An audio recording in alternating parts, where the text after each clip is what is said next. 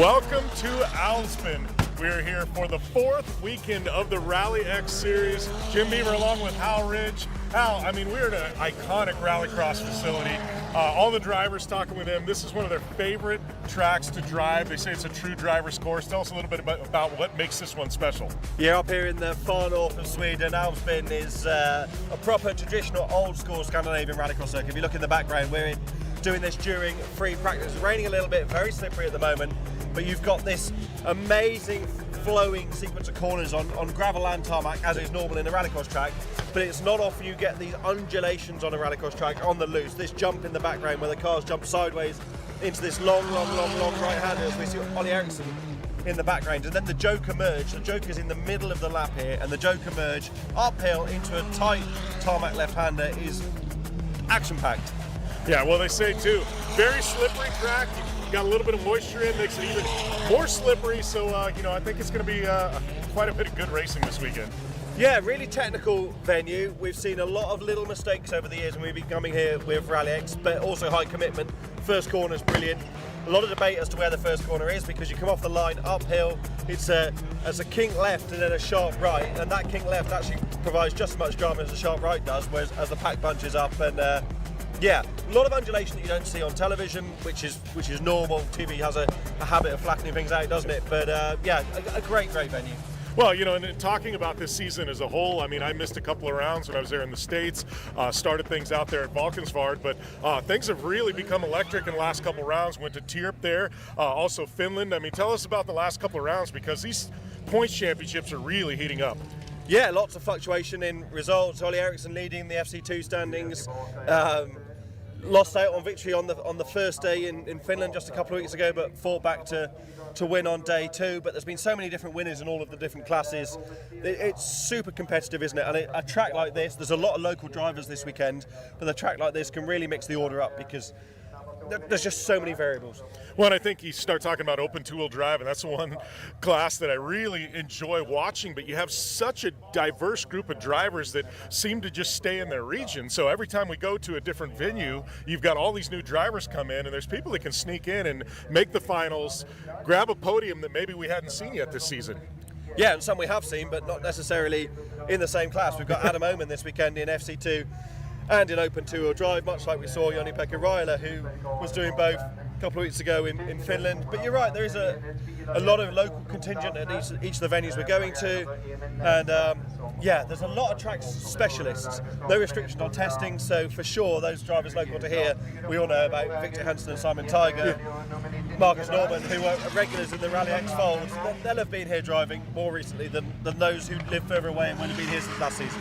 Well, I got to tell you, this is an exciting venue. I mean, it's got this festival feel. We've been downtown the past couple of days. I mean, we had soapbox derby races last night. They had a parade the night before. The fans here in this area are absolutely, I mean, just crazy over Rallyx.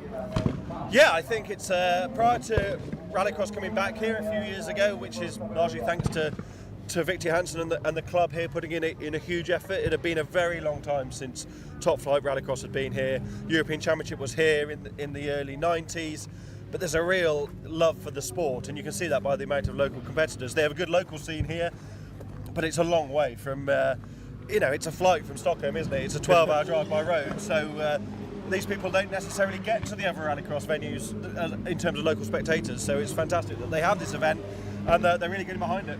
Well, you know, and talking about that, it gives me even more respect for Victor Johansson. Obviously, we know what he's done here with the facility, but for me to know that he's traveling so far to go to these other rounds, I mean, that's a guy that's completely dedicated to the craft. Absolutely, yeah. There's, yeah, it's an addiction, isn't it, doing this game, and there's a few of those guys that are making that big commitment all of the time, whether you're in the far south of Europe or the far north. There's lots of people doing a lot of travel, and of course, talking about local drivers, we've got Mats Oman back this weekend in the Volkswagen Polo in open four-wheel drive. He's super local. In fact, when they do testing here, they can drive the car from the workshop to the track. It's that nearby. So fantastic to have Mats here, proper legend of the sport, and hopefully has a good weekend. Yeah, here we've got a couple of the Oman entries. So these are both of the cars that Adam Oman's driving this weekend. This is the FC2 that we've seen him in so far this year, his first year in four-wheel drive, and then the open two-wheel drive. In fact, let's just jump in here quickly and grab a word with Adam Oman. Adam, it's been a big challenge for you this year in the open four-wheel drive, getting up to speed, but you've made that challenge twice as hard this weekend by being in both classes. How is that mindset shift between rear-wheel drive and four-wheel drive? It's 180 degrees different, I would say. It's harder than I thought it would be, to be honest, and especially in these conditions when it's so slippery. So, but we'll see. Maybe it gets bad in both classes. We will see. But no, it will be fun, and it's fun to race in front of the home crowd. And I thought I will want to do it with both my cars. You've really been getting on top of the four-wheel drive car this year, but that is very new to you. Is it like getting into a nice old armchair, being back in rear-wheel drive? I thought it would be so, but when I tried it last week, it wasn't so at all. It was really hard. I was going too wide into the corners and too fast into the corners and all that stuff. So we'll see. It takes some time to adapt, I think. And we were just chatting in this opener. Such a big deal for the local fans here to have Rallyx in this region. It's a long time prior to Rallyx coming here that you've had big rallycross up here in the north of Sweden. So it's a special time, isn't it? Yeah, it's really awesome, and Victor has done big work. So hats off to him. So I'm just happy to be part of it, to be honest. Thank you, mate. Good luck for the weekend. We will see you soon. At the moment, I'm just going to lift up this tape for Hello, the cameraman, to sneak through. Looks nervous, Jim, doesn't he? Yeah, he actually does look a little bit nervous. You know, and honestly, I don't think a lot of people at home realize running two different divisions, changing it up as a driver, especially going from a two-wheel drive car to an all-wheel drive car, and then the endurance it takes to get in and out of the cars constantly. I mean, that's a lot. Yeah, as he said, a 180 mindset shift. You, unless people have driven at that level, it's hard to appreciate those nuances. And yeah, it's amazing what Joni-Pekka Raila did in Finland a couple of weeks ago to win in both categories, because the driving styles are just so different between the two concepts. Yep. We're about to get run over by, I was going to say, you're looking at somebody coming in hot Lucas here. Anderson. Lucas Anderson. Yeah, that's a driver that's had a very strong year so far. Obviously, we saw him with that win in the Dutch round, but obviously the last couple of rounds he's become a force there in in the open four-wheel drive class. Yeah, Lucas has got super up to speed very quickly, hasn't he? He's very capable. We've known that for a few years, but yeah, had a bit of an issue with the second day in Finland. Just didn't work for him. Had a penalty for contact at the Joker merge. Didn't make it to the end, but yeah, that open four-wheel drive. There's so many drivers that can be at the front this weekend. Well, then we've got looks like Darbick's here, and Kevin Darbick having a great run in Supercar Lights this year. Very commanding performances. Yeah, I think it's just that second-year tenure of the experience of being in the Lights car. We've known for a long time the Lights cars are quite specific to drive, the perfect proving ground as you're on this ladder stepping up to four-wheel drive, but at the same time they're very specific, and because the level is so high and the field is so close, it's minor differences make a big difference at the end, don't they? So yeah, Kevin's just in that nice groove where he's done the learning and now he's just trying to execute on all those small details. Yeah, fine-tuning things. Yep, there are. Let's have a quick chat with Tobias Darbeck, who is relentlessly working on his FT2. Tobias, you're sweating like mad, mate. It's pretty hot in there. Pretty hot, yeah. How's it going so far? What do you think of this track in the top category? Well, we're struggling with finding the best setup right now, because right now it's wet, and I know later it will be really bumpy out there. So I'm trying to find a setup where the car is really calm and perfect to drive. So we're just fine-tuning now and hope it's better for Q1. We just chatted to Adam Oman there. We were just talking about Lucas Anderson as well. You're the guys that have stepped up to open four-wheel drive this year. How are you finding the transition personally? Because it hasn't all been straightforward for you, has it? Oh, well, we had some trouble with the car, but after finding the issue and still learning the car and finding better setup for every time, it's going better. But I thought it was maybe a little easier than I expected. So yeah, we're just trying to figure out a better setup for every time and for every track. And actually, I think it's we are going the right direction now. So yeah. Quick word for your brother Kevin. He's clearly in a good groove in supercar lights. You know yourself, they're very specific cars to drive, and it's all about nailing the fine details. Yeah, exactly. And we are still improving and trying to show him and tell him how to do. And yeah, but he has to come with some feedback to us so we can adjust his car. So it's going to be perfect as well, because right now he thinks it's okay, and we can see it's not okay. So we try to do something, and yeah. But I think we're on the right way for setup for his car as well. So yeah. Thank you, mate. Keep engineering and driving at the same time.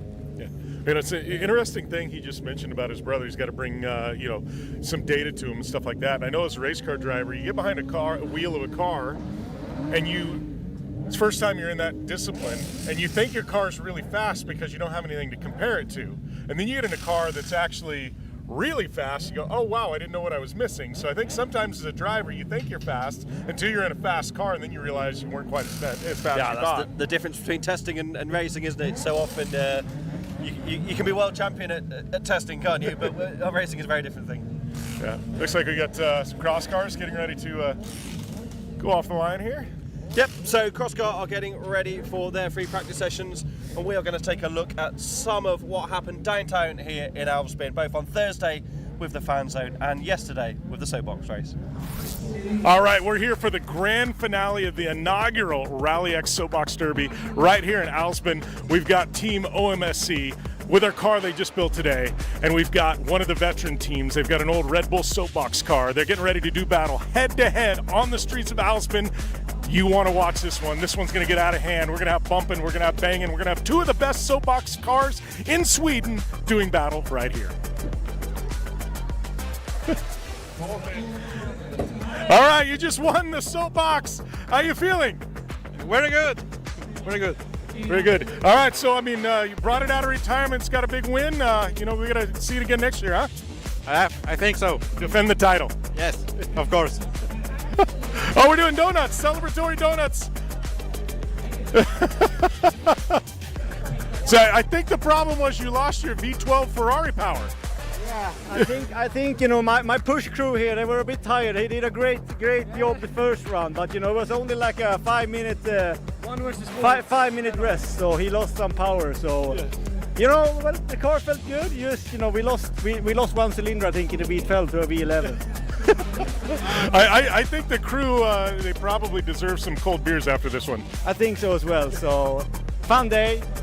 You know, P2, we take it. Yeah.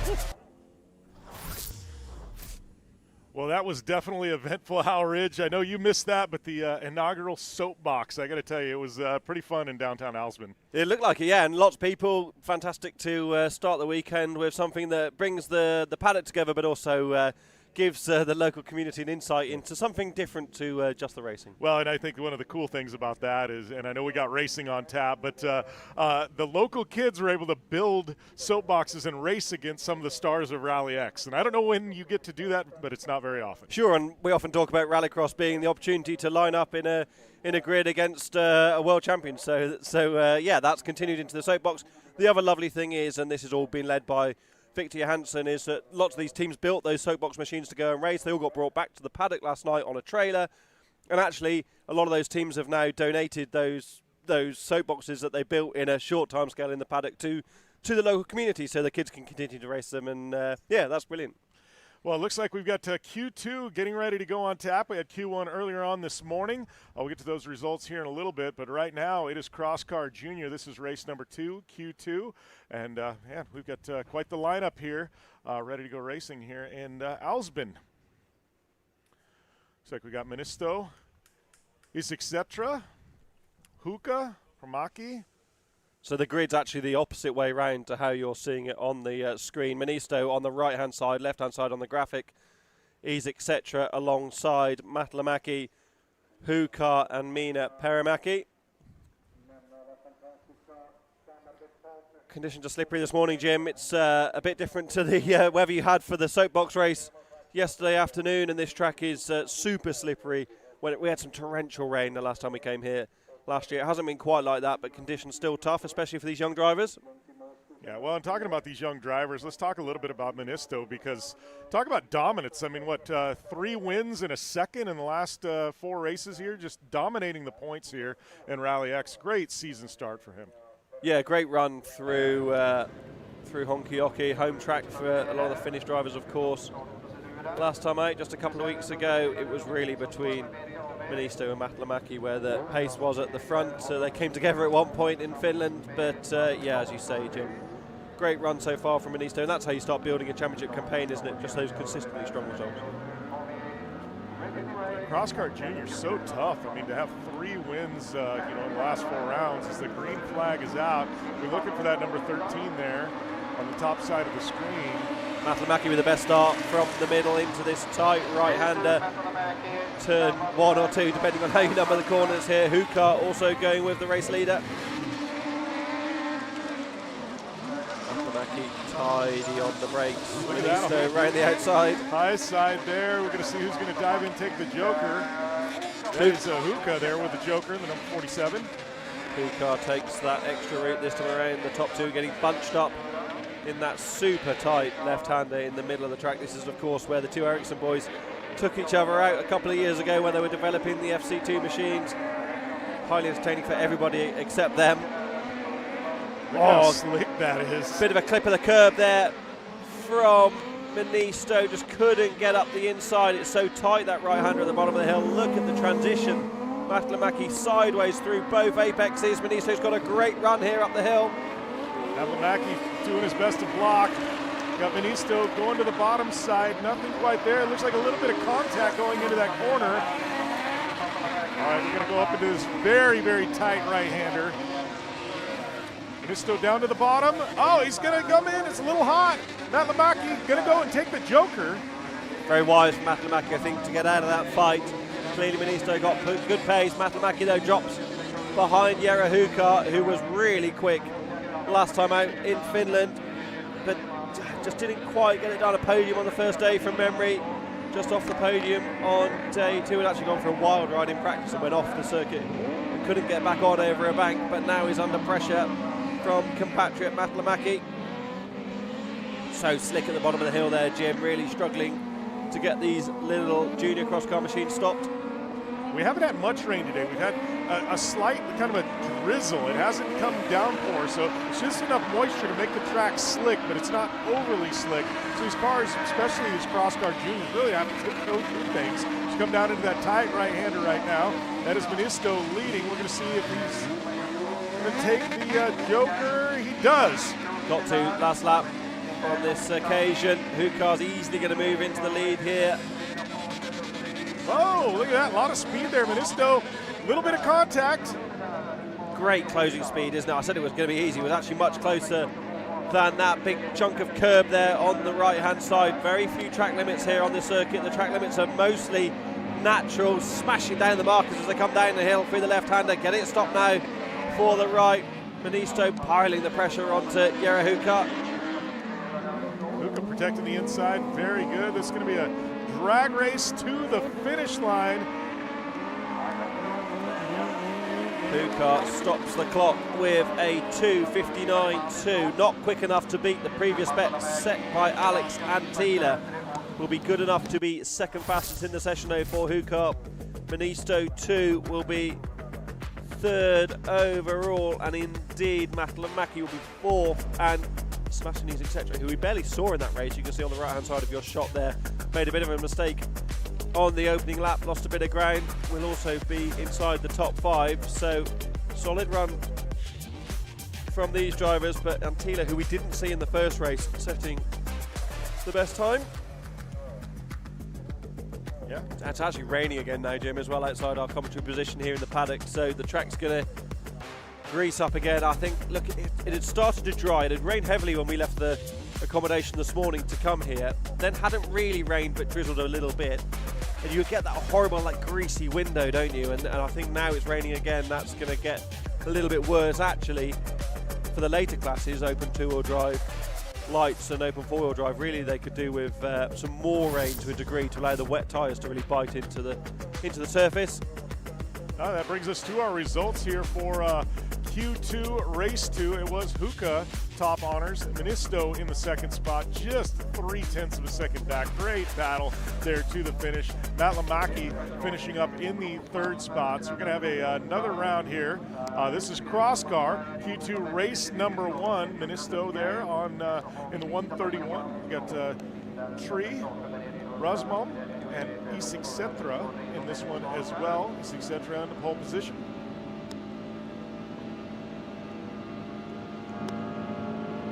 Look at the rain coming down. That was a great shot of the tires. See all the moisture on the track. Great job from Vettel away from the line, takes the lead in the run to the first corner. Rosmom also gets ahead of Isik Setra, who comes back at Rosmom now through the dip, over the crest. Bit of air for the Norwegian. Can he get it stopped on the inside? No, Rosmom's coming back up the inside into the right-hander. Rosmom could have joked there, Jim, really, to get out of this fight. Look at the moisture, cars tiptoeing through. I love that, they're just going up over the inside rumble strips. You're gonna see them down this back stretch really start to push things.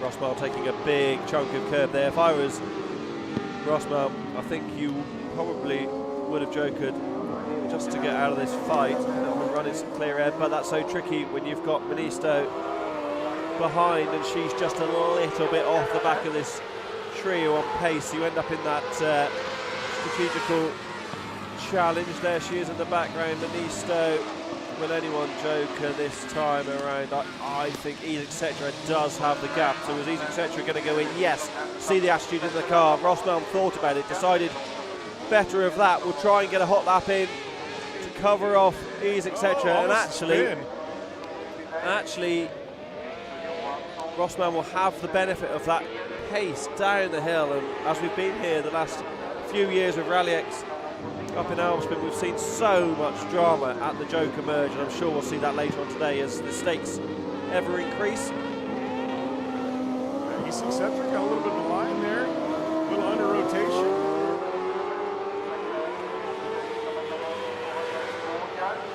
Good drag race here into the corner, just backing it in.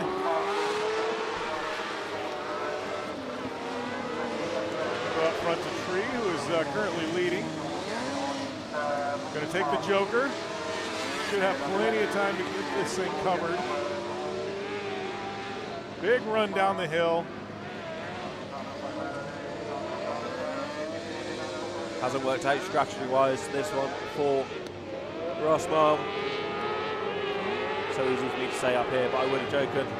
Opening lap, stronger on this from Vettel Tree though.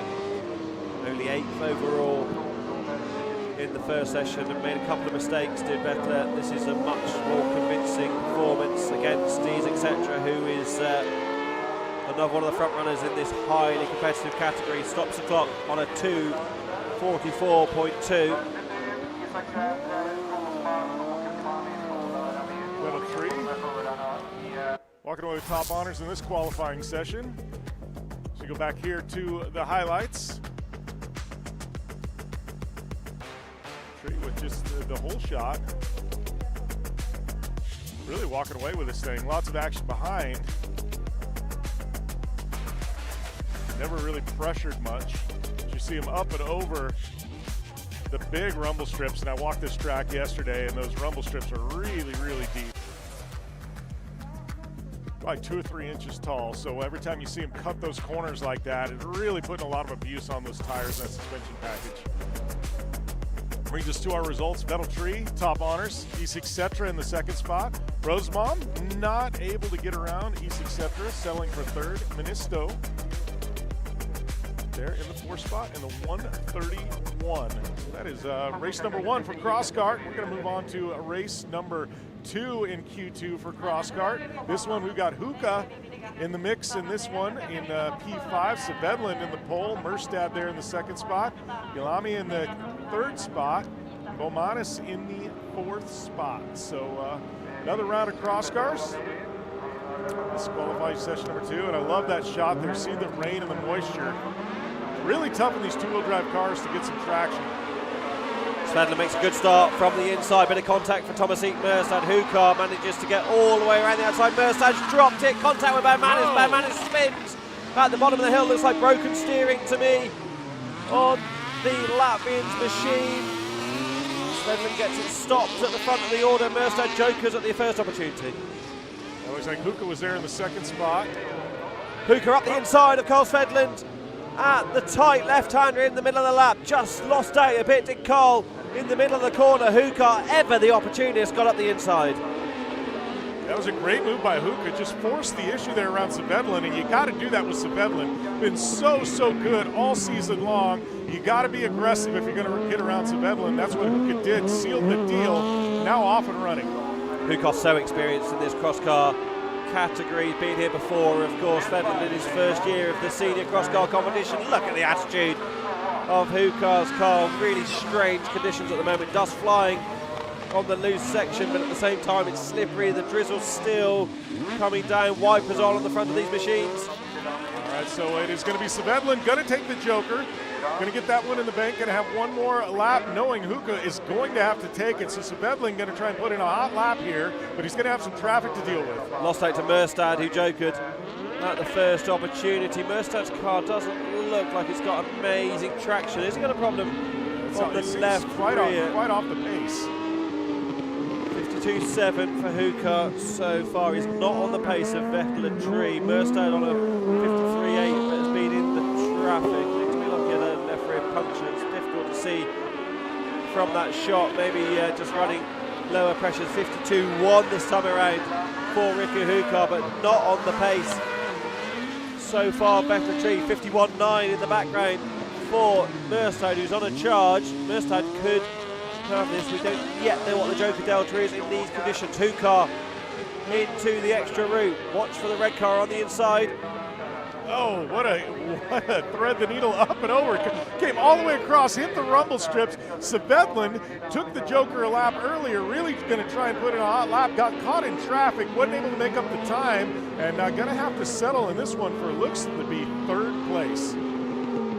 Hukar, though, chasing down the time of Vettel Tree from the previous race. I'd say the conditions potentially got a little bit slower with the rain. Drives for the line, does Hukar, stops the clock on a 2:44.7. It's not enough. Vettel Tree will make amends for a difficult opening qualifier and take Q2. There's Baumanis returning to his stricken machine. Let's see the traction there, but looking for this big spin right off the green flag.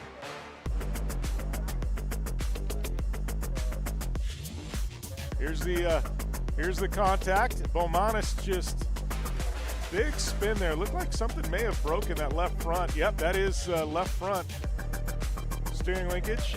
Great move from Ricky Hukar up the inside of Svedlin on the opening lap. You know, it was like Svedlin just kind of had a little lapse there in concentration and just allowed Hukar to slip in. And Svedlin been so strong this season. You've got to be very aggressive to get around Svedlin, and that's what Hukar did. Sealed the deal. Going to find themselves second currently in qualifying, but Hukar on top in this one. Merstad second. Svedlin having to settle for third. Got caught in the traffic after taking the Joker and just able to battle back. Hukar, of course, has won twice this year so far in the series in Tjörb and Honkajoki, so the pace as ever in cross car is hot at the front.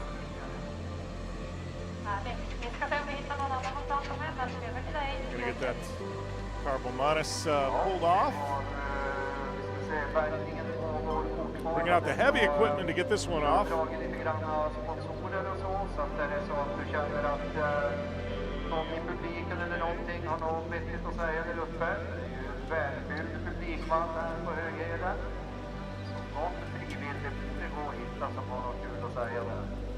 Det är ju inte så lätt för man kommer med kanske med många som springer åt andra hållet.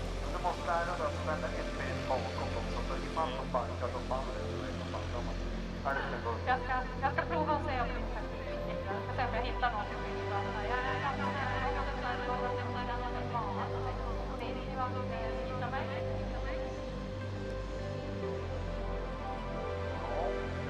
Men som sagt Rallyx som pågår just nu. De är väg tillbaka och det är Beaver. Vi ställer upp Marcus Norman. Vi startar med 117. Vi har Jörgen Lundqvist med startnummer 32. Vi har Jon Ny som förhoppningsvis har på nya väg också. All right, moving to open two-wheel drive. This is going to be race number 1.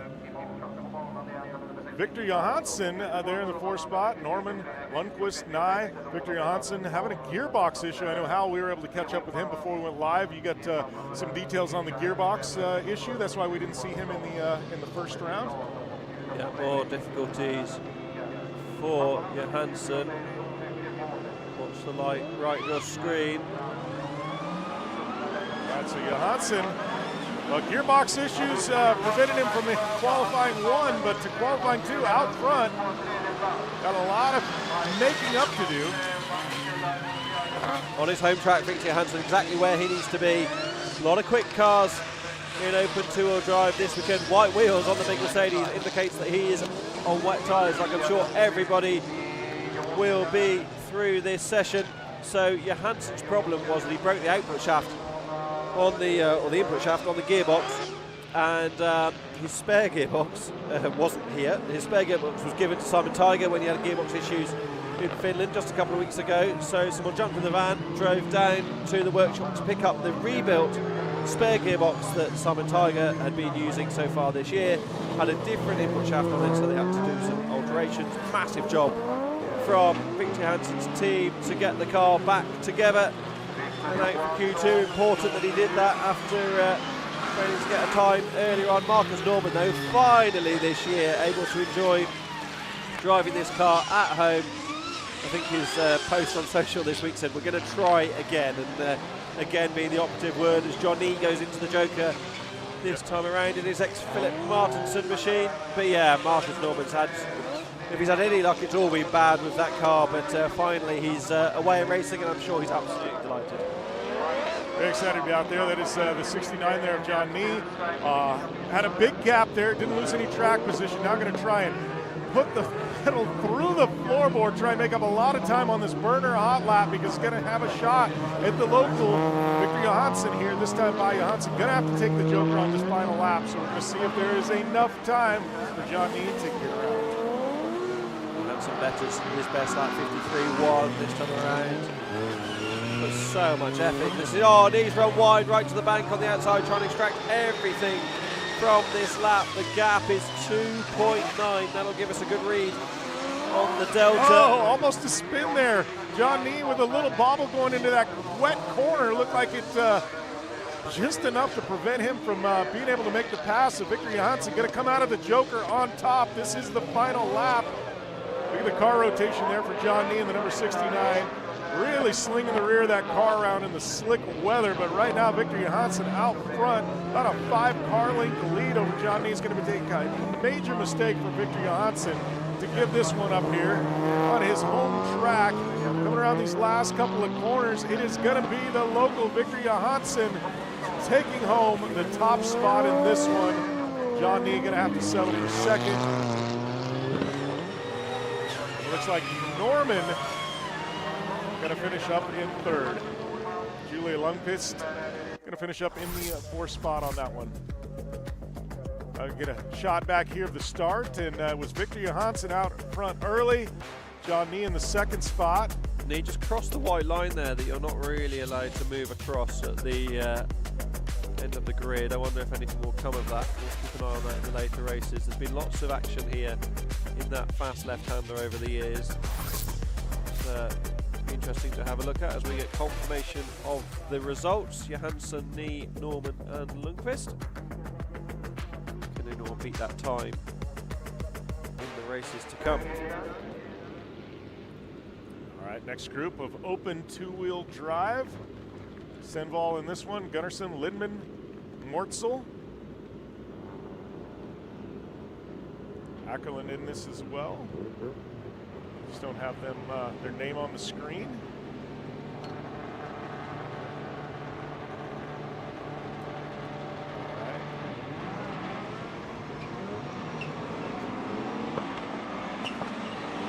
contact there with Stenvall in the number 45. Libman forces the issue on the way into the first corner. That's Mortzel who runs wide on the exit with the 81. Stenvall up the third. Libman going to be leading the pack. Stenvall going to go and take the Joker.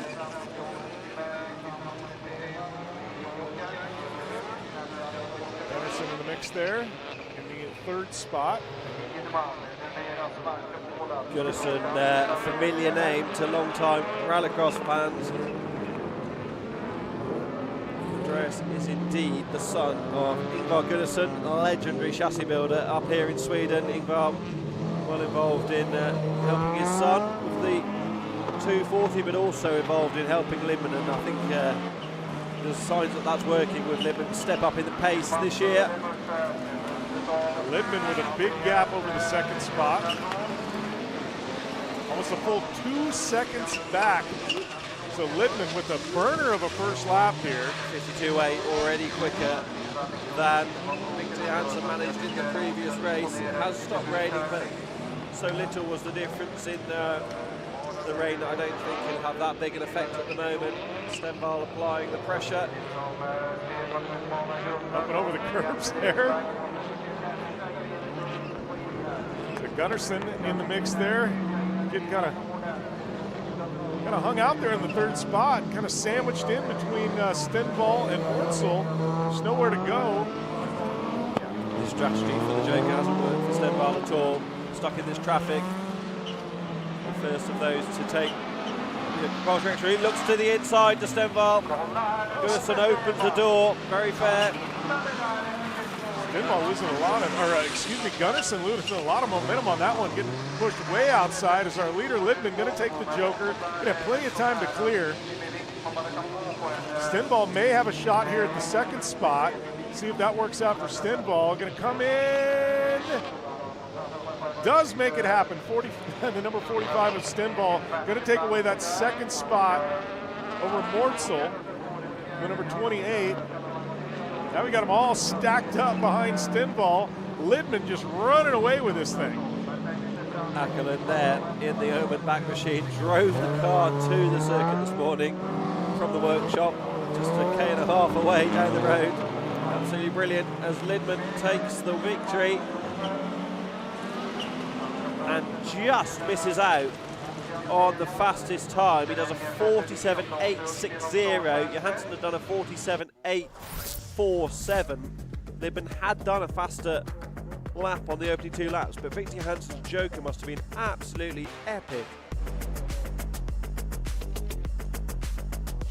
So it was Libman out front there. You got the number 28, Mortzel trying to make a move there, but immediately dropped back. Libman was just on fire in this one. You got Gunnarsson and Stenvall. Great battle by these two. I mean, from the drop of the green flag, there was contact. Finally, Stenvall able to get the best of Gunnarsson in that corner. As you see Stenvall now coming back, making the pass for second as everybody else had the Joker. And it was Libman with top honors. The dominating effort here in the second qualifying session in open two-wheel drive brings us to our results. Libman on top, Stenvall, Mortzel. Ackerland in the 4th spot, the number 15, and Gunnarsson have to settle for 5th. Gunnarsson just not a good run, just found himself in the wrong place at the wrong time more often than not in that one. Brings us to open two-wheel drive, race number 3, Fahlgren, Westman, Bowman, Tiger, Gabrielson. This one, a couple of heavy hitters in this one. Tiger, one to watch, been very, very fast so far this weekend. Obviously a fan favorite as well. Gabrielson fastest in Q1, just half a tenth quicker than Tiger on overall time.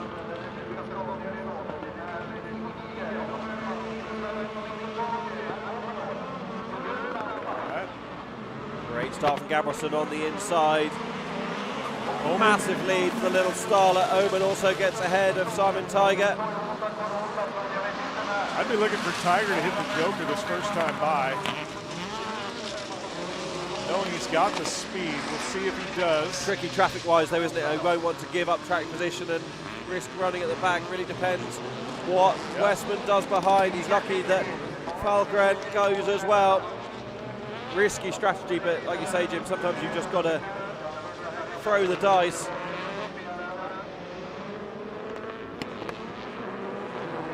All right, so going back up front. Gabrielson's done such a good job this year, made a lot of improvements to the car, had a niggling electrical issue in Tjerp, did a lot of work between Tjerp and Honky-Yoki. Gabrielson continuing to lead here.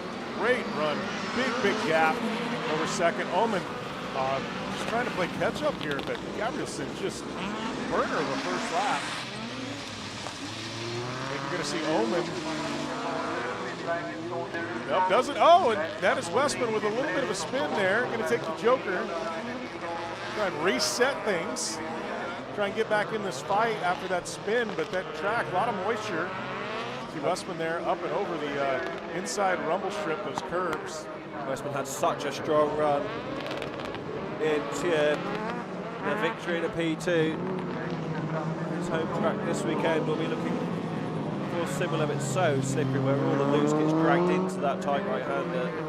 So often we see that scenario. Gabrielson flying out front, 52.9 that time around.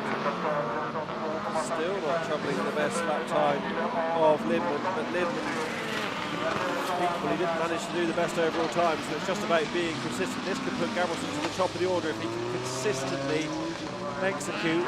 Johansson clearly did a very good Joker. Omen loses some ground in the background. This is between Gabrielson and Tiger. I think Gabrielson's going to have plenty in his pocket. Tiger going to be able to make it? Yeah, Tiger gets around.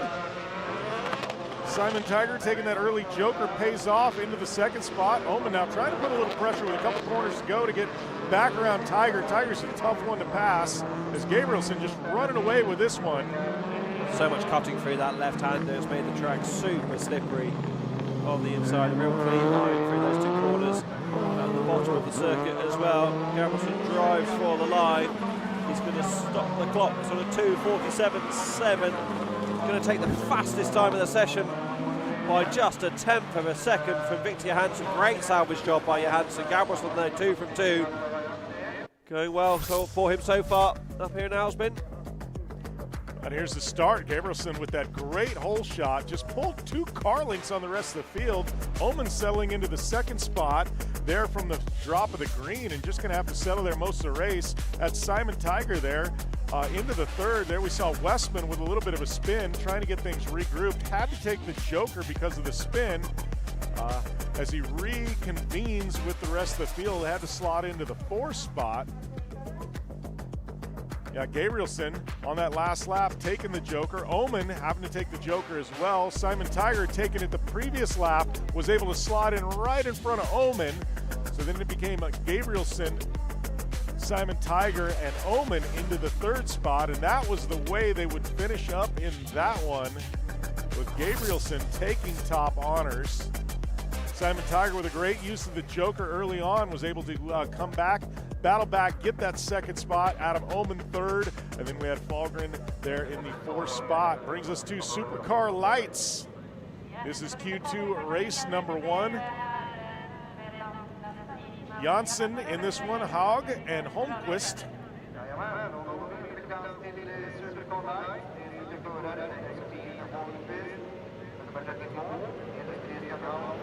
Looking for the green, lights out.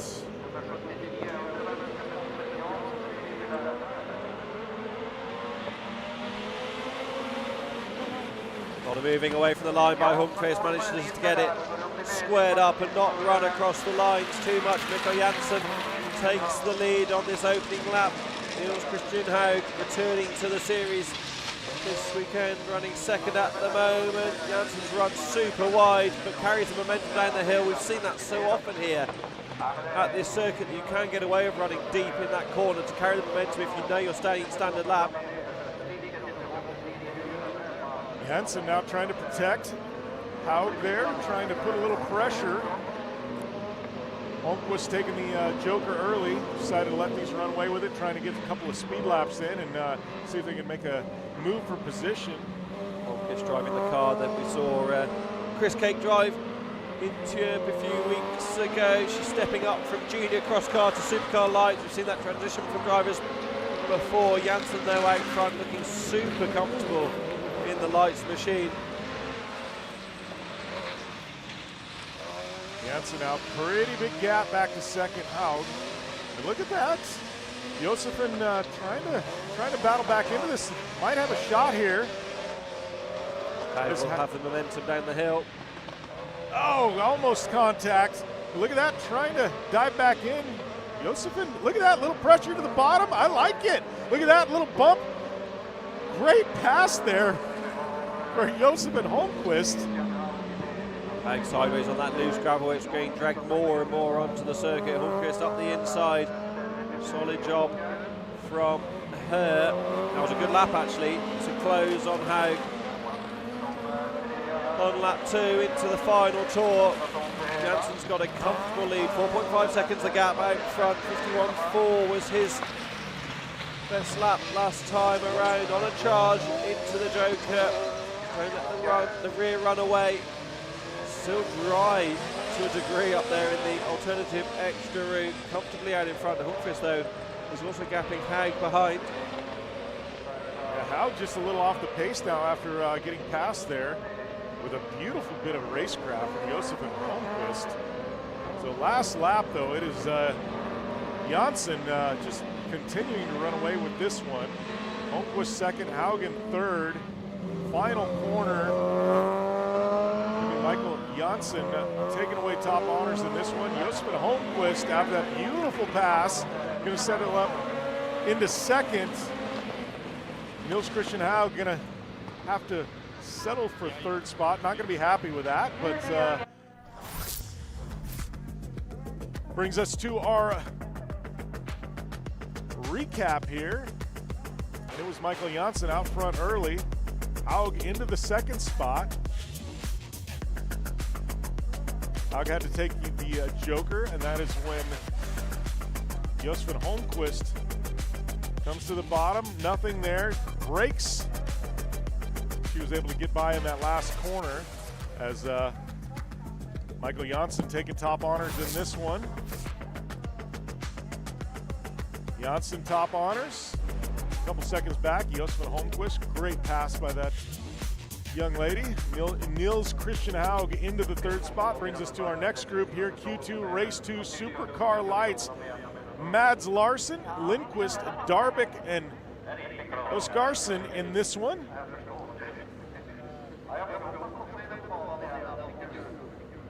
Be looking for Darvik there, P2. Been having a strong run this season. Lindqvist as well, currently sitting third in the points with a couple of podiums. Won the last round there in Finland. So Lindqvist, a little bit of momentum coming into this one. And Lindqvist jump out front. Great start from Alexander Lindqvist, of course, without runaway championship pace setter this year, Robert Fittles. The door is open for these drivers to really capitalise. Lindqvist gets the car stopped on the nose. Larsen looks to Joker. It's Pontus Oskarsson who jokers at the first opportunity. It's so dry in the Joker section, I actually wonder if it's very equal on ultimate lap time at the moment. The track does dry quickly. Good drainage here in Älvsbyn. Dust coming up. Even where the loose has been dragged onto the circuit there, it's starting to clean already. Yeah, sun's starting to peek out. That's going to dry things out quick as well. Right now, Lindqvist, current leader, like I said, riding that momentum from Finland. Darvik in the second spot. Great season Darvik's putting together, very consistent. Mads Larsen. I think last time we saw Mads Larsen was in the Netherlands, correct? He's done the year as Larsen. Been competitive throughout, learning, of course, with Ulrich Linnemann the whole time.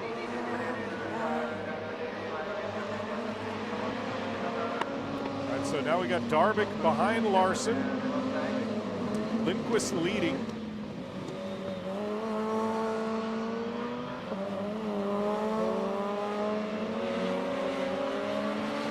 Darvik now, the battle for second. Darvik in the third spot. Really going to try and put some pressure here on Larson.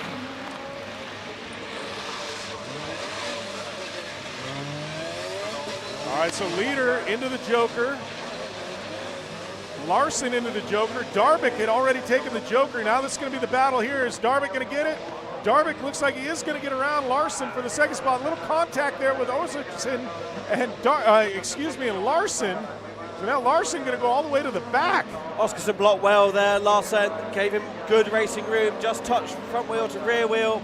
Managed to both get away with it, but that's really worked for Darvik, as you say. Good pace this from Lindqvist up front on the fastest lap of the session so far. Lindqvist stops the clock on a 2:41.6. Darvik, great use of the Joker. Takes home that second spot, comes all the way from third. Proper use there, taking it early as we get a look there at the fans on the hill, and we're going to get a recap here. So we don't have the time of Janssen in front of us. Now the time pops up from Janssen. Lindqvist with the whole shot there. Janssen had done a 2:44.0. Lindqvist a 2:41.6, so significantly quicker for Lindqvist. That's a little bit of contact that Larsen and Oskarsson had. Yeah, here's the contact. Larson just boom. Larson, actually, that was just coming in a little too hot there. That is one of the iconic features of this track here in Älvsbyn, that way the Joker kind of reconvenes with the rest of the track, makes it action-packed. Lindqvist, though, on top, took the whole shot and never looked back the entire race. Darvik in second spot, Oserson there, getting that last lap pass over Larson to settle up into the third spot, as we've got looks like we're moving to, we've got our supercars coming up next. It is going to be Darvik there on the pole position. Cerna in the second spot. Omen in this one as well. Omen pulling double duty this weekend, running two-wheel drive, open two and open four-wheel drive. Good start for Darvik into the lead through the first couple of corners. Cerna will be disappointed to be at the back of this trio. As a look up the inside of Omen, will definitely Joker this time. If Omen doesn't, Cerna changes the mind, gets back in the throttle. If anything, you lose a bit more time by doing that. So tricky to judge once the person inside, or the head at least, has gone in, and you have to bail from being on the inside. Omen makes a little bit of a mistake in the tightest of tight right-handers at this circuit. You know, I want to go back to something you said in the previous race, though. Looked how fast Omen made that Joker. I think you're right. I think the Joker is almost as fast as a regular race line right now.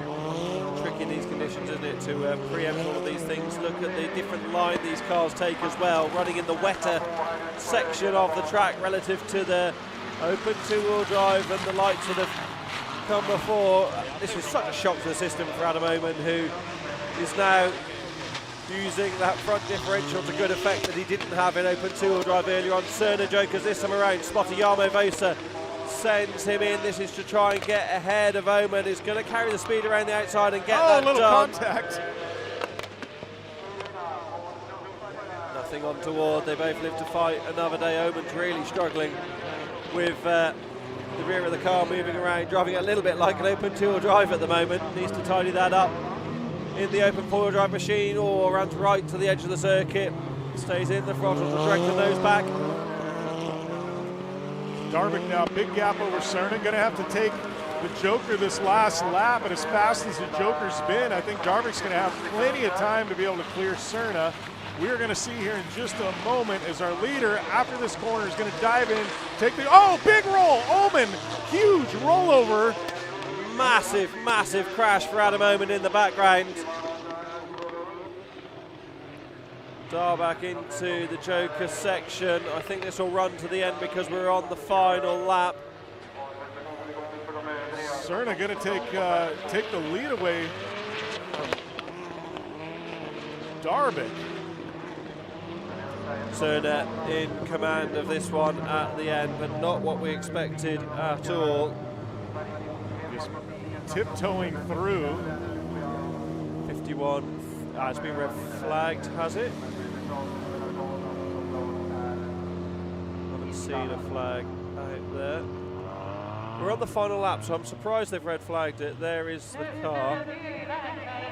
There is Adam Omen. What a relief to see Adam out of the car. He looks absolutely gutted, does the local driver. The local marshals push the car back onto its wheels. Now, Jim, one of the major plus points about these machines is that they're built in such a modular fashion that is not necessarily over for Omen. No, as long as the structural integrity of the main cage is there, it's like you said, it's built in sections. You just unbolt them and bolt them back. But go back to the highlight reel. I'm sure we're going to get a glimpse of that crash at some point. But Darvik early had the lead. Omen jokering early, trying to get that out of the way. Cerna have to brake check and go back into the main line. Cerna then starting to. This is another glimpse there of the joker. See, it looked like Cerna was committing to it, backed out at the last minute, went back to the main race line. This is when Omen almost over-rotates. Cerna able to get the best of him through there.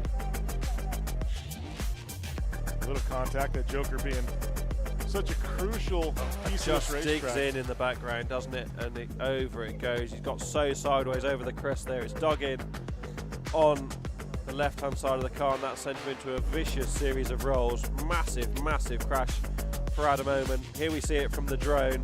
The car runs deep just into that looser gravel on the outside. All the weight is to the left-hand side of the car. It's dug in.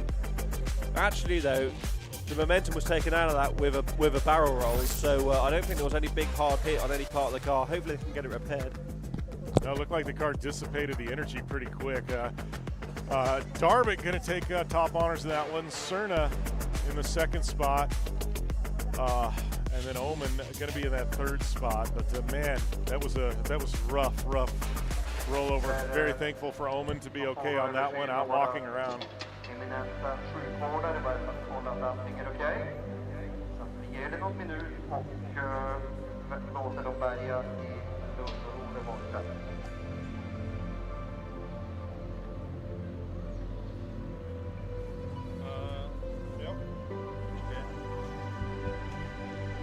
So that race will be rerun. It was called at the end of the second lap just to check that everything was okay with Adam Omen, who we're seeing being recovered at the moment. So what's going to happen now is we're going to run race 2 and then come back to this one. Okay.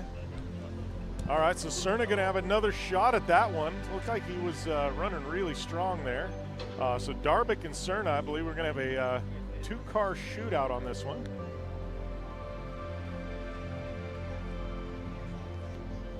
Gonna have a lot of work to do there to Adam Omen's car. Don't know that we are going to see it back in action today, but there's probably a good chance that he can get it together tomorrow. Got the fans clapping. Great to see Adam Omen out and about. Tough for Adam Omen, also doing double duty, running in the two-wheel drive class as well. Ja, publiken stöder råder det ingen som helst tvivel om att Adam har här när han kommer tillbaka med en av funktionärerna efter den rullningen. Och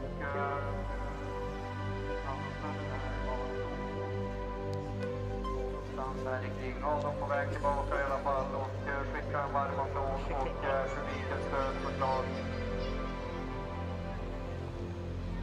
Så får vi höra en lägesrapport hoppas jag alldeles strax. You know, that car, obviously it looks bad on screen, but I'm looking beneath the sheet metal and the fiberglass. I don't think the car's damaged that bad. I think the main structural part of the cage is okay. It did its job. Like you said, there wasn't any real abusive hits. It dissipated the energy pretty quick. And as these cars are built modular, there's a chance we see that car racing tomorrow, I think. I wouldn't be surprised if we see it racing later today, to be honest. It's a tight schedule today, isn't it, with semis, Q3 and final still to come in the next few hours, but we've seen stranger things in Rallycross, that's for sure. We definitely have. Well, just earlier today we saw Victory Hansen gearbox out of the car in qualifying session number 1. 1 makes the grid in 2 and puts down a burner lap. So these crews in Rallyx, amazing. They're very fast, very efficient, and you know the whole paddock generally rallies around, tries to help each other out. So always fun to see. So we're going to see the finish of that race here after we run this one. So it will be a shootout there with Cerna and gosh, I can't even remember who was Darbeck. That's it. But we've got another one here in open four-wheel drive, these supercars. A couple of Ericsson brothers there on the inside. Lucas Anderson in this one as well. Nason on the outside. Look at that. That is going to be Oliver Ericsson. Nason up to the inside, runs wide in the grey and black machine. Ollie Ericsson also runs a rear wheel into the dirt. Nason's lost out badly there to Lucas Anderson. Kevin Ericsson, though, having started from pole position, just not getting it done in the first couple of corners. But Kevin rolled here in turn 1 a couple of years ago, and we'll be wary of what can happen in turn 1. So Nason going to be up and take the Joker. That's going to allow Kevin Ericsson to get around Nason. Right now, his brother Oliver Ericsson leading Lucas Anderson. Big chunk of curve for Kevin Ericsson on the inside of the right-hander. Oh, 2 wheels for Lucas Anderson off that big curve on the left, going down the hill. Ollie Ericsson working away at the wheel.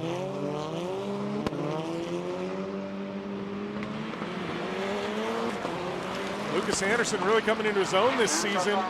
Now trying to pressure the veteran Oliver Ericsson. Kevin Ericsson trying to battle back into this after that bad start, dropping from pole position all the way back to 4th. But look at the speed Kevin Ericsson is carrying into this corner. Lucas Anderson going to take the Joker. Kevin Ericsson now going to get back around Lucas Anderson.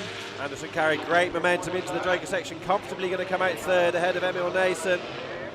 Now it's about Anderson trying to close the gap on the Ericsson brothers ahead. Yeah, both Ericsson's going to have to take the Joker this last lap.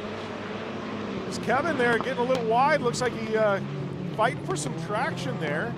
Understeer through the bottom of the hill for Ollie. Kevin getting the rear rotated nicely. Lucas Anderson on the charge in the background. What's the gap going to be as they cross the line? Fastest lap of the race so far on a 50.0 for Kevin Ericsson. Lucas Anderson is 2.9 off the back of race leader Ollie Ericsson. There is Lucas Anderson. All right, so both the Anderson brothers taking the Joker.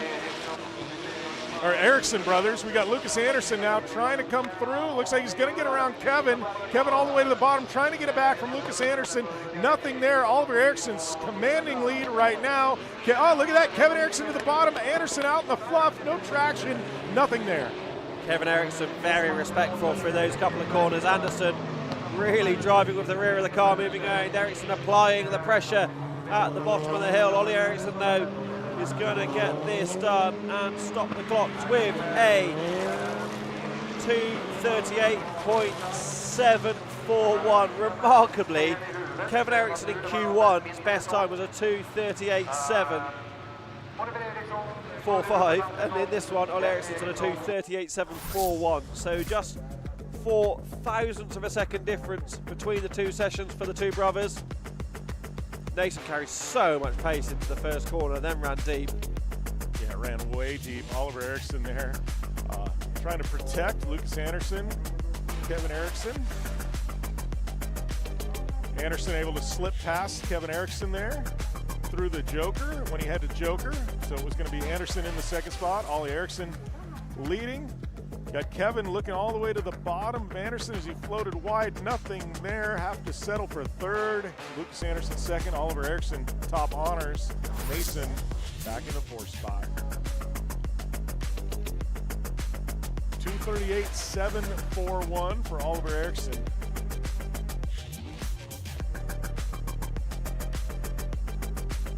All right, we're going to get this rerun. Open four-wheel drive. Got Darbeck and Cerna. Missing out a moment on the outside. Owen's car is now behind us in the paddock in the commentary position. The team already working hard to get that fixed as these two rub door handles on the way into turn 1. Darbeck runs wide into the dirt. You've got to be so careful out there. Cerna up the inside. We've seen several cars roll over the years by running sideways into turn 1 like that. Cerna much better this time around. done in the first running of this race. Darback will joker this time around, very sensible with only 2 of them in this encounter. Now we're going to see who's fast. Raw speed here. There's not going to be any traffic. Serna looked like he scrubbed a little speed in that first corner. In that corner there. Darbic now going to try and make a run. We're going to see when Serna is going to pull the joker. Got 2 laps to do it. Darbic has already got his completed. We're going to see if he can soak up the gap to Serna. Right now, Serna is trying to run away and hide, knowing he's got to pull the trigger on this joker at some point the next 2 laps. Jarmo Vos, Robert Serna's spotter, will be taking the sector times. If it was me in the spotter's town, I'd let Robert go again. They know he's got good pace. This isn't a race necessarily with Tobias Darback on this occasion. It's a race with the clock for the fastest overall time. Right decision, in my opinion, to go again. You don't need to get caught in a fight at the Joker Merge at this stage. You just need the best possible time you can get in your pocket. And okay, they might have a battle at the Joker Merge on lap 3, but give yourself the best opportunity to pull a gap if you can do it. Looks like he's got a very big gap over Darbic. Darbic's struggling. I think it's a lot of moisture. Obviously, we haven't had any rain in probably a good half hour, but just remaining moisture. A lot of that gravel now getting spread onto the tarmac, making it really hard for these cars to get traction. There's Darbic there around that final corner. We're going to see if he's got anything, but a massive commanding lead there for Romet Serna. I think he's going to have plenty of time to go through the joker as we go down here into the corner. We're going to see him take the joker. Darbic going to try and cut through, but... massive cut for Serna on the way into the joker lap section. 50.1, his previous lap is close to Kevin Eriksson's best, from the previous run. This could be a solid time for the Estonian.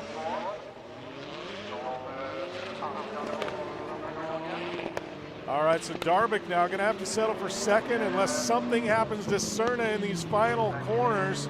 Romet Serna, great race.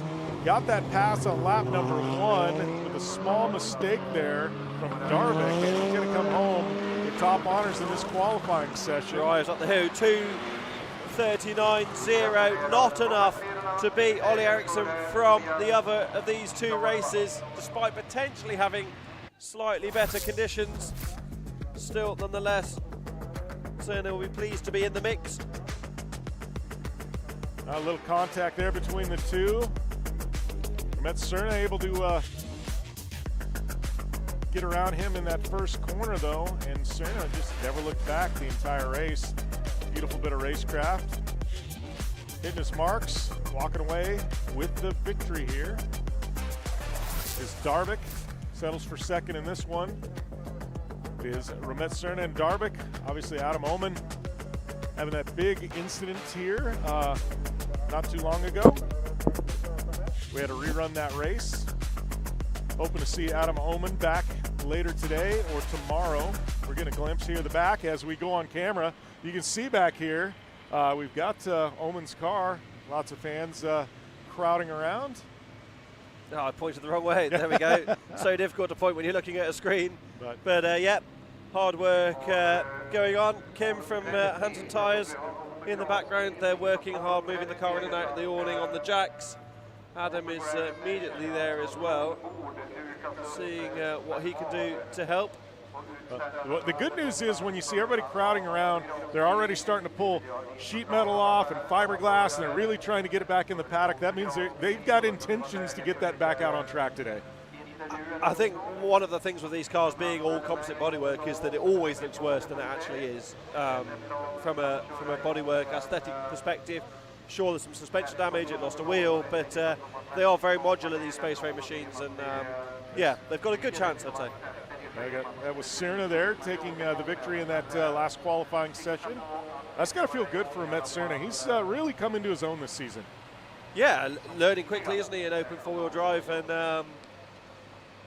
a different world to cross car, isn't it? He said this morning, actually, that in these wet conditions, he didn't really fancy being in a cross car today. Yeah, and he's learning quickly. A few podiums in the last few races, still in Pro-Am. yeah, at some point you've just got to be a pro, haven't you, when you're consistently in the roster and finishing places. Well, I was shared a flight with him yesterday, and he was telling me he's also committed to running the Rallyx series on the state side. So even more seat time. You know, we've got a couple of races in the States, so I think when we come back and we've got that doubleheader there in Denmark and Germany, I think more seat time is definitely going to benefit Ramit-Cerna. Yeah, the tracks are very different, aren't they, for what Rallyx Americas will be to here in Europe, but at the same time, seat time is seat time, as you say, and you can't replicate being in the seat of a race car, and you see that with lots of drivers in multi-disciplines. If you're in a car, you're having intrinsic feel, aren't you, and they're so valuable. So definitely looking forward to that. So Q2 is now, I guess, officially wrapped up. We've got another qualifying session yet to come with Q number 3. Yeah, weather looks like it's drying up again. They've shut the door on Omen's tent now. You can see in the background that way. Because, yeah, I think that's largely just to keep the crowds at bay and to allow the team to get on with the work. There was, and this is classic Rallyx, there was mechanics down there from OMSE, from JC Race Techniques, so a lot of goodwill to try and get Adam back out later today. Yeah, that'll be definitely an exciting storyline to watch, and the good news is you and I have a front row seat to see if they're able to do it. Yep, and I've been there myself. It's a lot of pressure for the mechanics, but also the satisfaction you get from achieving a job like that is highly rewarding. We've seen that so many times in Rallycross where the team have been under pressure to try and get a job done in a short time scale. You know, the races come thick and fast here, don't they? So, yeah, I'm sure there'll be a lot of people willing them on to get back on track. Yeah. So rest of the day, obviously, we've got qualifying session number 3 yet to come.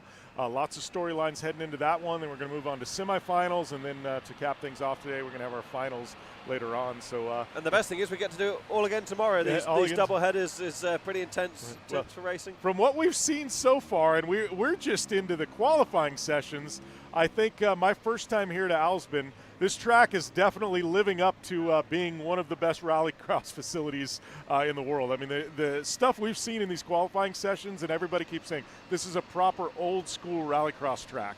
And I think that's what's got me excited. What we've seen in the qualifying sessions, once we actually get these drivers competing for wins, this is going to be fun. Yep, you throw the hand grenade in the room, don't you, for the semis and finals, and then we'll have plenty of action. Just having a quick look at the running order, I believe we are going to have a short break ahead of Q3, and in that break you can watch the latest edition of the Unfiltered series from Rallyx.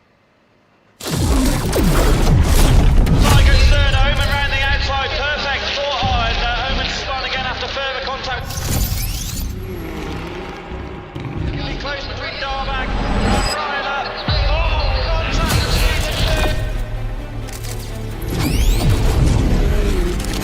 Stunning start for young contact, Ollie Eriksson spun sideways in turn 2. Unnecessary, costly damage. And he has a big slide, I tried to stay far right and he comes hit me again and that's game on. I saw him in the last second and that was already nothing to do. I was passenger. He went way too wide and he hit me in the back and spun around. I'm really sorry for that because it's not fair for me to do that against him, so I got a black flag. It's been dramatic for almost all of you here today.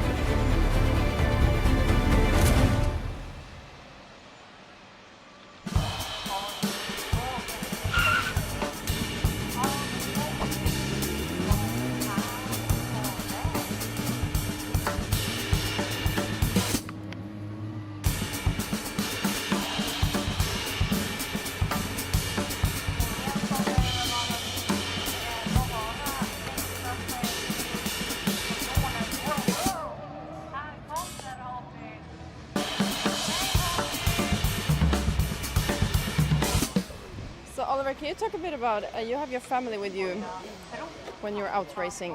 What is it like to balance the whole family deal with the racing? It's interesting. I mean, try to bring them. My wife is still on maternity leave, so she's not working right now. But she'll go back in August. So, we try to make the most out of this time, the spring, to, for the boys to come and see and for me to see them also, because we have so tight schedule this spring. with races. So if I wouldn't bring them, I would like never see them. So yeah, we just got a camper so we can go around, you know, like a Europe trip.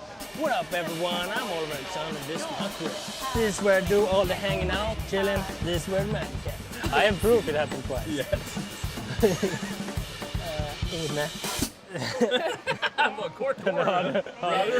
And then I hit the deer on the way here. We had an accident here before the race. Can you tell us about it? Yeah, I like crashing cars. That's my thing. That's why I do rallycross. So on the way here, I saw a deer and damaged. No, we're animal friendly. Yes. We like animals. It's a small fucker. Renklädd. Works pretty good. It's a lot load on my wife, but she handles it really well. So yeah, it works out great right now. The only problem, I think I have to stop bringing them because my oldest kid, he's 2.5. He's the biggest fan of Thomas Nordström. Like all the time. I asked him, do you root for Dad? He said no. He has his bike here and he takes off his shirt, helmet on, and then just go straight on to Thomas. And then jumps in his car. Crazy boy. Yeah, my little son just took a shit here, so need to fix that first. Måste byta blöjan bara innan du cyklar också. Byta blöja är inte så viktigt när man ska ut och hoja. Nej, bara smeta skiten. It's just fun to have them here and for them to experience, you know, the life I had as well, because that's how I grew up with my dad racing, and that's how I met my wife, because our dads were racing. You think your oldest is going to be a driver as well? Oh, It feels like it. I tried to get him into ice hockey or something, but he was 2 weeks old, and then my father-in-law came and told me, yeah, he's part of a motor club now. Give the kid a chance to do something else. No? He said, no, there's a cross cut in the workshop. When he can drive, he go. Okay, this was. Do you also enjoy to like get out of it? Yeah, for sure. I mean, I love all kinds of sports, like ice hockey, football, handball, all kinds of sports. Oh, I watch so much ice hockey. That's my wife. I like so much sport. Like every day I get home, there's sports on TV. And she's so mad at me because she has like a drama series. She wants to watch that. Blah blah blah. Yeah, no, sports. Hopefully I can start with ice hockey so I can be a hockey dad and drink coffee in a cold fucking shit Looking barn. forward to that. So yeah, I love that. No, but for sure I want to win again. I had, it was tough in tier. Obviously first day I had the pole and everything in the first final, and I did a bad start, bad turn one decision, and still finished podium, but I gave the win away, I felt. So I looked the video back and I was like, oh, rookie out there. So yeah, that one I want back. I think no one else than the Finns have ever been here to Honkajoki, so Really? everyone's super impressed with this place. You know, track is fun, cars are fast. What can we complain? The weather is even. Wow. It's great. Honkajoki. Back to the studio. Den du!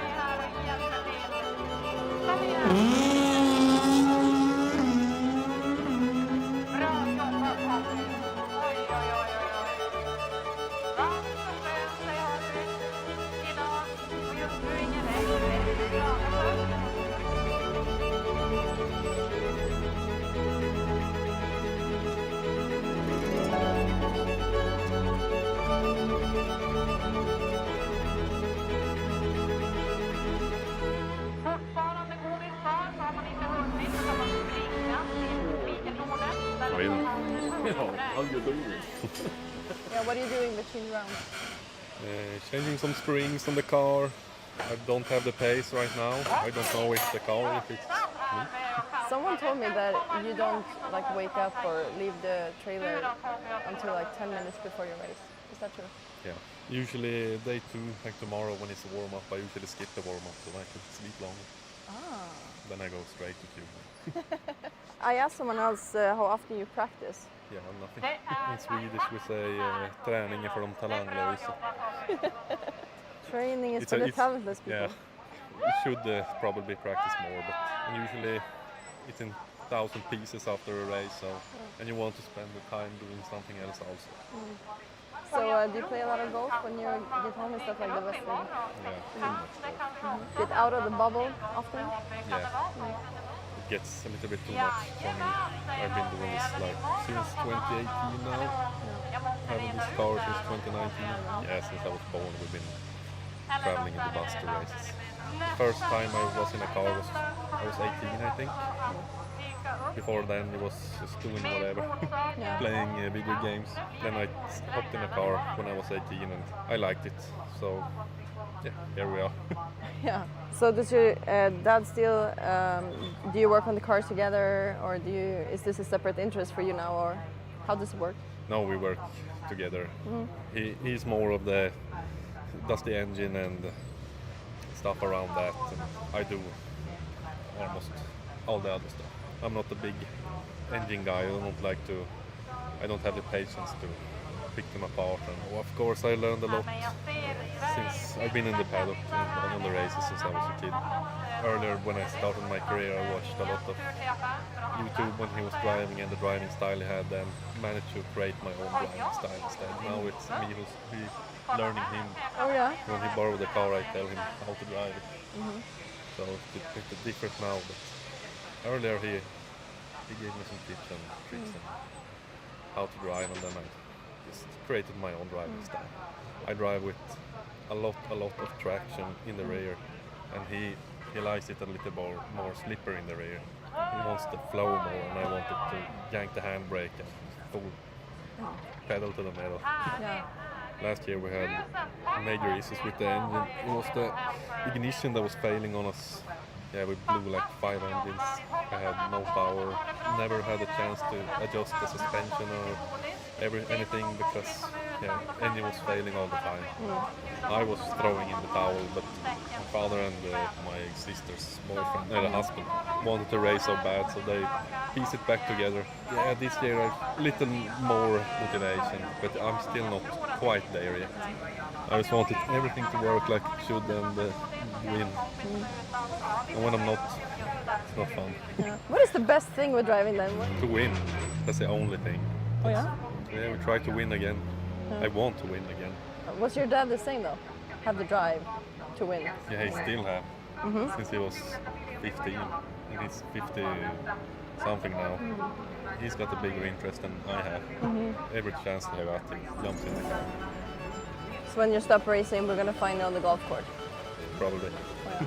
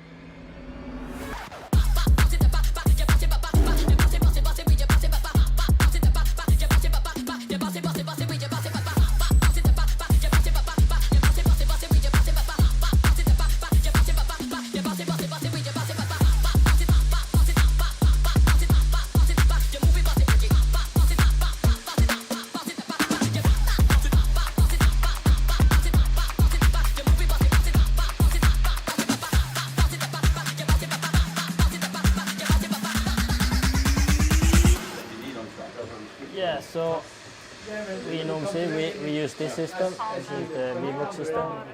Then we can compare, laps to each other. We have the splits that we put out ourselves, so we make our own. GPS makes a track, and then we can put finish line, splits where we want, whatever we want to see. Then you compare the times to each other, and then we have the videos that you can compare to each other, so, like side by side. See how the car is positioned and so on. So obviously we don't have, the edge of the track, but we have the line where the car is going. So then we can compare between the two cars. Like for here example, I'm tied to the inside, the barometer, and the GPS in exact same spot, so this is probably half a meter difference. We also see the speed trace.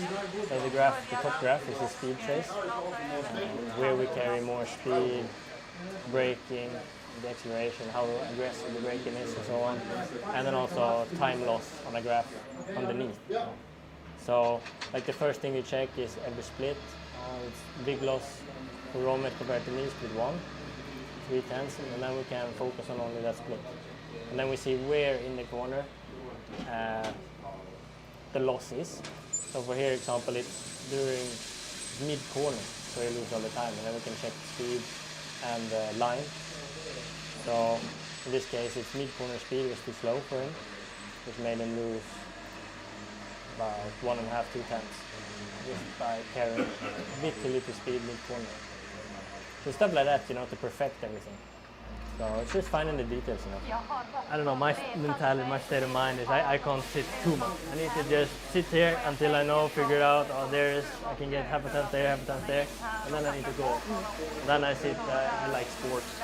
So then I have to check what's going on, the results and stuff around in the sport, highlights from other races or whatever, just to get my mind off things.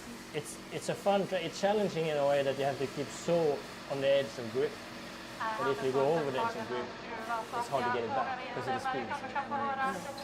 And you get in the loose a bit. But if you stay within the edge of the grip, you can go crazy fast.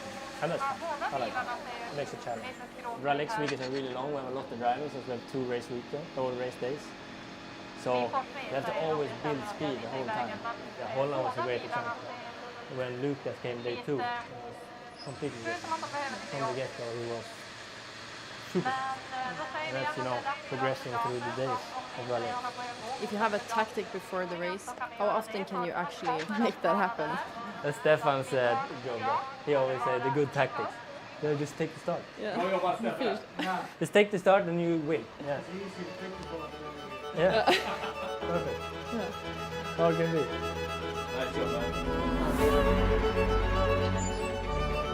How does the weekend look like for winning? How's the chances? Not good. Not good. I need to step up a lot because they are so fast. I don't know what to do. You need more power. More power, yeah. That's the problem. With my car, yeah. I don't know. I'm tired of this one yet. But we'll see. Semi-final. We can go faster. Otherwise, I don't know. Scrap this bank. So who in your team knows the watch and calls you out? Sometimes I call. I've never been late to a start, so. Into open 2-wheel drive. Is that Simon Tiger missing from the grid? I think so.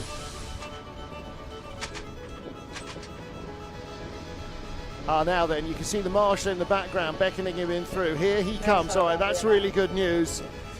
Still being a little bit of a struggle mechanically with that car, but he is at the back. Okay, so there were some drama before the semifinals where Simon had to go back to the tent because he had some troubles with the car, so we're going to find out what happened. Simon! I had the pace. I think I would have won, but as you see here, film on the turbo, it's a hole there. So yeah, last 3 laps I had seriously no power, maybe 200 horsepower. I saw them in the mirror, bubbles on going, so I had to swerve on the straight so he couldn't pass me on the outside. I blocked him quite hard. So what happens now? I don't know. We'll try to fix it maybe. I don't know.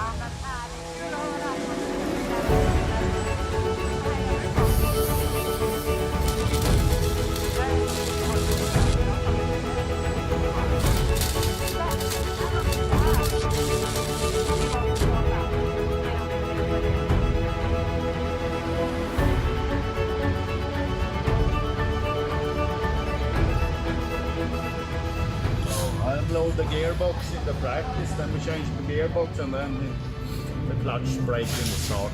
So, down with the gearbox again and new clutch. Must be something with Finland. I think it's something with this fucking car. Stunning start for Oh, contact! Ollie Eriksson spun sideways in turn 2, just about to say, the wheel's off, right rear off for Ollie Eriksson. Up front though is Ryler. Ryler didn't get the best reaction. Ryler Ruptunen is up front. Ryler was the leader. Just try to keep my line on the inside, which I did, and steer straight into my front. I have the fence on my right side, so I have nowhere else to go. What should I do? And he has a big slide. I tried to stay far right, and he comes hit me again, and that's game over. Really unnecessary. Still second in the overall, but I'm starting outside first heat, which is not a good position. So Don't know it. Not great. I saw him in the last second and then it was already nothing to do. I was passenger. He went way too wide and he hit me in the back and spun around. And I'm really sorry for that because it's not fair for me to do that against him. So I got a black flag. Not so much to analyze. There was to see how much speed Anderson carries into this. He would have been off anyways, even if I would be not there. So I think somebody just overdrive a little bit. Need to be, I think, calmer and smoother. I think we don't win the race in the first heat, so I think in this level we need to be smart and drive clean races. That's my advice to him. Pro final for open four-wheel drive. Ollie Eriksson on pole. Away we go into the wild blue yonder. Dorback spins, contact with Ruktunen, up the inside goes Cerner, Oman round the outside, perfect thought, and Oman spun again after further contact with Cerner, cars everywhere. Commentary position, there is Adam Oman running to safety, Ollie Eriksson. Ruktunen comes close to dropping it on the exit of turn 2. Fastest lap of the race so far last time around for Ollie Eriksson. It's a 36.5 into the Joker. So Ollie Eriksson, as he comes to the line, he claims the win in the pro final. Juha Ruktunen in second place, and Robert Cerner's second podium of the day as he takes third in the pro final. Second podium in the pro category of the weekend as well. There's a stipulation in the regulation that the amount of podiums you get in the pro final stops you being announced, so let's see if Cerner is... My friend over in USA always told me the job is to get in a position to win, and from there anything can happen. So yeah, I was happy when I got the position to win, and then I just had to clinch it from there. So yeah, I'm a lucky note today, more than yesterday, so now I can go home happy.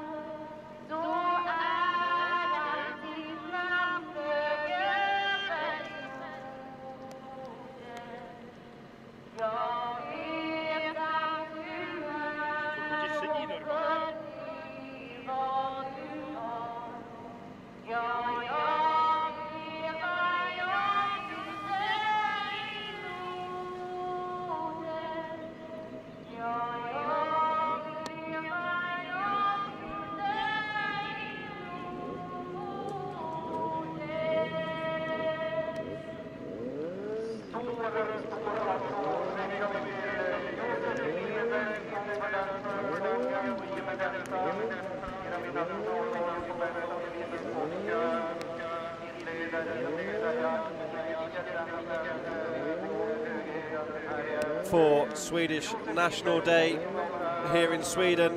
A lot of the Swedes will be enjoying that. Less so the Omen squad, who don't have time for any celebrations as they're frantically preparing Adam Omen's car behind us in the paddock here at Älvsbyn. For those of us rejoining, there's a couple of Finnish photographers. Tony Olakainen there, ready for the action in Q3. My name's Hal Ridge, alongside me Jim Beaver, ready for more qualifying races. Q2 was exciting, and I think we're going to expect more of the same now. Q2 was definitely exciting, you know, and the thing is, the sun started to come out for a brief moment, started to kind of clean things up, dry them out. Just in time for lunch, really. Yeah, just in time for lunch, and you know, the food vendors love that because they got some extra money, but now it's starting to drizzle again, and you know, the track's going to get the moisture again, and I got to give these fans credit, though. I think, you know, when you're from northern Sweden, I think you're just cut a little bit different. They're used to being outside in the elements. Yeah, fair. And they're used to these ludicrously long days. Land of the midnight sun. We walked home last night, didn't we, having been out for a catch up with some of the team here. I think it was getting on for 11 o'clock by the time we got back to our accommodation, and it was still broad daylight. And it's like nothing you've ever seen. But in fairness, it's absolutely dark for most of the year, isn't it? So you've got to take it while you can. Yeah, enjoy it when it's there, and that they are. And some great racing through the first two qualifying sessions. Got me really excited for semifinals and finals. This track is definitely living up to its bill. It's an old school rallycross track. Moisture coming into play. You know, I talked to Romet Cerna there during the break, and you know, and he won his last qualifying session, and I said, hey, what's going on? He goes, I just tried to keep it clean, and you know, everybody else in his class, and you know, in his heat, you know, they were running a little loose and things like that, and Romet, he goes, my goal today, keep it clean with the moisture in the track.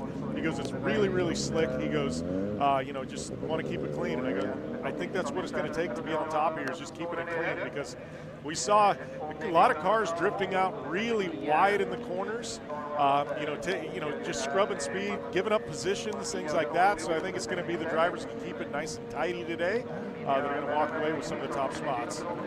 Easier said than done, though, isn't it? The keeping clean and tidy when there's so many variables, as we're about to get going for Junior Cross Car Q3. Got our drivers on the grid there. This is Q3 race number 1. Kangasho there on the pole. Tovio, the number 66. Ramaki.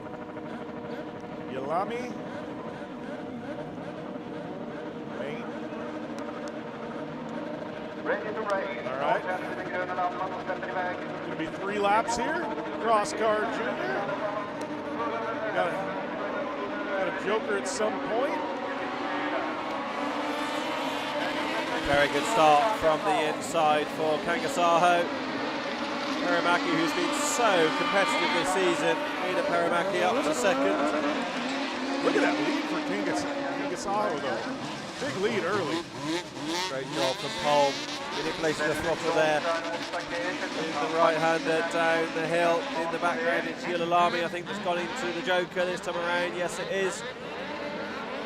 Mane on the back of this pack of those who are yet to go into the extra route, but I've been so impressed, Jim, by Paramaki's form this season, and yeah, she's doing a great job. Yeah, Paramaki been a very strong competitor so far this season. Podium there last time we were in Sweden, it's here. Tovia there. Mistake at the bottom of the hill for Mane, lost a bit of time, runs wide again in the background as well, out of shot. Yulalami now onto the back in this all-finish affair. Tovio now trying to make a run up, sitting there in the 3rd spot. Big rotation by our leader, Kangasaho, big loop there. Just came in a little too hot, moisture in the corner.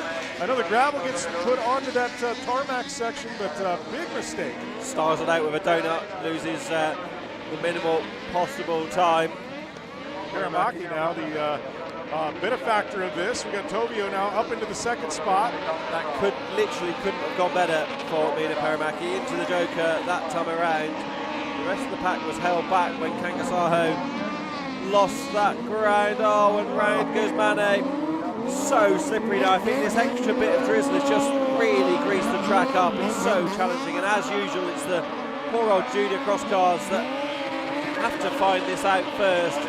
Everyone else in the paddock will be watching the broadcast just to keep an eye on what the conditions are doing. Paramäki though in the pound seat, having jokered, and then everyone else getting blocked on the inside. That's Matthias Tovio on the inside, switching to rallycross from motocross this year. There's some elements of this track that are similar to a motocross track as well, in fairness. Into the Joker this time around. Kangasaho's done a great job actually to style out that spin and still be running third on track, only some 3 seconds off the lead. Yeah, I mean, Kangasaho had a huge lead on the rest of the field until that spin. Tovio there, drifting through the corner. That was Kangasaho in the number 69. Ilami there. Paramäki, big lead over Tovio. Tovio electing to take the Joker. The last time by, and led to the big gap there, but Paramäki walking away with top honors after the big spin from Kangasaho. The rest of the drivers going to finish off, but great run there for the 186 of Paramäki. As we get a look here, it was Kangasaho with a whole shot early, number 69.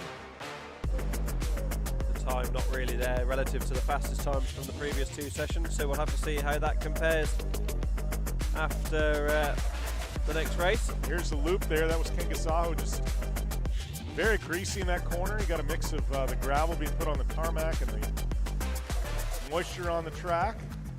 This was the spin there for Maine. The Maine or Mane?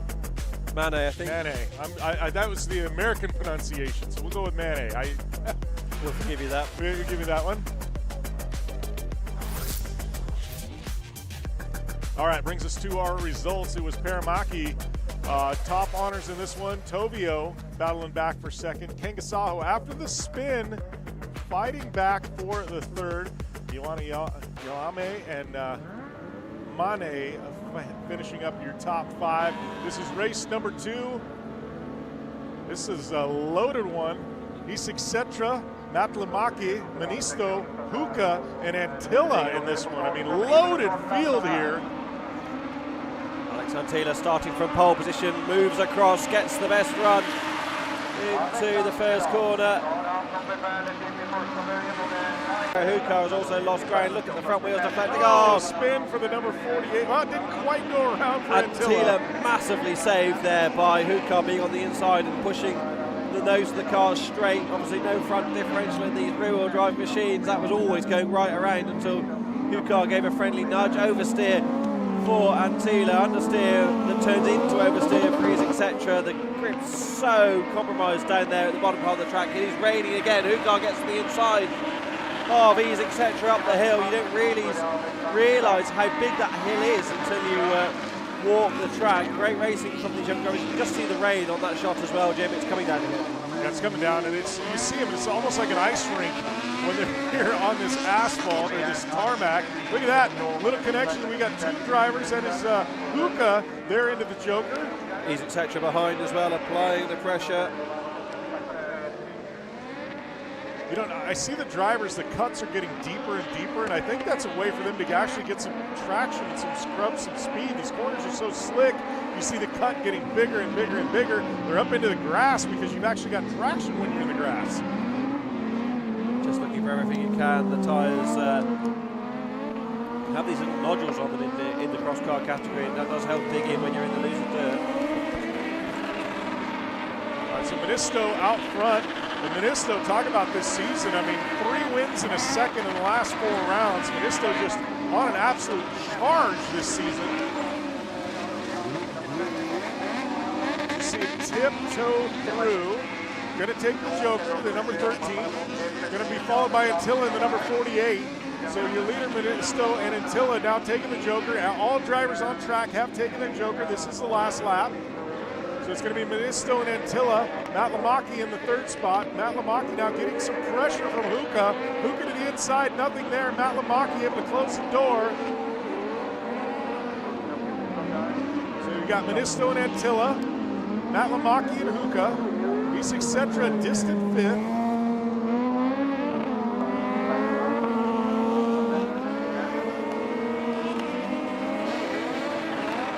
Over the line, Ministo's done a 2:56.5, massively quicker than Perimaki, and that is going to secure Ministo top qualifier position at the end of qualifying, pole position for the semi-finals later on. Clearly pleased with that little dab on the throttle towards the tarmac in the slowdown lap. Good job from Ministo. Antilla with a whole shot. We'll say Antilla actually built the car for the soapbox yesterday, so Alex was actually behind the wheel of that. So it's fun to see Alex and Antilla trying his hand at soapbox racing yesterday. And we saw some contact there, though, with the number 48 of Antilla. Shuffled him to the back. Ministo, just a dominating effort out here today. Definitely one of the strongest competitors here in CrossCar Junior. One to watch and move into semifinals and finals later on. But it was Ministo top honors here in race number 2 of CrossCar Junior. Antilla, Matt Lamaki, Hookah, and Isaac Cetra. Isaac Cetra just never able to actually get into the fight on this one. Moving into CrossCar, the older brother of CrossCar Junior. A little more horsepower, a little more speed, a lot more fun. Bomanis had the big spin in qualifying session number 2, and it doesn't look like it's affected him much. Bomanis gonna get the whole shot here. Great start from Bomanis from the outside, gets ahead of Yulalami in the run to the first corner, sideways. Stayed out of trouble this time around, as you say, Jim, because lost out badly with that minor contact that broke the steering in Q2. Down the bottom of the order, 8th overall at the moment is Bomanis. Will be looking for a good time to climb back up the grid ahead of the semi-finals. Got drivers just tiptoeing through that corner. It's almost crazy. It's almost like they're going to a crawl. It must be that slick. It's difficult to find the traction with these rear-wheel drive machines. Roswell as well in this one. Carrying that drift all the way through the double apex at the bottom of the hill, driving back up the incline, clip of the curb on the left-hand side. Going to pitch the car in unison, side by side. Yulalami just not looking comfortable this year. I'd love to know why. I haven't had time to go speak to Jonathan often. He's not a man from any words either, but last year got into this groove, switched to the Speed Car Wonder and was just on a mission, and this year just not working out at all for Yulalami. Won on the second day in Tierne and was delighted, but generally in the thick of the action more often than not.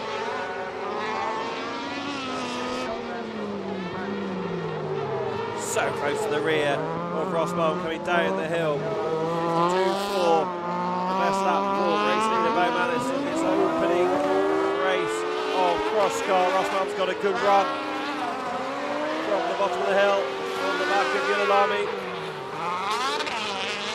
Down through turn number 1. Bomanis, see the massive gap back there. Going to be taking the Joker this time. Got to get that one in the book. Yulalami going to have to settle for second. Big gap, insurmountable. Get back into it with Bomanis. Rosenbaum there in the third spot. Ministo in the fourth. Look at that. Up through the grass like I was talking about earlier. 66 and Bomanis. Got another corner to go. Trying to bring it home. What a way to get a little redemption after the spin and the broken steering linkage. Can't do more, can you, than win the first race of the next session. It's with a time of 2:44.1 for reference. Vetlatry did a 2:44.2 in Q2 to win the session, so the time is good. It's so difficult to compare times session to session because you just don't know where the grip is at, really. Oh, they survived that, didn't they, with Rosbaum getting squeezed in the Baumanis Gyulilami sandwich. Manis with the big lead early after turn number 1, never looked back, seals the deal. Fastest in that race. Gyulilami in second. Had to take that joker on the last lap, cycled him back a little bit. Rosemont in the 3rd spot. Got some more cross carts. It's going to be race number 2.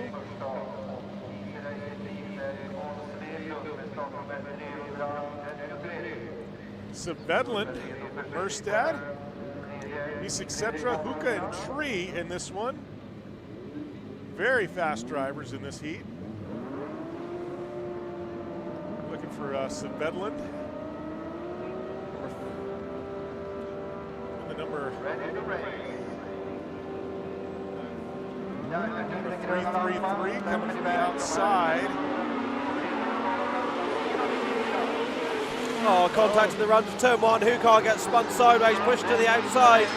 Up front though, it's Vettel Tree who's taking the advantage in the run up to turn 2. Tree's dropped it though, avoided by teammate Svedlund. Merstad's going to look to the inside and the tightest of the right handers. Will he go joker this time around? The Norwegian does indeed. He's etc.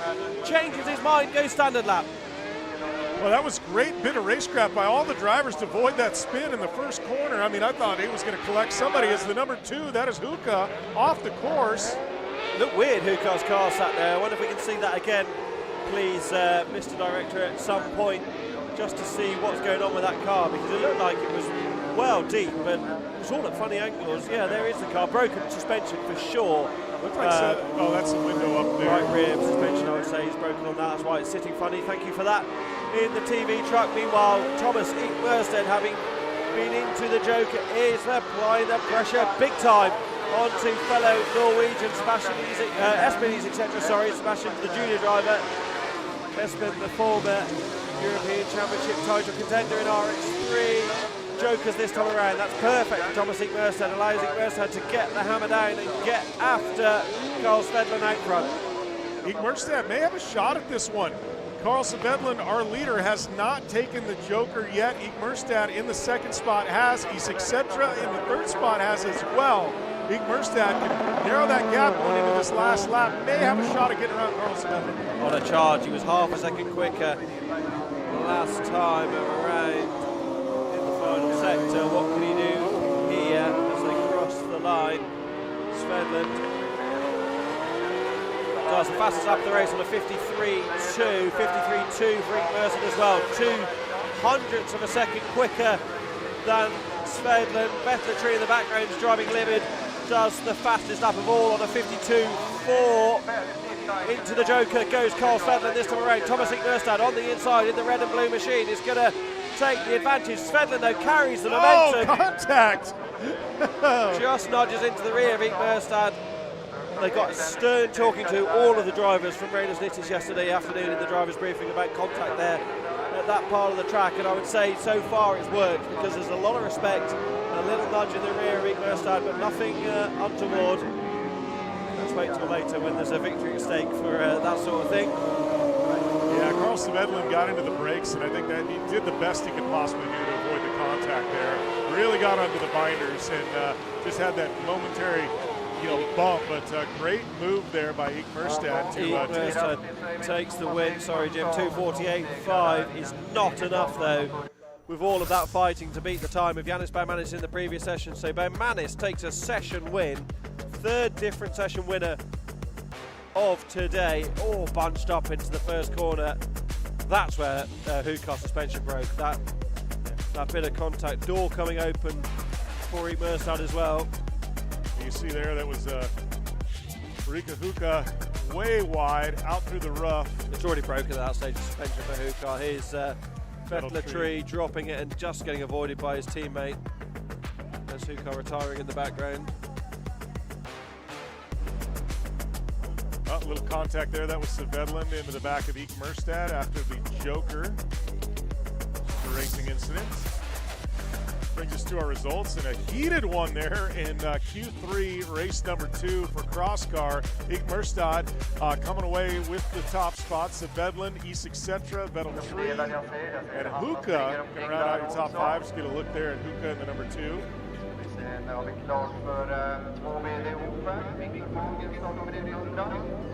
Martin Gustafsson startnummer 117. Nummer 8 Linus Westman och nummer 32 Julia Lundqvist är med förarna som gör sig redo för start.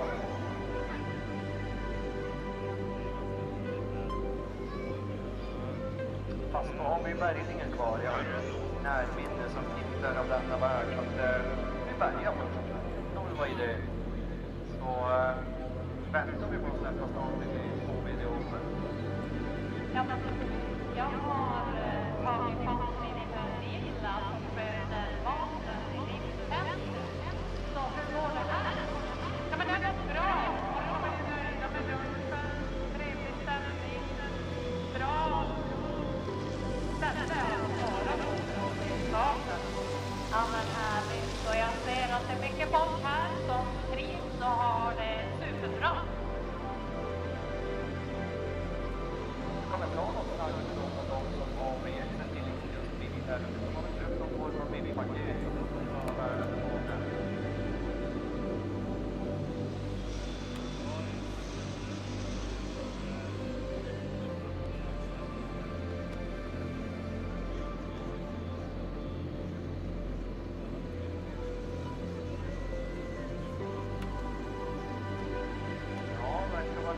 Komplicerad bärgning och jag hade kunnat tro av en crosskar. Jag tänkte att den är lite lätt att få med sig tillbaka, men någonting hade gjort att det dröjer lite grann där uppe i skogsbrynet. Men på det är lite på igen. Så att vi är igång på VD.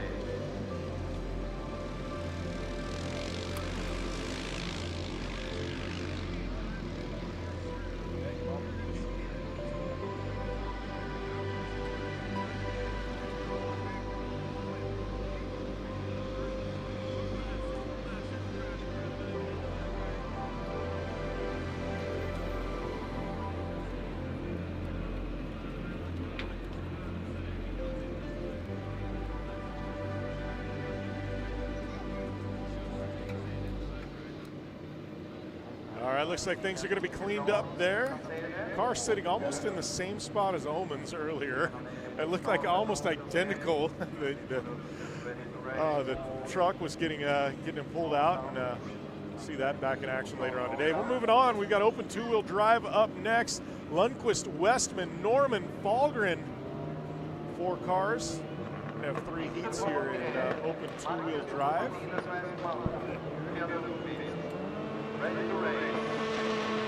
Lundqvist, great run earlier.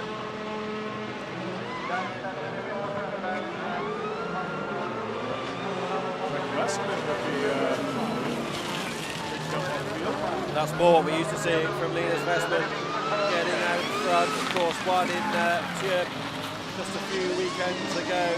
Marcus Norman still continuing. He'll be so pleased to make Q3 in the Mercedes. Gets a bit sideways, but actually carries momentum fine into the Joker. Doesn't really lose out. If anything, worked out for holding back those behind. Lundqvist having got ahead of Fahlgren. Looks to the inside, does the Hyundai driver. What an epic shape that car is of the WRC era of the turn of the millennium. Applying the pressure to Lundqvist. Lundqvist in a very similar car to that of Westman out front. Runs wide, wheel in the dirt. Doesn't really lose out too badly, but sideways on the exit. Lundqvist starting to apply some pressure on Norman. That's Westman, big lead. Norman has been in the Joker, just 2 seconds behind this battle for second. We're one of the Joker this time around. It's going to be tricky to hold Norman back. Norman, so sideways, looked like he was going into the Joker. The attitude on the car, going to lose up on the position as well with that moment. Fahlgren now already trying to make up the time on Lundqvist. Great use of the joker. Fahlgren not losing too much time there. Our leaders, Westman and Lundqvist, going to have to take the joker this next time by as Norman gets way wide coming out of that corner, almost out into the dirt. That's Fahlgren there, the 100, right yellow entry. The lap time just isn't there relative to what we saw earlier on. 54.4 is the best for Linus Westman, who we know is capable of winning in this category. Earlier on we're in the 52s. Stop drizzling again now, but the grip just isn't there. You can hear all of these drivers just on and off the throttle, hunting the traction. So Westman and Lundqvist both through. Oh, it looks like Lundqvist's going to seat. Oh, in contact there into the back of the number 100 of Fahlgren. Fahlgren making a bobble. Lundqvist nowhere to go. Got to give way at the joker merge. Quite a bit of damage there to the rear of the Hyundai. That'll be looked at afterwards. All right, so Westman out front. It is Fahlgren in the second spot. Lundqvist in the third. Lundqvist got the speed to get around Fahlgren, but not going to have enough time to do it, because that is going to be the final. It is going to be Westman taking away the top spot in that qualifying heat. 2:53.4 is the time. Not the best time that Westman himself has set today, so some work to do for the Swede. For reference, the fastest time so far being set by Gabrielson on a 2:50.0 and a 2:47.7. So yeah, the track is for sure a bit slower, but also Westman just not having the. There's a big contact. Look, it day he wants. Almost looked like the Fahlgren car just completely got him and stopped.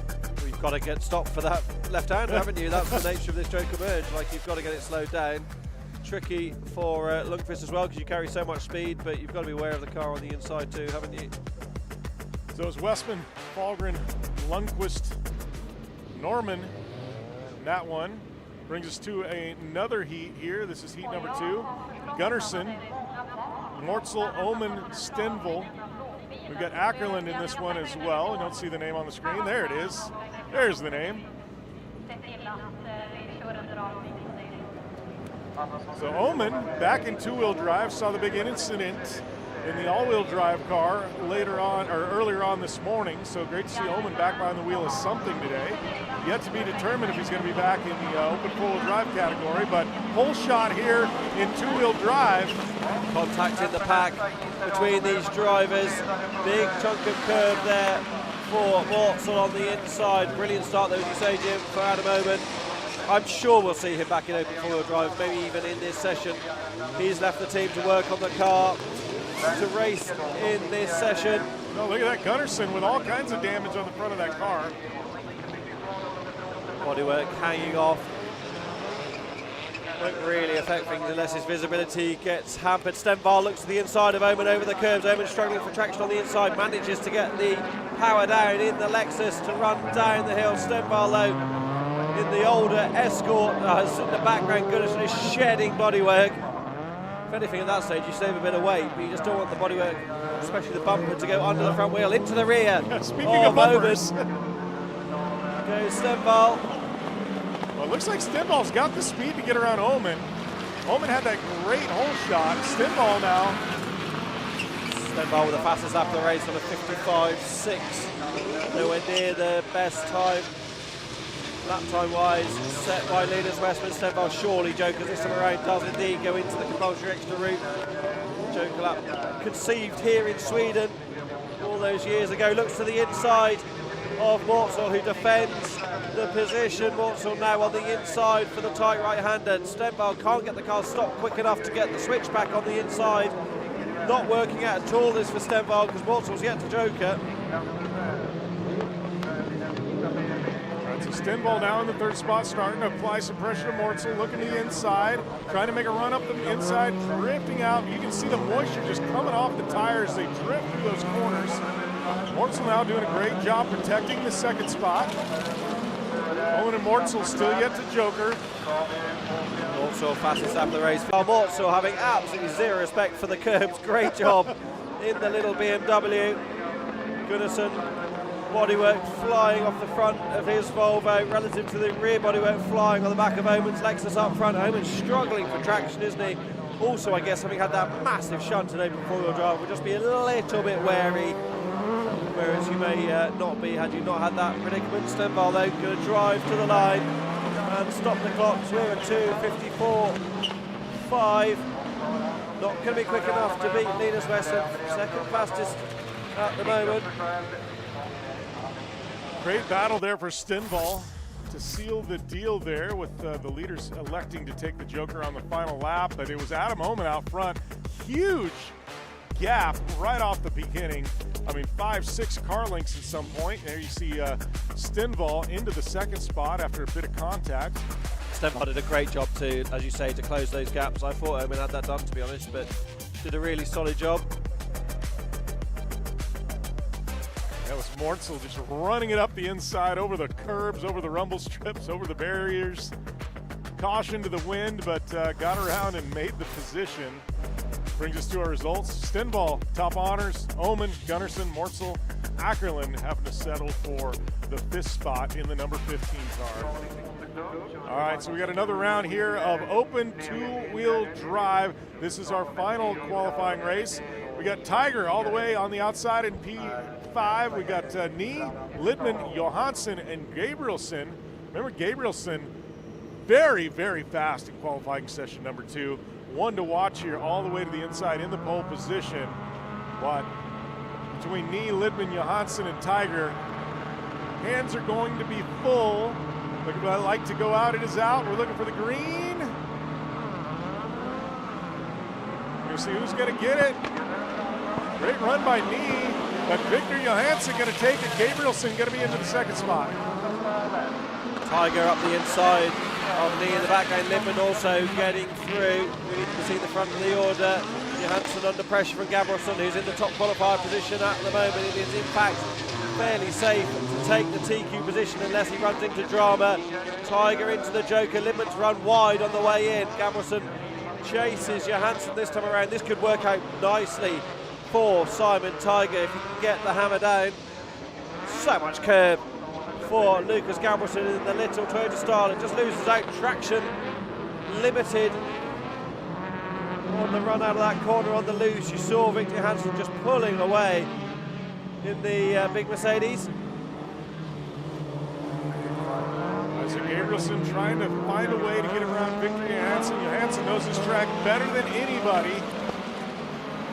Gabrielson very, very fast in qualifying session number 2, though. Already the pace is there, 54.6 on the opening lap for Victor Johansson. It was a 54.4 for Linus Western, currently your fastest driver of this session, but Stenvall got very close as well. Gabrielson Joker this time around. Look how close Simon Tiger is in the background. You suspect Tiger's going to be very close, but Gabrielson's got the momentum out of the Joker around the outside. Tiger trying to push him, nothing there. Tiger outside, inside, running up under the middle. Nope, nothing there for Tiger. So it is going to be Nee, Gabrielson, and Tiger second, third, and fourth after they all cycle through. Nee's still having to take the Joker on this final lap. Also going to have Johansson, our leader, going to have to take the Joker as well. It's going to put Gabrielson and Tiger in a great position. This is not working out for Gabrielson though, is it? Behind Nee, losing time if he wants to try and win this race, but needs to box clever, does Lucas Gabrielson, in a bid to take the top qualified position. He doesn't need to win the session, but he does need to make sure he's ahead of Simon Tiger just to cover off the TQ spot. All right, so there's our leader into the Joker. A little bump in there. That is Simon Tiger just letting Gabrielson know, hey, I'm still back here. And there your leader going to cycle through. Not going to have anything. Gabrielson not going to be able to get around Johansson. Johansson now with the lead after the Joker. It's Gabrielson in the second spot, Simon Tiger. Then we've got Lidman and Nee. This is going to do Victor Johansson's qualifying position absolutely no harm at all. Fastest lap of the session so far for Eric Lidman at the back of the pack is not going to be enough to help him improve in this one, but can Victor Johansson take a fastest time and move himself back up the grid slots for the semi-finals? It's a 2:51.7, 2 seconds nearly quicker than Linus Westman. It's a qualifying victory for Victor Johansson after missing Q1 with those gearbox dramas. Great recovery. Yeah, what a way to recover for Victor Johansson, as he got the whole shot early on, just where he wanted to be, was able to control the pace of the race, letting all the action happen behind him. Top honors, top qualifying spot. Great race there for Victor Johansson on his home track here. Gabrielson second, Simon Tiger, another local favorite in the third spot. Nee Lidman, fourth and fifth.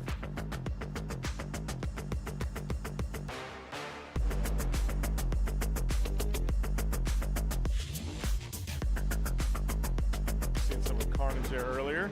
Moving on to Supercar Lights.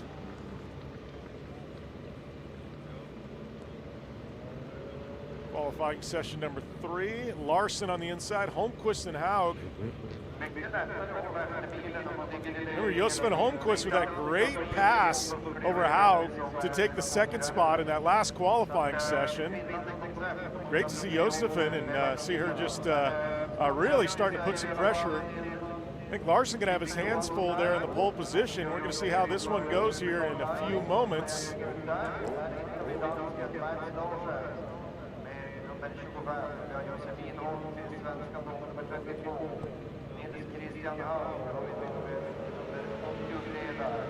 Checking on our drivers, making sure they're good. Gives the nod. Light's going to be out.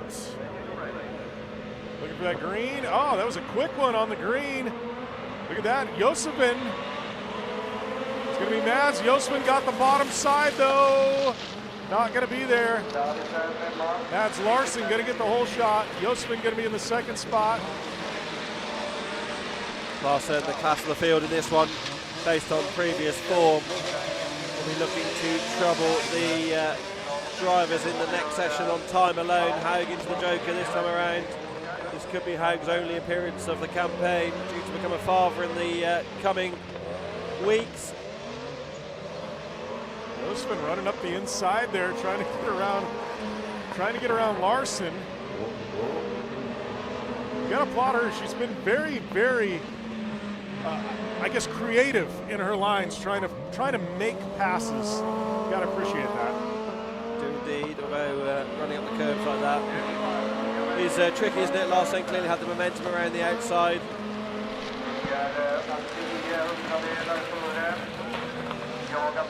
So Haug drifted back to distance third after taking that to Joker. Got Larson there. Josefin looks like a last second decision to take the Joker. I would have thought that would have been a pretty quick decision, but looked like just kind of drifted out and didn't know she was going to be able to make it.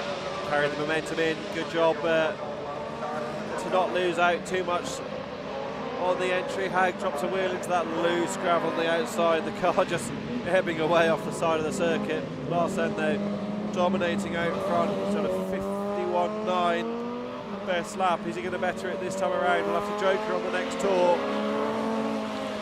50.8 flying is Larson. In clear air, Jorgen Lindemann on the radio, reigning Rallyx Open 4-wheel drive champion.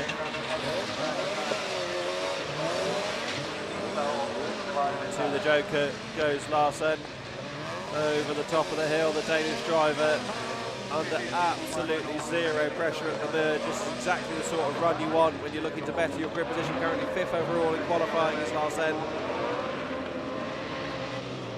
Fourth for the 5th best time so far, respectively, in the two opening coups. But you can see there's a dry line there now on the bottom part of the circuit. It's going to be Mads Larson at the stripe. Going to take home this first qualifying session for Supercar Lights.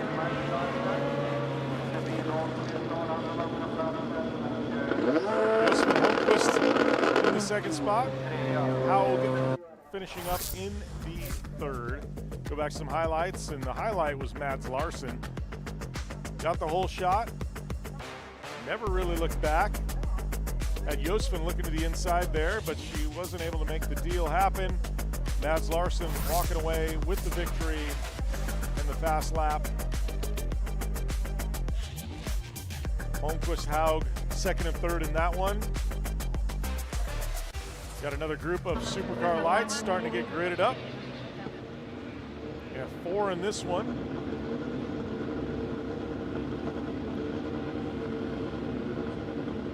Move from qualifying session number 3. And we'll have our semis and our finals.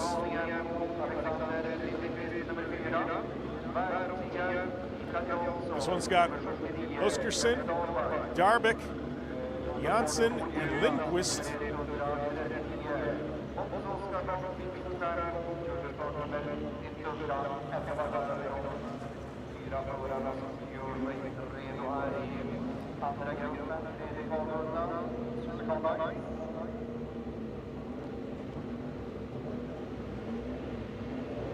few moments away from watching the lights go out and going green. Light is out. Green. Another quick one. Lindquist to the bottom. Looks like going to have the whole shot. Look at Darvik. Great move by Darvik. Lindquist leads out front. Janssen up the inside of Darbach into the first corner. Couldn't make it stick though. Darbach carrying that momentum. Remember with confidence, having won earlier this year in Tjörp. Janssen sideways will take the joker this time around. Oskarsson chooses not to go in. Wise decision from the former junior cross-car driver. That's going to put us with Lindquist and Darvik 1 and 2. Janssen, the only driver to pull the joker on the first lap. See if that comes back and benefits him later on this race. Right now, Lindquist been pretty untouchable so far. Oskarsson running third, fastest in the first session. Lindquist went quicker in Q2 by the tune of over a second. The track is, I would say, at its fastest it's been so far. 50.1 for Lindquist on this opening lap is faster than Larsson went at any point in the previous race. This time around, Darbach goes in. This in part is to cover off Janssen behind, is in fact going to come out ahead of Oskarsson, who's yet to joke. A great job from the Danish squad to get Darbach in and out. And look at that dry line now, Jim, through the middle part of the circuit. Well, you were talking about drying out quick, and I know I'm looking here backside of the booth. I mean, it's starting to dry out here in the paddock quite a bit too. That sun's starting to creep out just a little bit, which probably right at the proper time. We got semifinals and finals yet to come. Going to be great racing conditions, but right now Lindquist out front, massive lead over Darvik in the second spot. Lindquist going to have to pull the joker on this last lap. He should have plenty of time to cover Darvik. 49.7, fastest lap of the day for Alexander Lindquist in the Supercar Lights machine. As you say, he's absolutely flying out front. There's Kevin Darbach on the inside. Lindquist though going to pop out comfortably ahead. The braking can be so much later up the hill now. Gravity's on your side, and the grip's there as well on the dry track. Janssen going to get around Oskarsson. Oskarsson having to take the joker that time. Darvik up in the second spot. Not going to have anything for Lindquist with a corner to go in this one. Oskarsson looking to the inside. Just doesn't have the speed. Going to have to settle for that 4th spot. As Lindquist bringing home top honors. Darvik, Janssen, and Oskarsson. 2:37.1 for Alexander Lindquist. Fastest time of this Q3 session. Comfortably the fastest time of the day as well in terms of qualifying to take the top qualified position here in Älvsbyn. Great job from him. Lindquist got the lead early, and look at this. This is where Darvik, cut away from it, sorry, but Darvik made the thread of the needle, got that second spot. But here, this is Oskarsson trying to get around after going through the joker, not able to do it on Janssen. So it was Lindquist taking home the victory here in that qualifying session. Darvik second, Janssen and Oskarsson in the 4th spot. That was race number 2 of qualifying session number 3 for Supercar Lights, which brings us to Supercars, our final group, or I guess our final class to qualify here. It's qualifying session number 3. Darvik on the inside, Nason, Oman, look at that. Oman got it together. Amazing job from the squad. Smoke pouring off the back of Janssen's car, which is returning to Oman's awning, so the work is not done yet for that team. But what an amazing job Oman Motorsport have done to get Adam Oman back on the grid for this one. We got both Adam Omen and Mats Omen in this one. Mats Omen missed the earlier two sessions with some technical issues with the Volkswagen Polo 601 RX, but what a pleasure it is to have Mats Omen back on the grid. Tobias Darvik and Nason there in the interior two spots. Omen, bad jump. That would be Adam Omen. Maybe trying to feel that car back out. Sideways through the opening corner, chased by Darvik. Mats Omen drops into third. Little hop for the Polo, built by Kristoffersen Motorsport. At the end of that first loose section, Darvik's going to joke. You can tell immediately by the attitude of the car. Adam Omen in the background.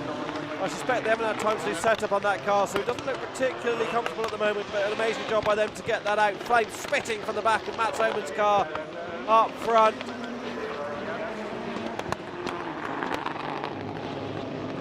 By Nason.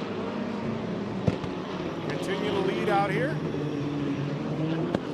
It's going to be Darvik in the second spot. Under pressure from Mats Omen is Nason. Wildly different in their four-wheel drive experiences. Mats Omen has been at this game a long time indeed, one of the absolute legends of this discipline. Chunk of curb there on the inside, looks to the outside of Nason this time around, a nudge in the rear. Omen's going to joker this time around.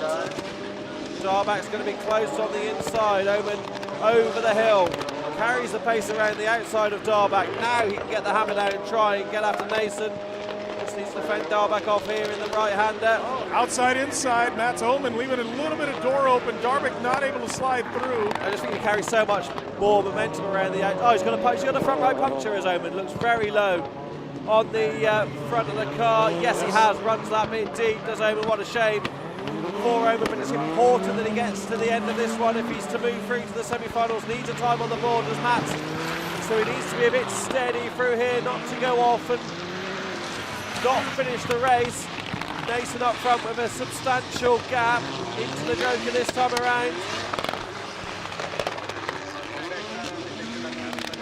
So Nason going to come out. He's going to have plenty of time to clear Darvik, so it is going to be Nason and Darvik 1 and 2. Mats Omen with that right front flat, trying to get it around. Look at it pushing the corners, just can't get the car rotated. On and off the throttle, so frustrating in these supercars. There is the puncture, great shot of that from that panning camera angle. Mats just needs to get to the end of this one, runs a bit deep into the loose gravel. Joel Kristoffersen, I'm sure, will be on the radio, who will be giving him the information he needs, or his daughter could well be spotting. Nason takes the race victory. We're watching Mats Omen, who needs to get to the end of this race to progress to the semi-finals. And he does. Nason wins it with a 2:34.8. Well, that one was eventful. At Nason with the hole shot, Darvik in the second spot. You had Omen, Mats Omen, able to get around Darvik earlier in the race.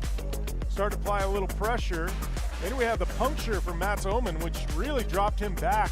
Darvik able to get around with the puncture. Had to fight the car for a lap and a half just to get to the finish line. Mats Omen able to do that, which brings us to our results here for race number 1, qualifying session number 3, open four-wheel drive. Nason top honors Darvik, Mats Omen, and then Adam Omen with that freshly repaired car after the incident earlier. Great to have him back out here. I think they've got a lot of work to do to that car between today and tomorrow to get that up to speed. Brings us to another group of supercars here yet to qualify. Qualifying session number 3. This will be our last qualifying session of the morning, or I guess afternoon. Got a couple of Eriksson brothers on the inside and the outside. That is Oliver Eriksson on the pole, Kevin Eriksson on the outside. We got Lucas Anderson in the third spot. Romet Cerna, the great run earlier today, in the second spot. Oliver Eriksson got the jump, but look at Kevin Eriksson from the outside. Careful was Kevin Eriksson on the inside, not to run deep and collect his brother. Lucas Anderson third, Cerna on the back of the pack. It's dry now on the line completely, isn't it? But offline it's going to be very slippery indeed. Kevin Eriksson's going to joker at the first time of asking. Takes with him teammate Robert Cerna. Eriksson so sideways at the end of the joker section, gathers it back up, gets to the inside. Now it's all about trying to close the gap to Lucas Anderson, his brother up front. That's Oliver Eriksson leading. Lucas Anderson. Sideways, Ollie Eriksson's off the road. So is Anderson. It's so slippery there at the lower part of the track. I wonder if where Mats Oman went off and dragged that dirt on has just compromised the grip a little bit. Kevin Eriksson on the back of Anderson climbing up the hill.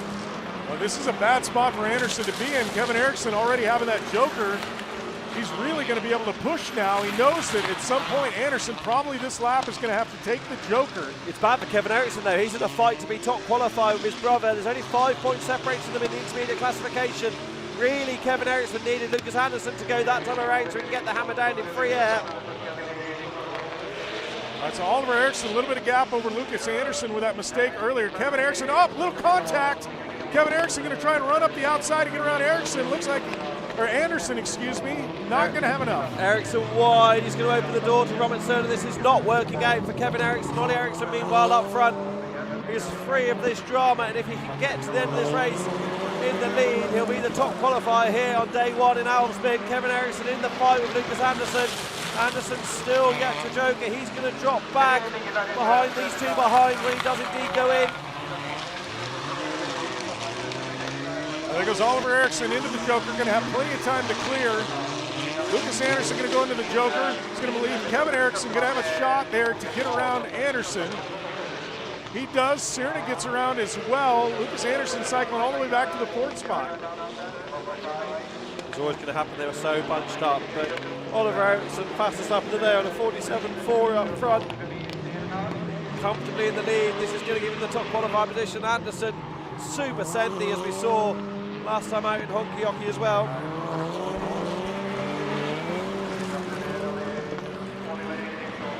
It's going to bring us to the finish. It is going to be a couple of Eriksson brothers on top. Oliver besting his brother Kevin.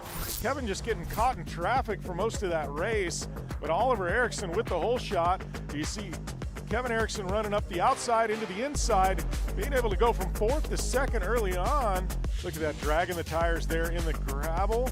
And then you've got Lucas Anderson way off, about 5-6 feet off. Able to regather things, but that allowed Kevin Eriksson to get into it with him.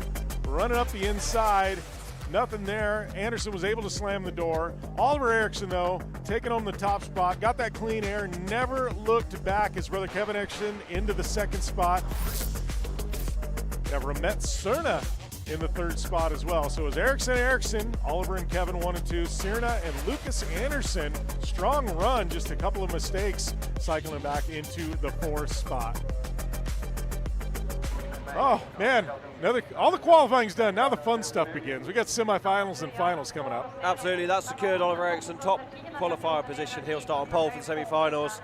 Kevin Eriksson will also be on pole for a semi. Lucas Anderson, Robert Cerner, very close in qualifying point as well. We'll be back in just a few moments' time. Get ready for the semi-finals. I don't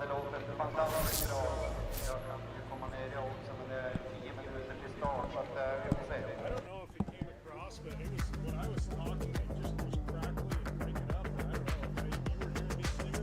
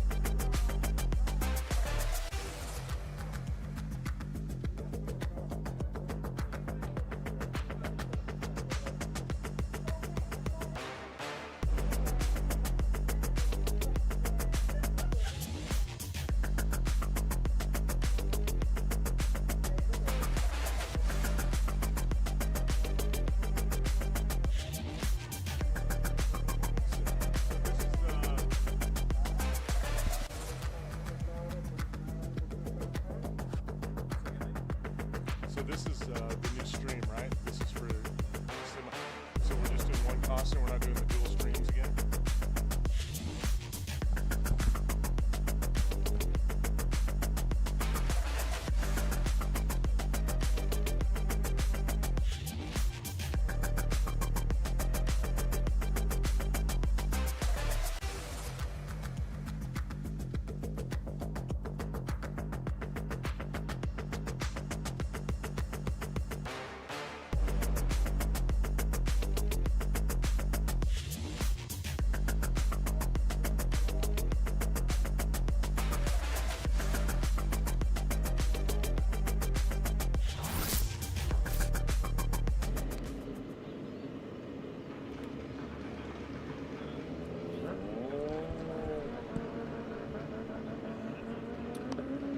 All right, well, welcome back here to Älvsbyn. Also want to welcome in a lot of our U.S. and North American viewers, East Coast of the United States. It is 8 a.m. East Coast time, so I know we've got a lot of viewers starting to jump onto the stream and watch the semifinals and finals. So welcome to my fellow North American compatriots. It's Jim Beaver along with Hal Ridge calling the action here. We're getting ready to go semifinals. We've got cross kart junior cross karts, and then we're going to have two-wheel drive and FC2s as well. So lots of action yet to come.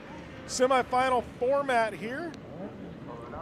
5 laps, everybody must joker. So adding laps, still got the jokers, and we're going to be taking 3 to the finals. So finishing the top 3, punch your card to the main event later on this afternoon. Green flag is out. This is Cross Kart Junior. Got Ministo, Huka, Isicsetra, Tobio, and Yalami. Tobio up the inside of his etc. in the first corner. I actually think, Jim, this could be interesting this afternoon. To me, the first row of the grid does not have the grip of the second row. Other teams and drivers will have been watching this action, and they will be feeding that information back to their drivers. Will they change their start strategies in the classes where that's possible to deal with that situation? Hukar under big pressure from Ministo, who's been on such a strong run of form of late. Tobio up the inside of his etc. That's a great move from the young Finnies etc. Tobio goes side by side on the exit onto the loose through the left-hander. There is nothing to choose between them. But it was such a single file clean line. Actually the junior cross cars managed to go side by side, but I was just chatting to the Irma C drivers from open four-wheel drive in this short gap we've had between Q3 and the semis. And the grip is great online, but offline it is like an ice rink, and you've got to be so careful of the tarmac. All right, so running order after the first lap. We got Huka in the first spot, Ministo in the second spot, Isicsetra, Tobio, and Yalami in there as well. Right now, though, Huka in the number 47, getting all kinds of pressure from Ministo.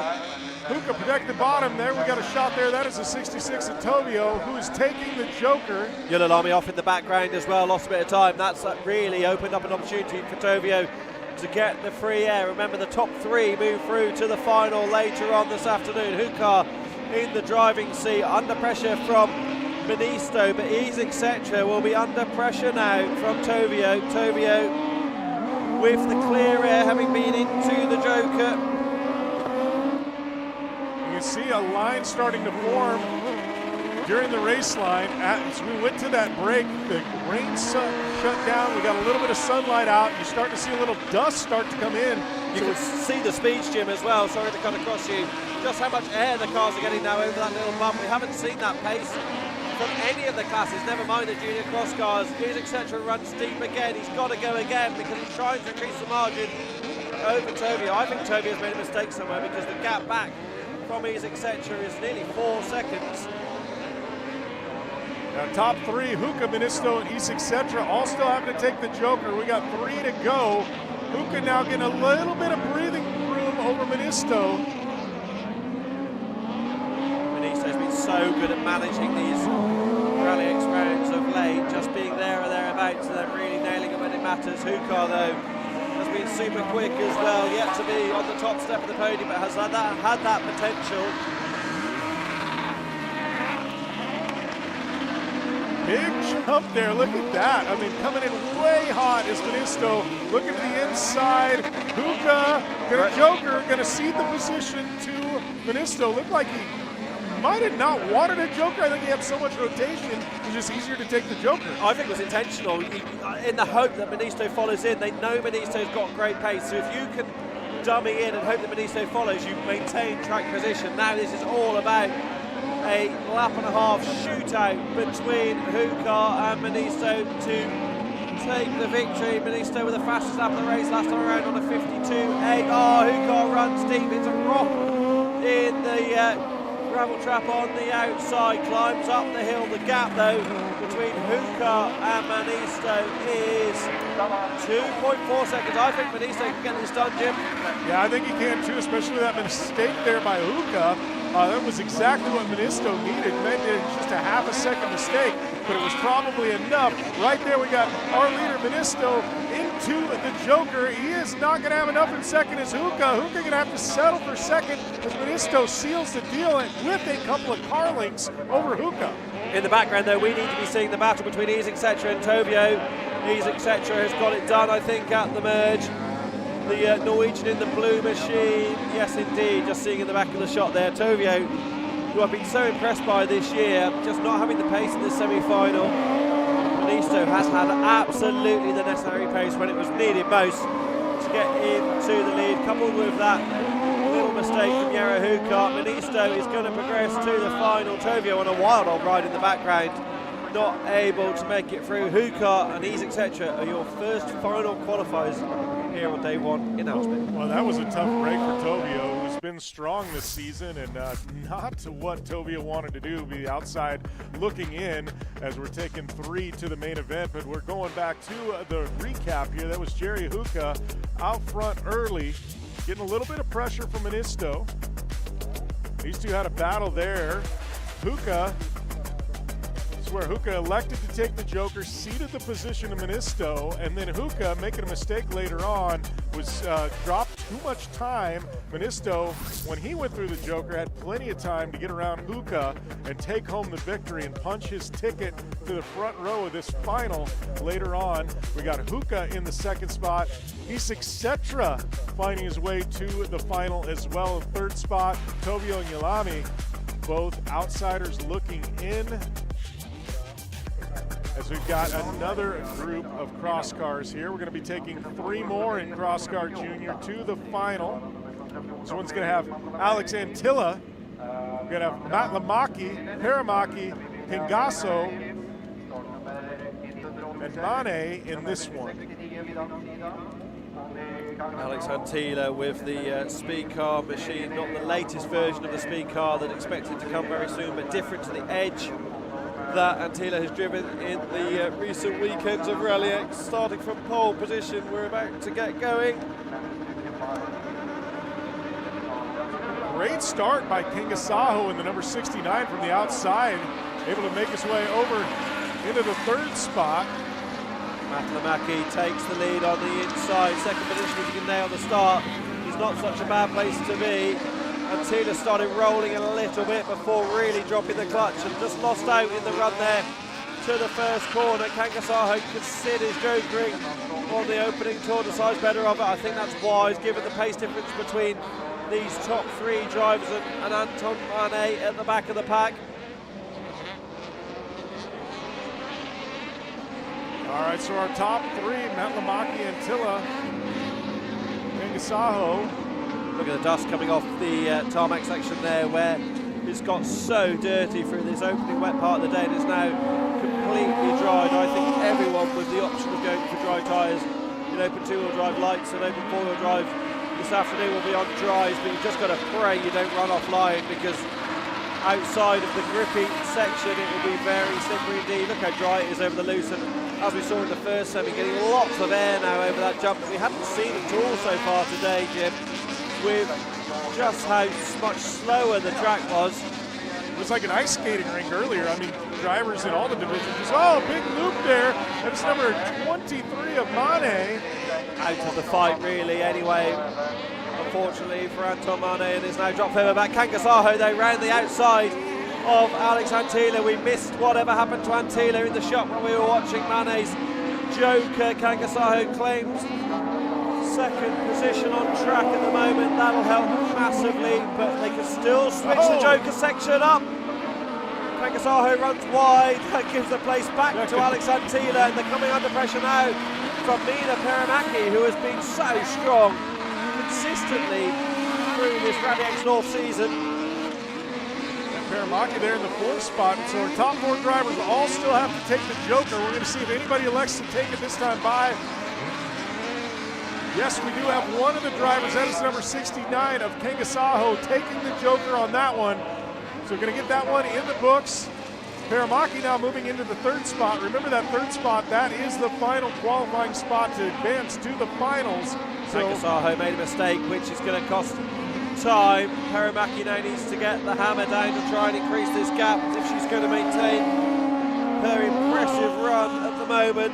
She's been in the final every round so far. Sideways in the background, Perimaki consistently setting fastest laps. Antila though this time around cruising wrong on a 50.9, fastest lap of the race so far.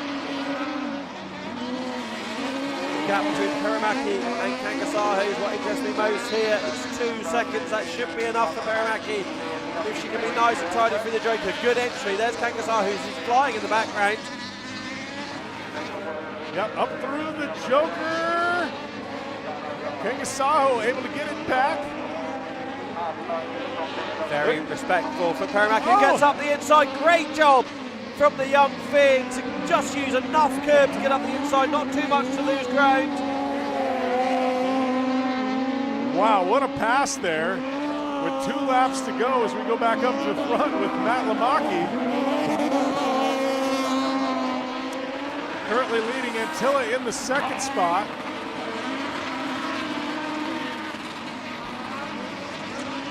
Got Perimaki and Kangasaho. That battle for that 3rd and final transfer spot has been heated all race long. But right now, the 2:14 of Matt Lamaki just walking away with this thing. On the last lap, Antila solidly in 2nd. That battle for 3rd is the one that we've been watching with Perimaki there.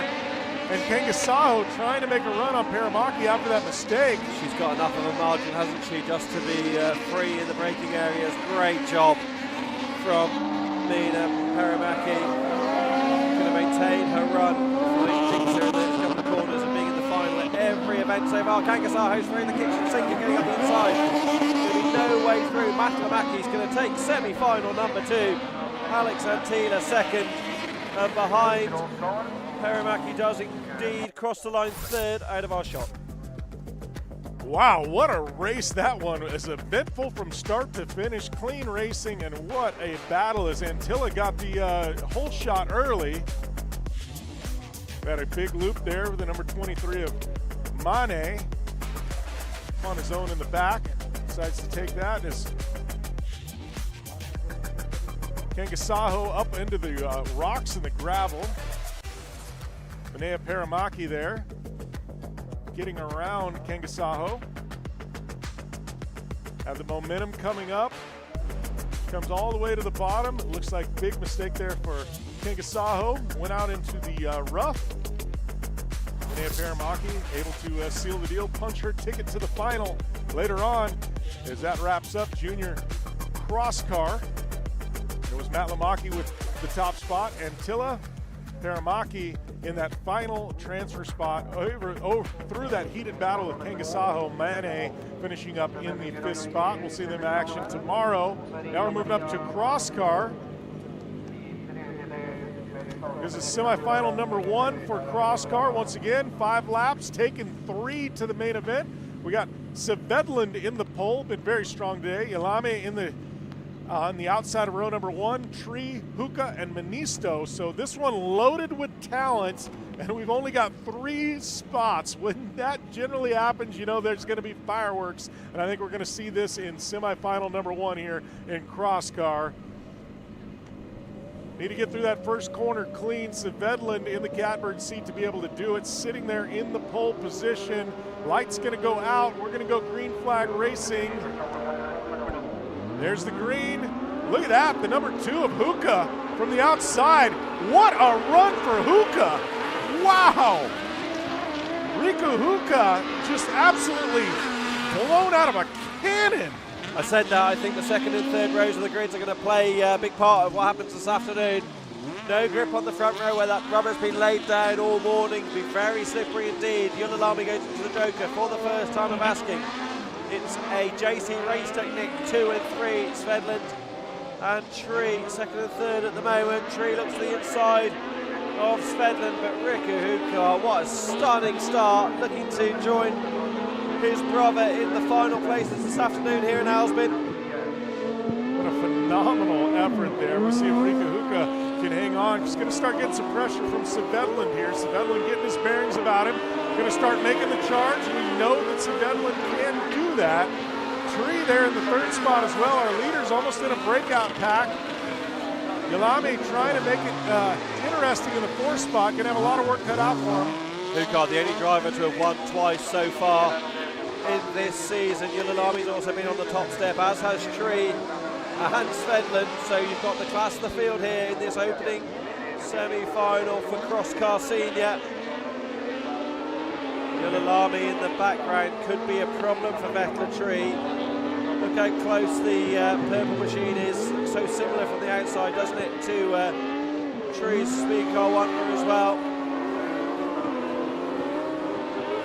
Riku Hookah currently leading. Top 3 drivers haven't taken their Joker yet with 3 to go. As you said, Yalami in the 4th spot as they might pose a problem for Vettel Tree. 1.2 off the back of Vettel Tree at the moment is Yulalami, not closing the gap enough, I wouldn't say. I think Tree will get sent again here just to try and increase the margin. Svedland piling the pressure onto the back of Riku Hookah up front. Riku Hookah getting that hole shot, really hasn't made a mistake since then. Svedland trying to get in this, and Hookah has just been hitting the marks and not making any mistakes. Great bit of racecraft from Riku Hookah. Basically identical lap times between the two, 47.347, 47.373 for each of them. Fastest lap of the race for Svedland, 47.0 to 47.2. They're both pushing properly hard. More and more air getting caught now off that jump. Now the track's drying up. Svedland all over the back of Hookah. Hookah Jokers this time around, just as we saw Yera Hookah do in the junior crosscar semis. Hookah's going to come out side by side with Vettel Tree. Splits the JC Race Technique cars, which both need to Joker on this final tour. Where is Yulalami? Yulalami's not able to close enough on the back of Tree, but this isn't going to help Tree out. Goes wide. Oh, he's dropped to the bottom of the hill. Vettel Tree's made a mistake. Flames popping from the back of the car. Oh, tough break there for Vettel Tree. Also still having to take the Joker. I don't know, it'd be great to get a glimpse of what happened, but I think he just kind of lost it. Just dropped on the brakes, didn't he? He was all over the back of the car in front and just locked the rear as it starts to rotate. And in a rear-wheel drive car like these cross-car machines, you can't really save it at that stage. Jumping on the throttle won't help at all. Carl Svedland into the Joker this time around. Is he going to carry the pace around the outside of Hookah? No, elects not to even try. Hookah retakes the lead. Svedland will look to the inside for this right-hander. Hookah's covered it off though. Good job for the pin. All right, so now Svedland putting pressure on Hookah. A couple of corners remaining. Svedland wanting that top spot, wanting the front row. I don't know if it's going to happen. Hookah been absolutely phenomenal today in this race. No mistakes there as they come down the home stretch. It is going to be Riku Hookah after that hole shot, taking the lead early. Never really looked back other than the one lap. They had to take the Joker, but Riku Hookah top honors in the number 2. Wow, what a beautiful, beautiful race. As you see, the number 2 of Riku Hookah all the way from the outside in the second row just blows by the entire field. Svedland able to briefly for a lap get the lead when Riku Hookah elected to take the Joker a lap earlier. Then you got Vettel Tree with the mistake. Looked like just came in a little hot, maybe dropped some tires into that moisture, enough to bring the car around. Just can't save it at that point in a cross car. You just don't have the traction, and the jumping in the throttle won't really help. Being in the brakes will only make the front wash on. There's confirmation of the result. Riku Hookah, who qualified 7th overall in the intermediate classification, failed to finish HQ through with that broken suspension we saw earlier on, doing a brilliant job to line up on the front row of the final later on this afternoon. All right, so we're going to be taking 3 more in cross car to the final, the semi-final number 2. In the second row in the back, we've got Rosemom and Isak Setra, Momanis in second spot, Ike Merstad in the pole position. All right, green flag is out. Great start from Ike Merstad. Contact in the background between Rosemom and Baumanis. Baumanis gets shifted sideways. Rosemom coming through. It's a battle between those two for the final qualifying spot for the final this afternoon. I think Rosemom was a joker this time around to cover off Baumanis. Chooses not to do so. Baumanis has good lap pace and is now going to be able to try and nail it in clean air, having taken the joker. I got that out of the way early. Already getting back into the thick of things.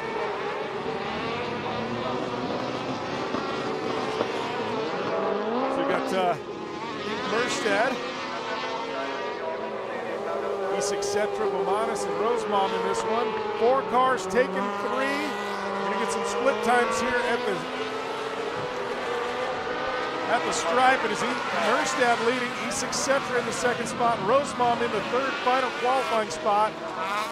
Don't forget, Bomanis took that joker on the first lap. No other drivers have yet. Looked like missed a shift there. Rosswell's missed a gear, as you say, I think there, Jim, made it on the exit. That's going to have helped Baumanis close the gap that little bit more. The gap between them into this lap was 2.4 seconds. Going to be half a second drop there. Merstad, who's had a turbulent season, Thomas Ike Merstad, having won the title last year, has had brilliant pace, but not brilliant fortune. Still only with 1 podium to his name in this Rallyx North season. We'll be looking to make amends for that this afternoon.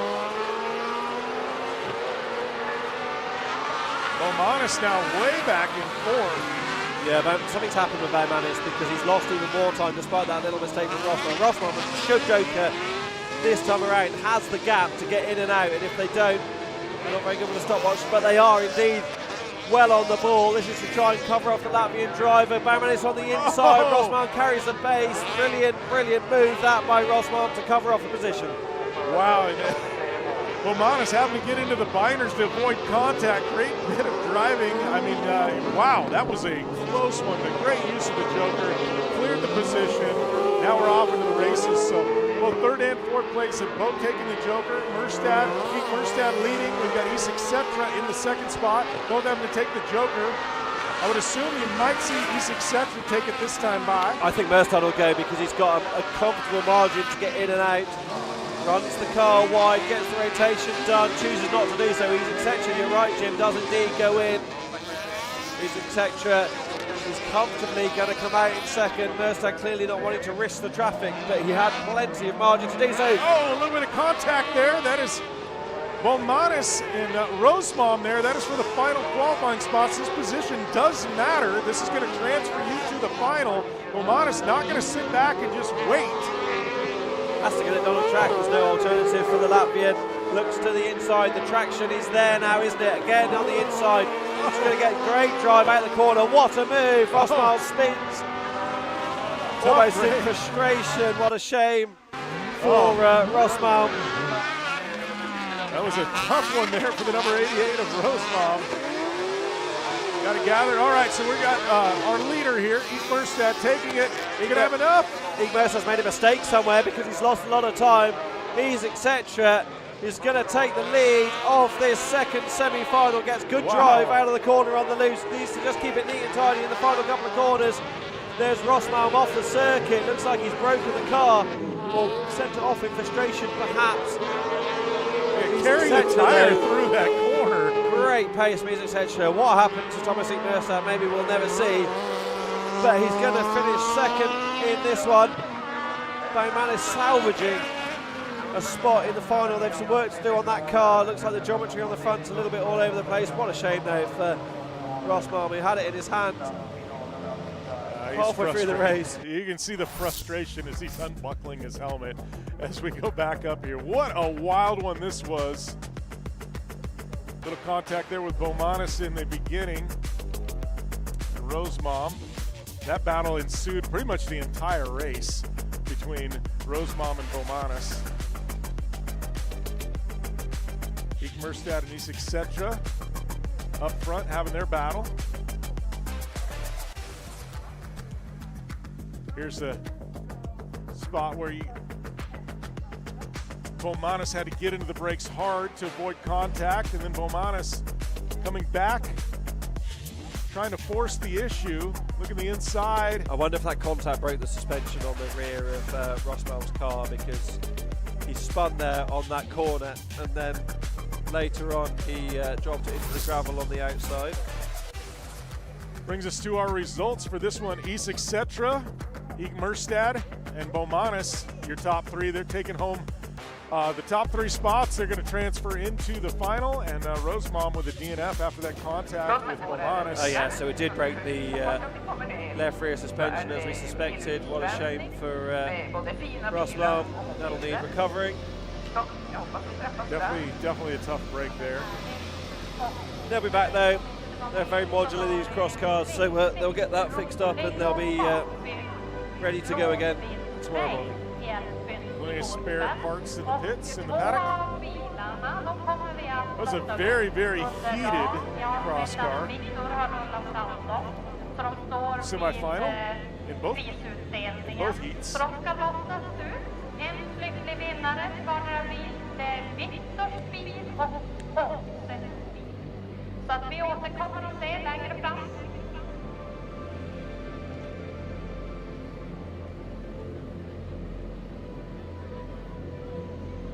Ja, men det låter ju fantastiskt bra, vilket engagemang utav alla inblandade vad gäller både aktiviteter, här på Högheden, men som du nämnde nere på byn. Vilken tillställning, hela Älvsbyn lever upp en sån här Rallyx härlig, så att kul att se och kul att få följa och framförallt kul att få vara här. Jag, Jörgen Helgen, har ju då som tur var med mig Hanna Öhman som är löpande reporter på mitt alla. Hon springer runt och snackar med lite folk, förhoppningsvis plockar någon förare lite då och pratar med mekaniker och i det här fallet då en av ledstjärnorna bakom eventen runt byn också, så det är kul att sånt uppmärksammas. Vi kommer att göra oss klara för första semifinalen i 2VD. Och vi håller på att bärga sista där, så att det får inte vara långt borta i första led där ifrån Gabrielsson Rallyx inför 8:e hållet. Lukas Gabrielsson består vid sin sida i Märsta, där är det vänsterspänner. Johansson med startnummer 1. Andra led i Lexus LS 200, där hittar vi Adam Öhman. Sen är det nummer 69 vid hans sida, det är Jon Nyby MS. Vi Viktor Fahlgren i led till det med startnummer 100. Kör för Lycksele och Dajan Axel som jag har sagt på All right, so we've got the open two-wheel drive. There's going to be Gabrielson, Johansson on the front row, Omen and Nee. Fahlgren there, and Gunnarsson as well. Good start from Adam Omen on the outside, gets sideways in the front of the pack, collected by Victor Johansson. That's a disaster for the two local drivers in this one. Lucas Gabrielson out front ahead of Nee, big damage to the front of Victor Johansson's big Mercedes. This is a real opportunity though for Nee and Gunnarsson, and they know it. They're straight into the Joker this time around, trying to cover off the track position while they've got the margin. There is Victor Johansson on the standard lap, but it's not enough to close the gap.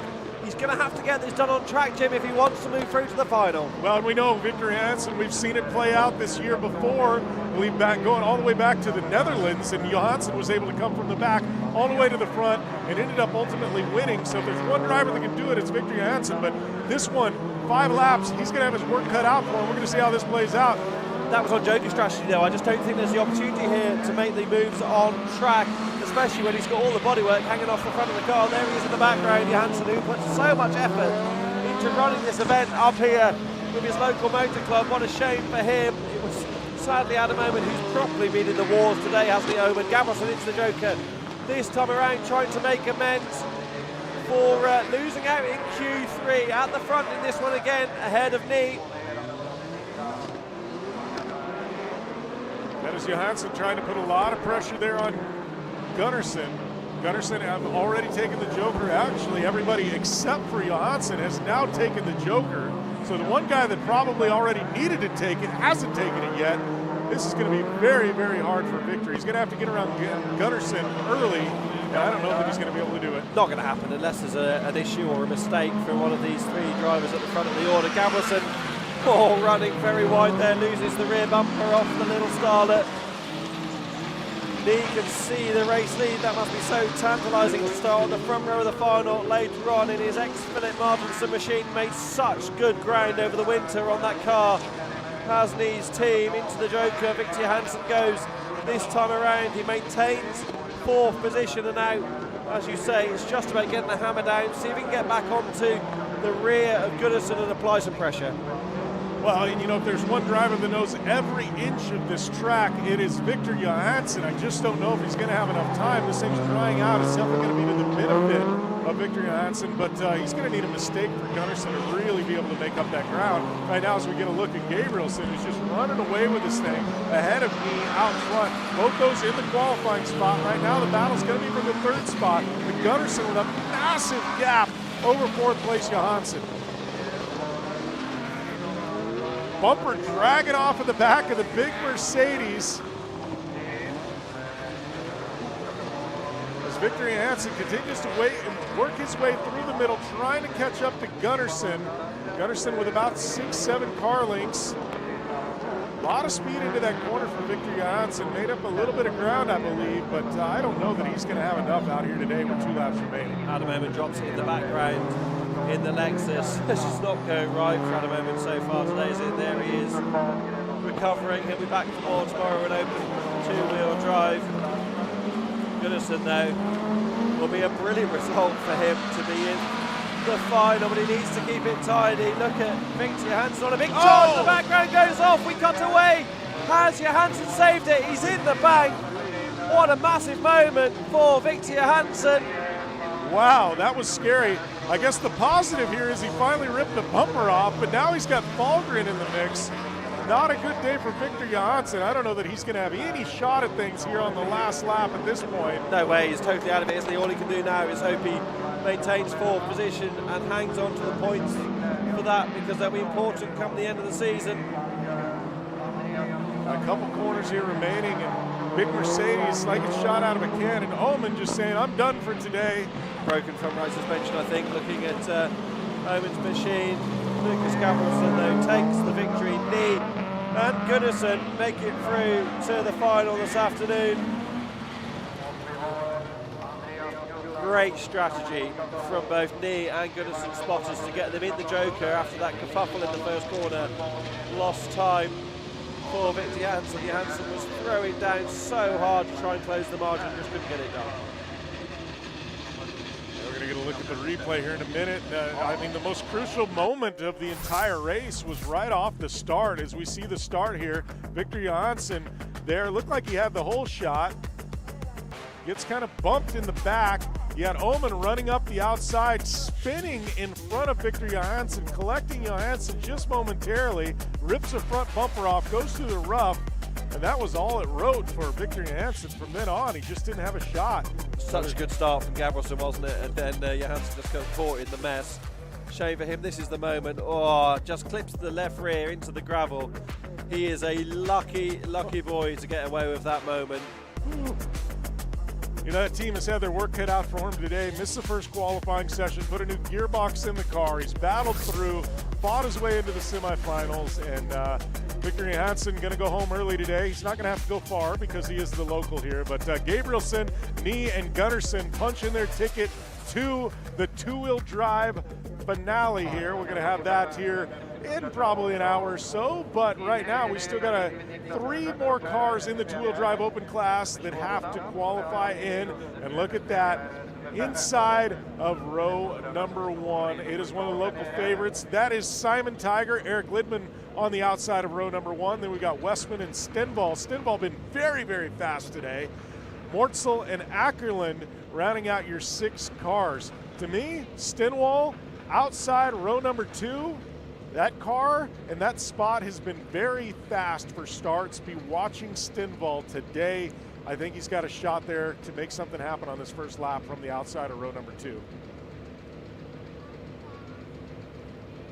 Libman's had the pace though in Q2 and Q3, fastest laps of the day so far for the BMW driver. Small BMW front row.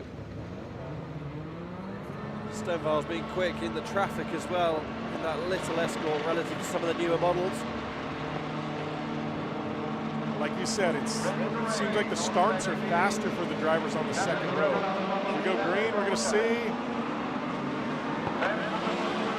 It's wet in the P2 spot, isn't it? Libman getting a lot of wheel spin. Tiger out front. Stenvall drops behind Westman at the moment. Stenvall runs a bit wide on the exit of the first corner. Maintains 4th position though. Tiger though has had so many trials and tribulations this year. Out front at the moment. Looks like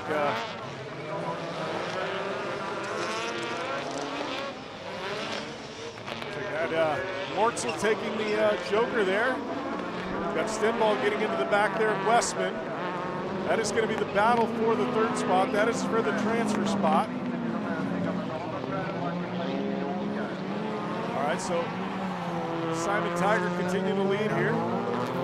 Another local favorite. Westman, a lot of speed here into turn number 1. Sideways as the sun starts to come out here in Älvsbyn. That's exactly what Linus Westman will be wanting for the home crowd. Up the inside of Eric Libman. Gets the job done, open the door up for Stenvall as well. Stenvall will go Joker this time, surely gets around the outside of Libman as well. Great job from Stenvall, smoke pouring off Libman's machine. Was he already in strife before those moves started to play out? What a shame for Libman, having qualified on the front row and being so fast in qualifying, pulls right off to the edge of the circuit. Yeah, a tough break for Libman, been very, very fast today. Stenvall under massive pressure from Mortzel as well. These two have already jokered. Ackerland in the background, yet to go into the extra route, drops it in the background on the brakes, into the loose gravel on the outside. Big spin there for Ackerland, as now Stenvall getting more pressure from Mortzel, a little contact there in the right rear. Stenvall must have an issue here, Jim, just doesn't seem to have the pace that we've seen so far today. Under pressure from Mortzel, who's got a real opportunity to be in the final this afternoon now. A couple of laps to go after this one. Tiger's in the Joker, good strategy from him just to maintain track position ahead of those fighting behind. He's right on the rear of Westman as well. He'll know that there'll be a yellow flag out there too, so when Westman does joke, he'll have to be careful with any kind of overtaking that section. All right, so Westman leading, needs to really put the gap on Simon Tiger, which is easier said than done. Tiger already taking the Joker. I think he's going to have the lead back on this on one of these upcoming laps. Right now, Westman got 2 more laps to be able to decide when he's going to pull the trigger on the Joker. Trying to stretch the gap out over Simon Tiger. Does briefly there through that first corner. Maybe Stenvall was just driving a bit scruffy because he's managed to gap Mortzel a bit at the moment, and he's under less pressure for that final spot in the final. Westman's going to go to the end here, but Tiger's close enough. In fact, Westman needs to get a bit of a wriggle on because Stenvall is not so far behind. The gap is only 3.6 behind. Fortunately for Westman though, Stenvall is under big pressure, so he'll be looking in his mirrors as much as he's looking ahead. All right, back up. The battle for 3rd. This is that final transfer spot. Now we got Westman and Tiger. Now Westman going to have to take the Joker this time by. That'll going to show the gap there to 3rd between Stenvall and Mortzel. Westman though, looks like he is not going to have enough. Simon Tiger is going to be close when they go through here. Going to come through, be looking for Westman to take the Joker. Simon Tiger, a lot of room here. Tiger to take the main line. Westman up through the Joker. Tiger to dive down. Westman going to have the momentum. Tiger seals the deal. Good job from Tiger, knew exactly what he was doing there. Look at that, Stenvall with a lot of pressure. Wow, Mortzel over the barrier, trying to get by. That is for the final transfer spot. Back up front, Simon Tiger holding off Westman. Wants to be sitting on the front row when we have that final. Wow, look at this, a battle to the finish. Super close finish. Westman gets it. Takes it by 5,000ths of a second, does Westman. Clearly got great drive out of the final corner. What a finish, Jim. That was brilliant. Wow. Just as you thought it was decided, Westman with a drag race to the finish line. It's not over till it's over. No one will take that harder than Simon Tiger either. He'll be super frustrated with that. Oh, wow. All right, this is Lidman getting pushed out by Westman. Stenvall into it with Lidman, and then something lets go there on Lidman's car. You'll see a puff of white smoke right there from the front. Lasted about one more corner, had to pull off. Tough, because Lidman has been very quick today. Had the top qualifying spot, but not the day that Lidman wanted. That was Ackerman with the big spin there. Never really much of a force in this one. And now we've got a shot here. Westman setting up Simon Tiger. He's going all the way to the finish, all the way to the outside. Tiger pushing him through the dirt. It's bumpy through there, isn't it, on the, that patch of grass. That's down to where the transponder is in the car, because if you look at it from that shot, Jim, I don't think Westman was ever actually that far ahead. If anything, they're side by side, but if your transponder's just a few millimetres further forward, that's going to be enough. Wow, it just went, you wanted on the very front tip of the bumper on that one. What a finale there. You know, they say it was the closest Indy 500 finish in history a couple of weekends ago. I got to say, I think that was closer finish than the Indy 500. Westman on top of Simon Tiger with, look at that. I mean, what, 5/1000ths of a second? Just insane. Stenvall in the third spot, taking on that final transfer over Mortzel.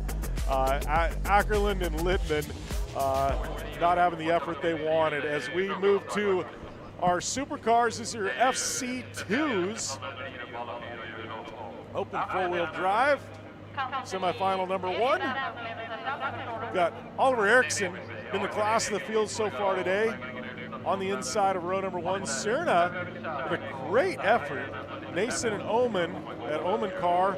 You know, we saw him earlier and wondering if things were I guess out of whack. They weren't really able to, I don't think, get the steering and stuff adjusted. But Oman, full wide contact in the run to the first corner. Nason's up the inside of Ollie Eriksson. Oman takes the lead at the front. They disappear into the dirt. What a recovery for Adam Oman. Ollie Eriksson, disastrous start, drops to the back of the pack. He's got a lot of work to do now to try and make it through to the final this afternoon for pole position. Will he joker this time around?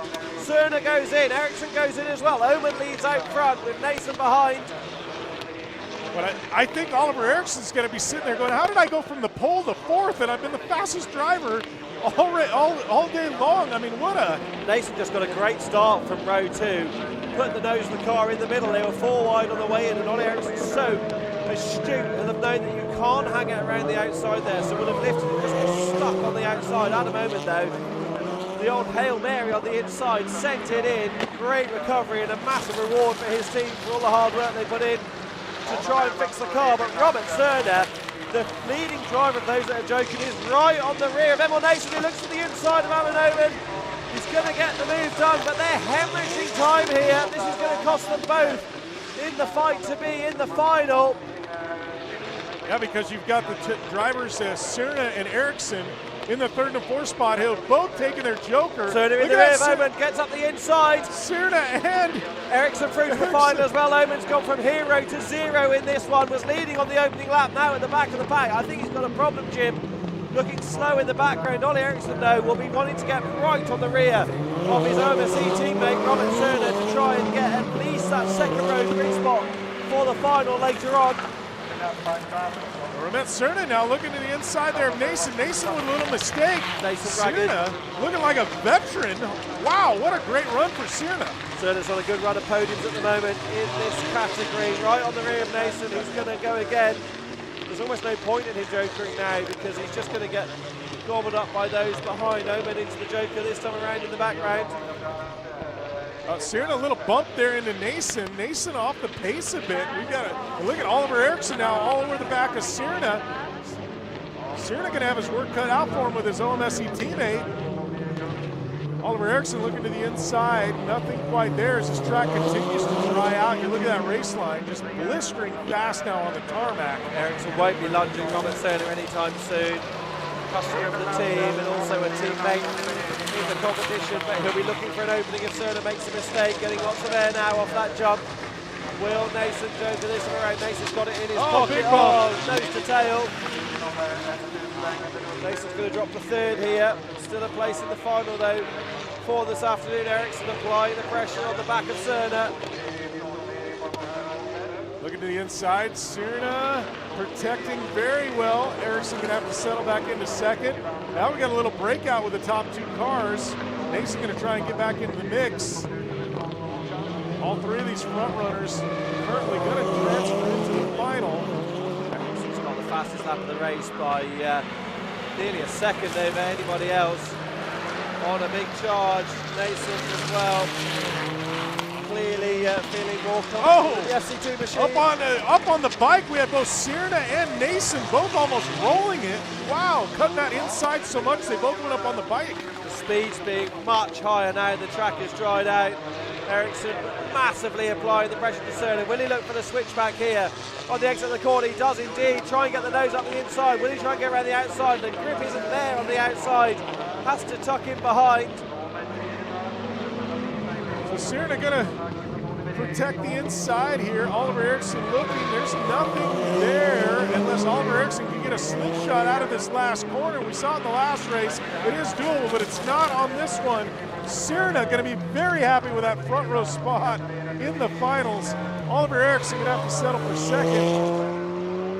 Looking there at Adam Oman, you got to give that team a lot of credit. That car was in shambles just a couple hours ago as we get a look here at the restart. And Adam Oman with the massive run up on the inside to take the whole shot from the last spot on the grid. Oliver Eriksson hung out to dry on this one, had to battle back into things.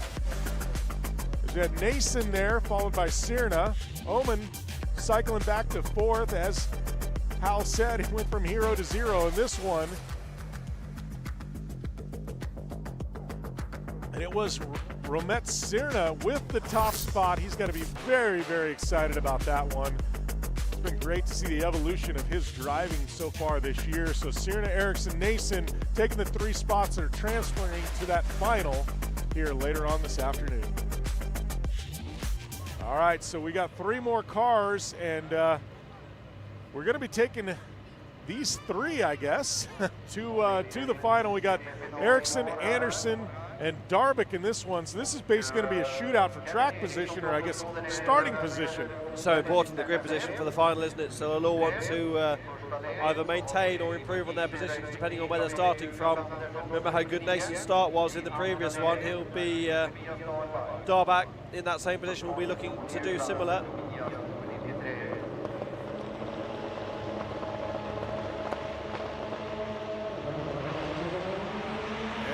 Off and running. Darbic trying to get a run on things. Look at that. Lucas Anderson with a whole shot over Kevin Eriksson. These two have been doing battle all day long. Lucas Anderson, some mistakes in the last qualifying session, trying to right the ship here. As they come into this first section, I would see Darbic taking the Joker early, getting it out of the way, as he does. So Darbic through the Joker. Kevin Eriksson now looking to the inside of Lucas Anderson. Lucas Anderson protecting the inside. Nothing there for Kevin Eriksson. He's going to have to do it the hard way if he's going to make it happen. Darbic will be praying that these two come together and lose a bundle of time. No, he's been in the Joker route. Kevin Eriksson's probably a bit wise for that as well. He's been very impressive in his first season at the top level in Rallyx. Sideways there goes Lucas Anderson through the first corner. He's lost a lot of momentum. Kevin Eriksson going to look to the outside. The grip won't be there because the glue is so slippery on the outside of the corner. Kevin Eriksson going to look to the inside. A little nip of the handbrake. Rear starts to move around. Yeah, all that exuberance out of Lucas Anderson has allowed Kevin Eriksson to get back into things. Both these front runners are going to have to take the Joker. Look at that. Oh, mistake from Anderson. Missed a gear or something. in that right hand. Ericsson gets up the inside. He wasn't able to do that earlier on. Gets it done this time around. That's exactly what Kevin Ericsson will want, to try and extend the margin now at the front of this one and increase the gap, because Darbeck is looming in the background. You see Darbeck there, as you said, looming in the background, trying to make a run up, knowing both these leaders are going to have to take the Joker at some point, trying to get back into thing. This is all about grid position in the final, but right now Kevin Ericsson, clean air out front. That is scary for the rest of the field. Kevin Ericsson can put down some blistering fast laps when he has clean air. Fastest lap of the race so far by Lucas Anderson on a 46.4. What can Kevin Ericsson do this time around? Massive cut for Lucas Anderson. Did some rallying in the off-season, did Lucas Anderson, and that was a kind of rally cut, wasn't it? Taking as much of the road as he could. No track limits here, because the natural architecture of the circuit means that you generally lose out if you cut too heavily. Over the line, what's Ericsson's time going to be? 46.2, fastest lap of the race. 46.3 for Anderson. Anderson's going with Ericsson here. So is Darbeck, in fairness. 46.6 last time around, much closer to the ultimate pace that we've seen so far this year. Anderson into the Joker, sends the FC2 sideways. Darbeck's going to be close, but not close enough. Almost looked like Darbeck was going to have a little rotation there, as Kevin Ericsson now trying to gap the rest of the field. Well, he sent it in like he was going to try a block pass, didn't he? And he just didn't have the distance close enough to the rear of Anderson. Here's someone locking the brakes at the bottom of the straight, but it's fully dry now on the racing line, isn't it? All of these cars will be on dry Nova tyres. Kevin Ericsson out front, not being as sendy as Anderson behind. 46.1, Ericsson goes faster again by the tune of a tenth. Look at him setting the car up. He'll be joking this time around. Does the Scandinavian flick. Sends it in. He's made a mistake. Oh, Ericsson's broken the steering. Oh, Kevin Ericsson throws it away. I think he was just trying to set it up with a big flick to gain the most time. Now, this will be interesting, Jimmy. He's got to get that out, because he would still make the final, I think, based on the fact that there's only 3 in this race, and he'll be classified 3rd. But it's a technicality in the regulations. I'm sure he will be in the final, actually, but it would be a back row slot at best. We need to see Kevin Ericsson and what's going on there. Lucas Anderson takes the win. Darbeck's going to be second. It'll be Anderson on the front row. I think the steering's broken, Jim. Look how much lock's on the car.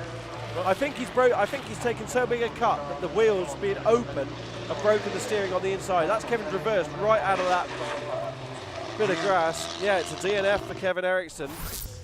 Disaster for him. And we're going to get the replay to see what happened, as we go back to the start. And Lucas Anderson with the hole shot there over Kevin Ericsson. Ericsson putting a lot of pressure on Anderson throughout this one. Able to get by there. Right there, another look at that pass. Lucas Anderson just making a little mistake. And here was Kevin Ericsson. Yeah, took too much curb.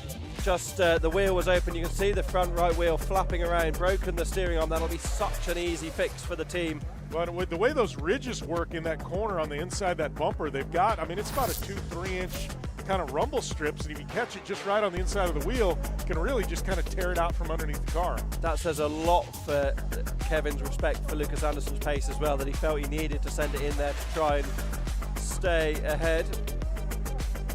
Wow, what a tough break there for Kevin Ericsson. But if anybody can get that car going, and it'll be the OMSE crew. But yeah, wow. I need to check the regulations. I'm sure he'll be in the final, but we'll need to check. But there's only 3 in that semi, so there's no reason that he wouldn't be, because it's based on the classification. And Kevin Ericsson from the back of the grid is a tantalising prospect. In the final. Well, and I think one of the exciting things for the fans tuning in at home, I know we got a lot of West Coast viewers starting to wake up, or on the in the United States. The finals are set, but the good news is sun's out. Things are drying out, as we saw in that in that last FC2 final there. It really got fast, and I think this is going to be exciting with this rallycross track. The rain has gone. It could come back. This is Sweden, but I'm excited for these finals. Yeah, me too. Whatever the weather does, if it rains, it's going to be full of drama. If it's dry, we've seen the racing is super fast, and it's going to be exciting. How long do we have until the finals? 5 minutes. We're going to take a very quick break. Stay with us. Don't go anywhere. Grab yourself a drink. We'll be back for the finals starting in just 5 minutes' time.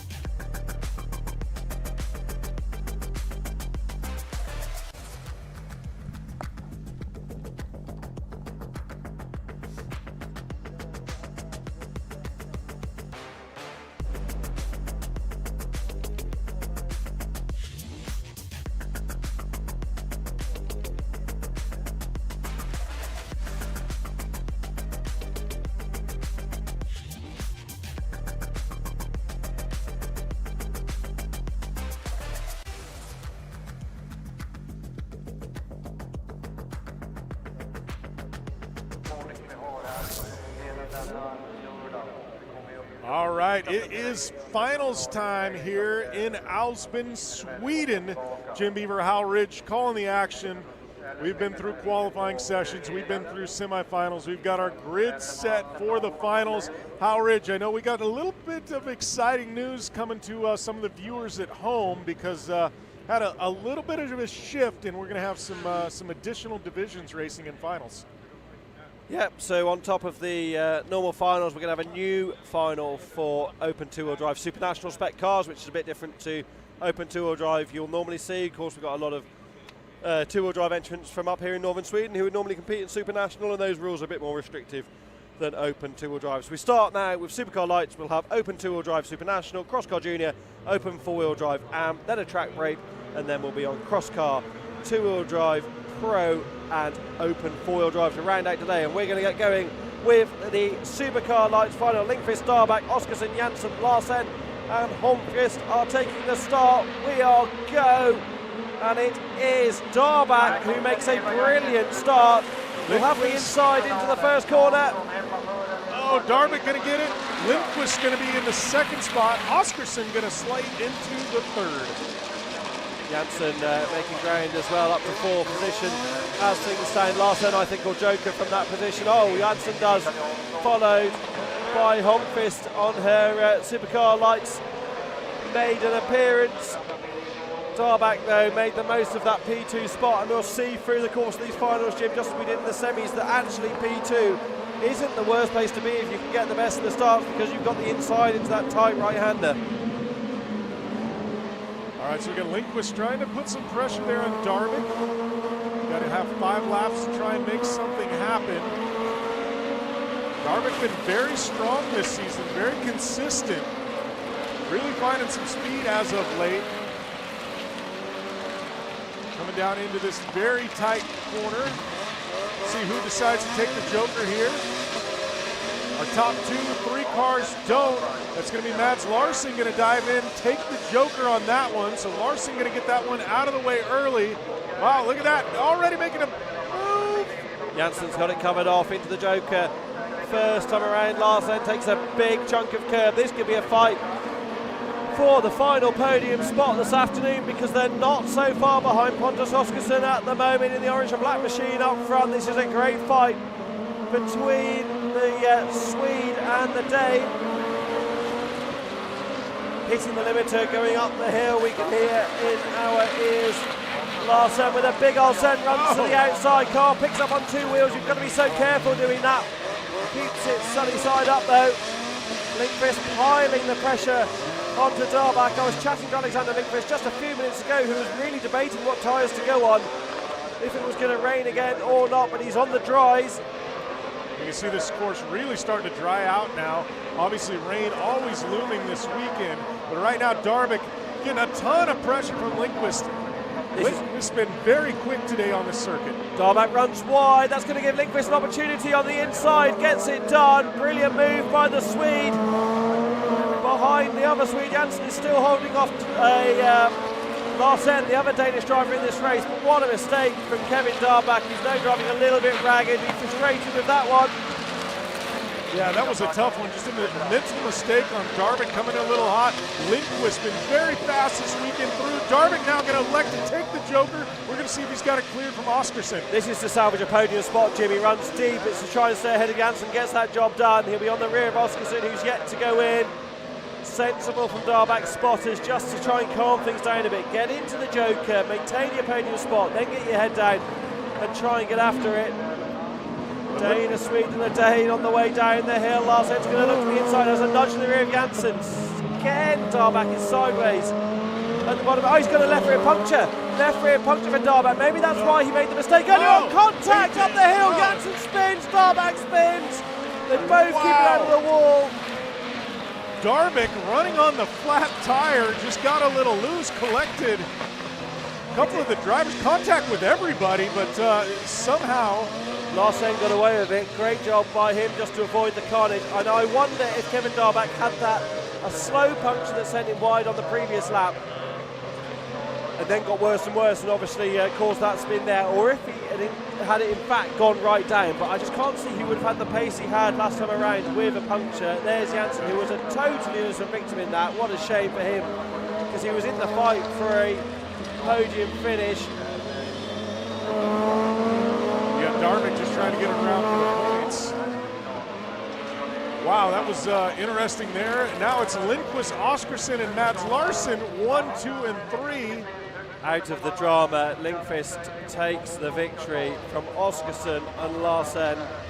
What a great job for Lindqvist. Kept his head even though he lost the position at the start. That's exactly what you need to do, and I think all of his racing in cross car will have taught him that. Just to always keep your head in those situations, because it's never over, is it? Great start by Darvik in the run to the first corner. This is Larsson and Janssen fighting hard. That was Larsson that went way wide there. And here is the first incident with Darvik, gets off. So yeah, the tyre's not off the rim. I think it might be a slow puncture at this stage. Even that drone shot gives you a great view of the tyre. The tyre's not off the rim at that point. I wonder if I'd like to see that again if we have time at some point. So it's off here. Yeah, it's been off for a while there. That's where he's. So he gets into it with Janssen. I think that'll be looked on dimly, to be honest. He's had contact with multiple drivers. Almost takes out Larsson as well. Larsson somehow able to escape it. So Janssen shut the door a bit coming up the hill, but that's the trajectory of the racing line. Darvik's gone wide with that puncture. Yeah, tricky one. I mean, ultimately, if they give Darvik a penalty, it's not really going to do anything. Well, it will give Janssen a position, I guess, in terms of the points, but I'm sure Janssen won't be that bothered by that. Alexander Lindqvist, though, takes the Supercar Lights final victory and celebrates with donuts at the end. Oscarsson and Larsson complete the podium. Good drive that from Larsson. Oscarsson as well, Jim, stayed out of trouble. Solid result. Talk a little bit about Josef and Holmqvist too. Debut here in final and taking over 4th spot. Got to be happy with that. Yep, good job today, and you can only build on that tomorrow. As we're going to pull some of the carnage off the track. It is going to be open two-wheel drive Super National next.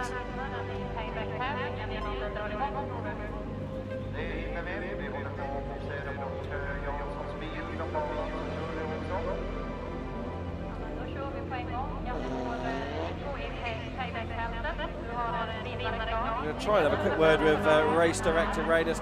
Rallyx, I don't know if you can hear us up there in race control, but what do you make of that situation between Darvik, the red car, and Janssen, the black car, on the exit of the final corner? Yeah, for me, black car was causing collision itself. If we go back with the drone shot, there was car outside and Darvik was not really moving to the right, so the black car moved to the left himself, and collision started. So. Okay, and I guess the penalty for that he's already taken because he's put himself out of the race, in your eyes. Yeah, there is no penalty from my side. He didn't finish. Yeah, it's just unfortunate that more cars are involved in this, which we're not doing anything with this collision. So, but yeah, we continue racing. Thank you, mate. Quiet day for you so far up there in race control. Yeah, so far it's been so good. Thank you all the drivers for that. But yeah, I think wet race made it a bit more easier for us. Speed is slower and everyone is taking a bit more care of themselves and others. So yeah, hopefully it will continue like that. Well, I think, Rallyx, I said earlier, I think you just brought a bigger hammer this time. They were a little scared of you. The biggest I can find. Thank you, Rallyx. We need to get going. I know we need to get to the grid for this first ever open two-wheel drive Super National final here in Rallyx. Stenvall, Fahlgren, Mortzell, Gunnarsson and Lindqvist making up the grid. This should be a fun one. Stenvall been very, very fast today. Especially now knowing that Stenvall's car is to a different classification. That'd be Super National here in Sweden. So Stenvall been very fast, probably one of the favorites here. Fahlgren had some good success there in the semifinal. Mortzell, Gunnarsson, Lindqvist, stacked field here. Stenvall there in the pole position. Lights out, green flag. Again, it's row 2 that has the best of the traction. That's Mortzel has made his way through to the inside. Goodison also on the train on the inside. Lundqvist as well makes it through. That's a shocking start for Falgren. He drops to the back of the pack. Mortzel, who was really quick earlier on in the semi-finals as well, to the front of this one. That looks like Gunnarsson going to be taking the Joker this time, trying to get that out of the way early. Goodison was one of the 2 drivers to do that earlier on. We cut away from that action to ride above. Stenvall trying to find a way through for the lead. Goodison into the rear of the Hyundai Accent of Falgren. Right, so Stenvall now looking to the inside of Mortzel. Mortzel protecting that lower line. Big drift there by Gunnarsson, hanging a tire out into the dirt. Mortzel continuing to lead here. Stenvall in the 2nd spot. Almost identical lap times. Right, Stenvall looks to the inside, nothing there. Stenvall taking the Joker that time, going to get it out of the way. Still clears the position. Great use of the Joker by Stenvall. Falgren also into the extra route. But like you say, Stenvall spotter on the ball this afternoon, Jim, to get into that bit of free air. Lundqvist is going to drop out of this podium spot once the Jokers play out, barring any disasters for anyone else. We know this is a Rallycross final, so anything can happen yet. We've seen that so far. Look at Kevin Eriksson in the semi-finals for open 4-wheel drive earlier on, breaking the steering on the final lap. Mortzel flying out from the fastest lap. Goodison now with the fastest lap, a 10th quicker onto the rear of Lundqvist. Looks to the inside. Lundqvist great at defending, not really the track position at this stage. Lundqvist is into the Joker. Goodison carries the pace around the outside. Great awareness from Andreas Goodison. For those not watching earlier on, that son of legendary chassis builder Ingvar Goodison up here in Sweden. You know what's great about watching Gunnarsson? Oh, Falgren up the inside. Lundqvist just forced the outside, stuck in the gravel. I don't think that car's going any further. That has gained a position for Falgren, but it's not going to be enough to be on the podium unless something happens to these top 3. Goodison crosses the line. Stenvall's on an absolute mission. 49.4 is closing the gap rapidly on race leader Mortzel. You can see it visibly, Jim. There's nothing in it now. Mortzel needs to take the Joker arrive at this lap on the next one. It's not enough. I would have gone again. Yeah, I don't know why he took it that early, trying to, maybe Stenvall would make a mistake or something on the next lap and, have an opportunity. But Stenvall now into the lead. Mortzel now into 2nd. Oh, little contact there. Mortzel getting to the back of Stenvall. Love the diversity in this category. Supernational has for so long been a staple of Rallycross, especially up here in Scandinavia. Shame not to have more Finns here this weekend to join these Swedish contingents around the Finnish Championship this weekend at Kouvola.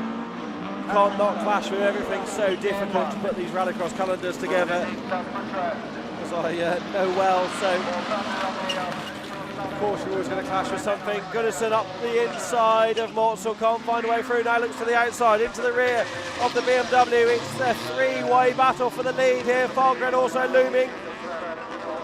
All right, so Gunnarsson, he's had the speed. That big car can really push. Just haven't been able to get around things. Classic Supernational shape, the big Volvo. Oh, they're all making contact into the right-hander. And Gunnarsson's car is so big, it's actually fun to watch in corner because you can really get that weight transfer. And they're not as heavy as they look either with all the composite panels. To the inside again, not going to be able to get anything done there. Stenvall is going to get the run out of the final corner and cross the line. It's a super close finish, but Stenvall takes it. What a great race. And Goodison.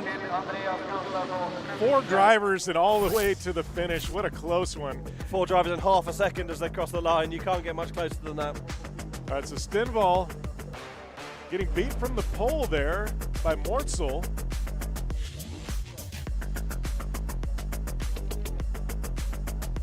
There's Falgren there. Get around Lundqvist. Stenvall there, getting around Mortzel. at Gunnarsson, charging hard, big slide up. As Stenvall protecting the inside. 4 cars to the finish line. And it was Stenvall with top honors. Mortzel, Gunnarsson, Fahlgren, Lundqvist not being able to finish this one. Strong run early for Julia Lundqvist.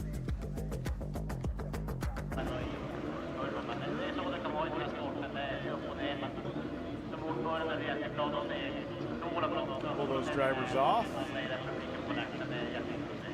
Gonna go Crosscar Jr. up next. Oh, Crosscar Jr. getting to the line here.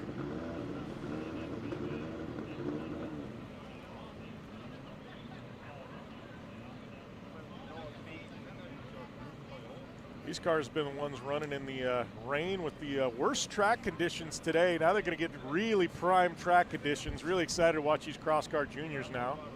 Been battling through the elements.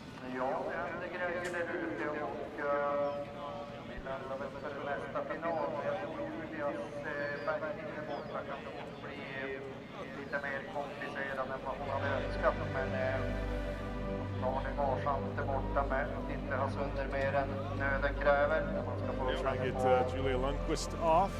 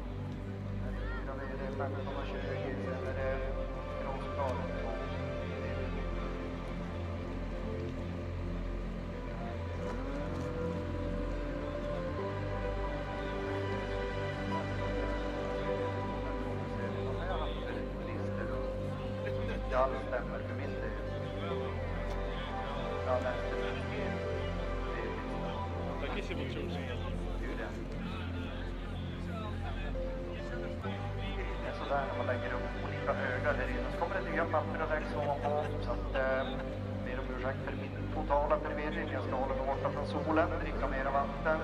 Och så ska vi strax köra igång Crosscar Junior.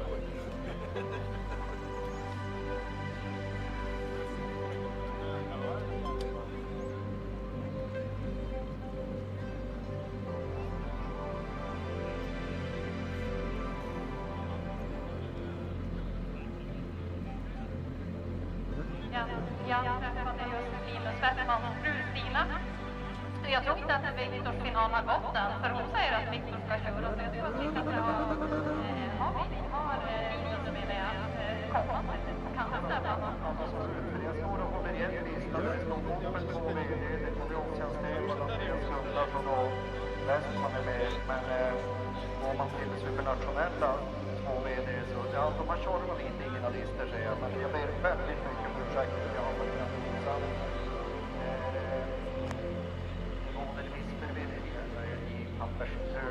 Men Westman ska köra. Absolut. Ingenting annat. Hello. All right, looks like we are ready to go racing here for Crosscar Junior. This is our final. Got 6 cars on the grid. Gonna have Manisto in the pole position, Matlamaki, Antilla, Huka, Isik and Permaki in this one. All 6 drivers earning their way in, and this has been a hotly contested division so far today through qualifying and semifinals. Absolute loaded up grid for the final. Lights out, green flag. Manisto on the inside. Matlamaki looks like gonna have the best of Manisto. Nope, Manisto gonna get around Matlamaki. There's gonna be Manisto and Matlamaki 1 and 2. Antilla gets forced wide in the first corner. Manisto making the best of that managed to hold on despite P2 again. Jim having a great run into the first of the proper corners here in Älvsbyn. Into the Joker this time around goes Ease, etc. That could prove to work well later on. Paramäki still hunting a maiden podium. Oh, big spin there.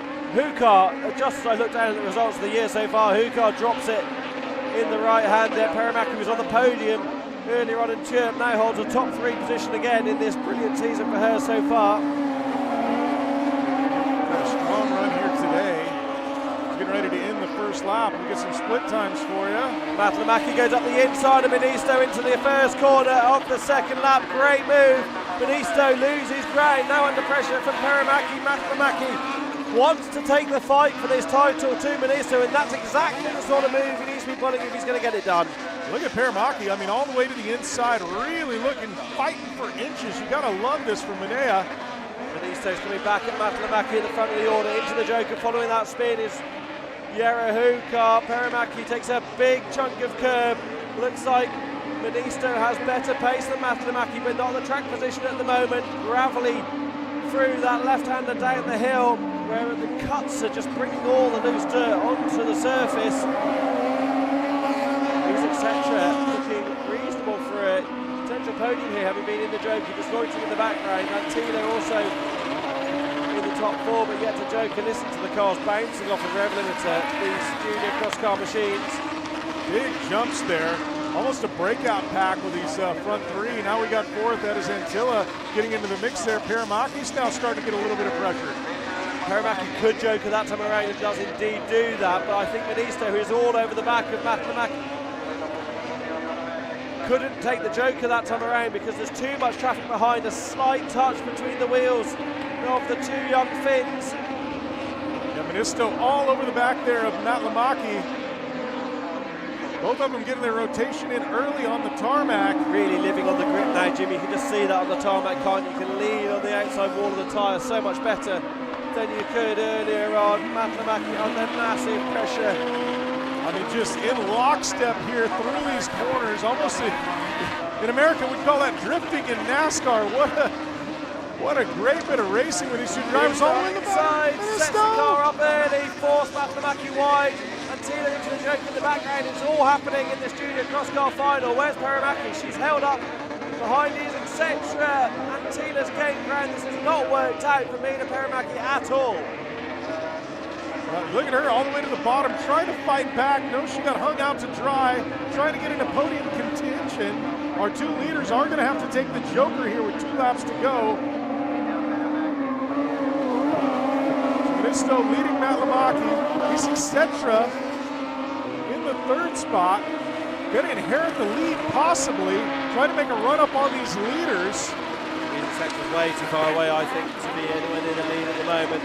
Over 2 seconds off the back, but I could be wrong. It depends how well these drivers can execute the Joker, because they've been fighting hard. And realistically, Jim, as you say, he's and there was a spin by Ease, etc.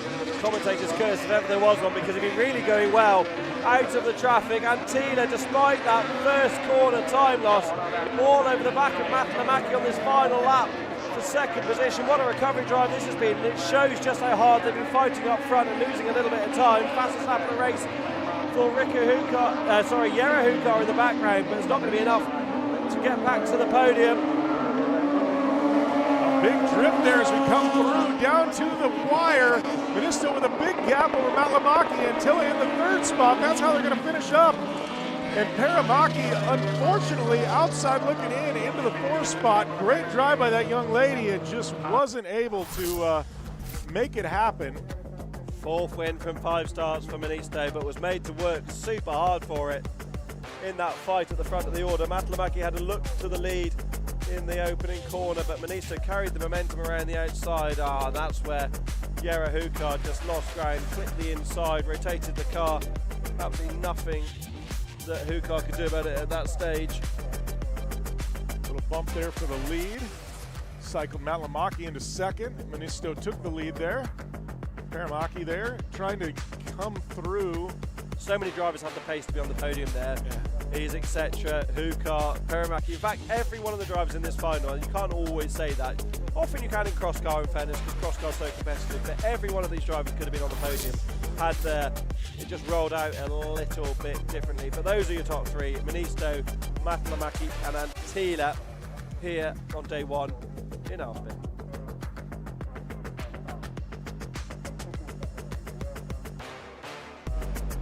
All right, so this is going to be one of our special divisions here. This is going to be open four-wheel drive amateur. Going to have Darvik there. Looks like Nason not making the grid. We've got Omen and Omen in this one as well.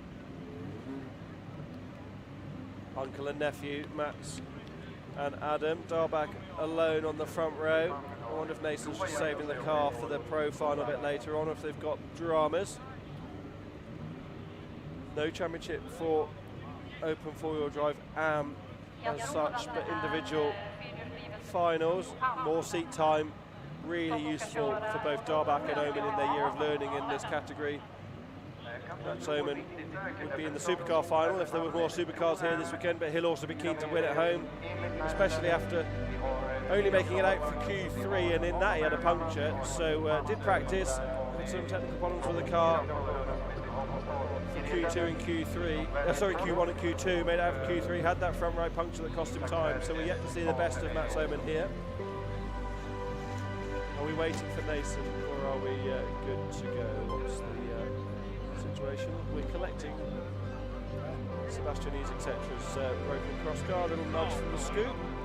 The scoop of doom we used to call that, Jim, because usually that's only required when things have gone terribly wrong. It definitely is a scoop of doom, and we've seen some.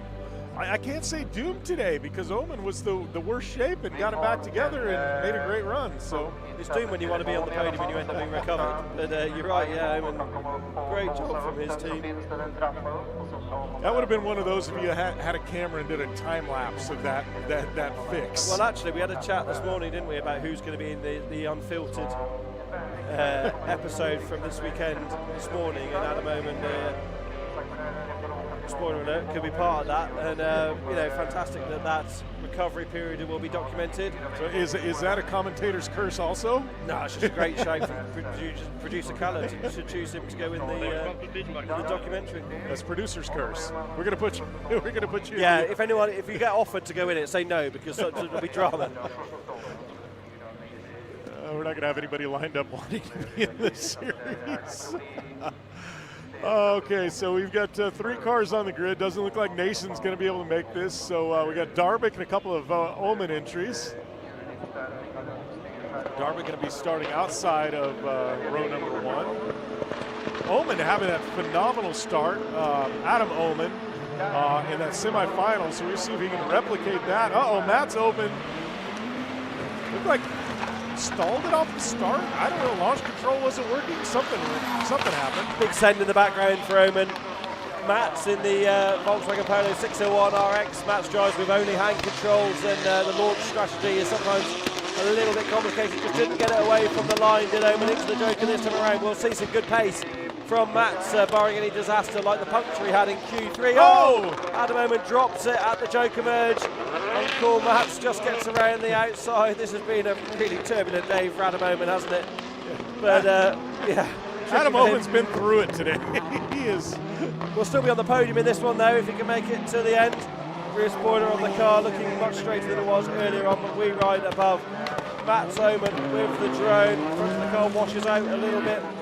There are probably few people in the world that have done as many laps around this rallycross track as Mats Omen, who has a big send through the opening corner in the Polo. The gap is 4.6 seconds to Tobias Darvik.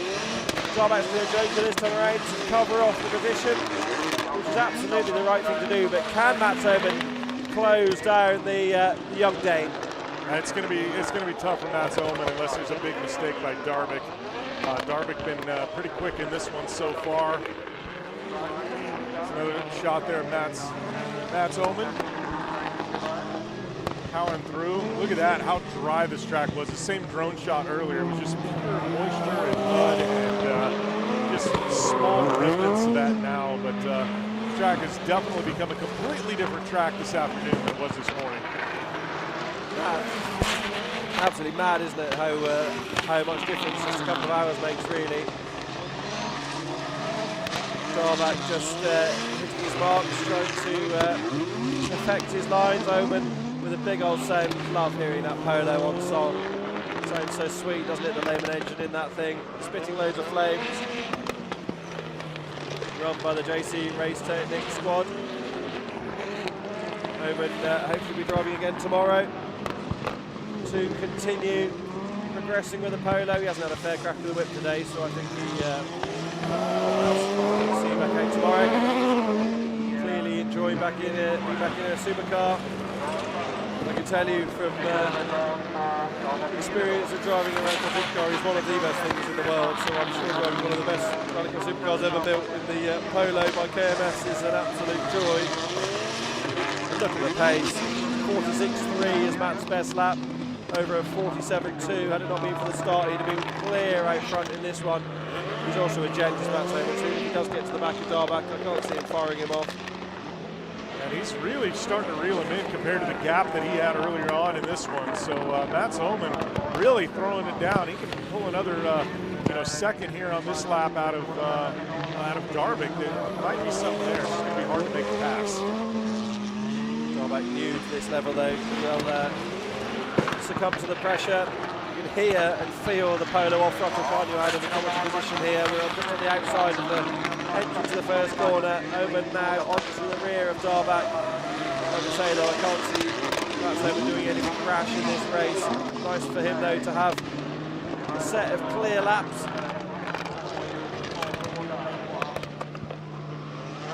Adam Omen still rotating out of our shot, so he's going to get a podium result. That's a couple corners to go. It is going to be Darvik bringing him home. This is open four-wheel drive amateur. Through that final corner, going to run up to the checkered flag. It is going to be Tobias Darvik with the victory. Mats Omen second. Adam Omen about a half a lap back and trying to pick his way through these final corners, take home a podium spot. See some of these drivers in action here, and a little bit in open four-wheel drive pro.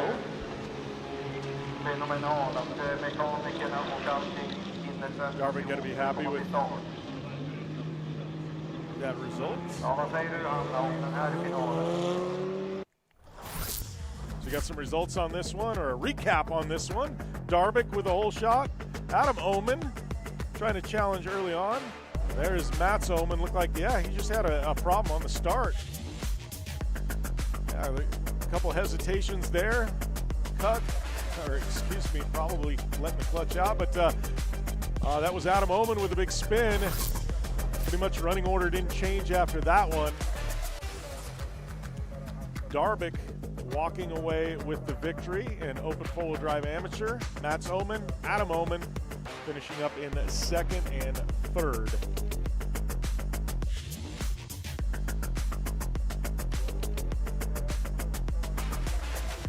All right, so we've got about 12 minutes of track.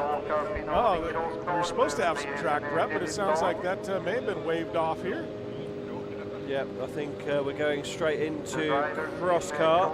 Okay. From what I understand, this is going to be a super tight turnaround for Darback, returning to the paddock behind us. Omen as well, behind our commentary position, returns to the paddock. Lots of fans out this afternoon. Umbrellas kind of at the ready, Jim, just in case it does start to rain, but the paddock's dusty again now. The weather has changed dramatically today. I hope it stays dry tomorrow, just to help the local organisers here get the fans in. It could rain in the afternoon once they're already here and they've already bought their lunch and stuff, but yeah, mixed conditions always make it interesting from our point of view, but it's a disaster for local organisers. And what a beautiful area of the world. I mean, obviously we've got some gliders out, it looks like, but I mean, this is the farthest north I've been anywhere in the world, and just beautiful up here in Älvsbyn, Sweden, for those of you tuning in across Europe as well as North America. I mean, just a beautiful place up here. The organizers doing a phenomenal job. The track is beautiful. The town here in Älvsbyn is just absolutely amazing, the way they've rallied around this event with the parade. And, you know, we keep talking about, I think they had a paddleball tournament. They had, you know, the soapbox races, and just good vibes by all. You know, and right now I think somebody told me they got about 15 minutes of darkness right now at night. So I haven't seen that, and I'm not prepared to stay up late enough to find out, I'm afraid. You don't want to stay up tonight? We'll find out when that 15 minutes hits. Yeah, we could do, but I don't think I'll be useful for anything tomorrow, to be honest. Well, the fans sure enjoying it because as much as we've got daylight now, in the wintertime they have plenty of darkness up here.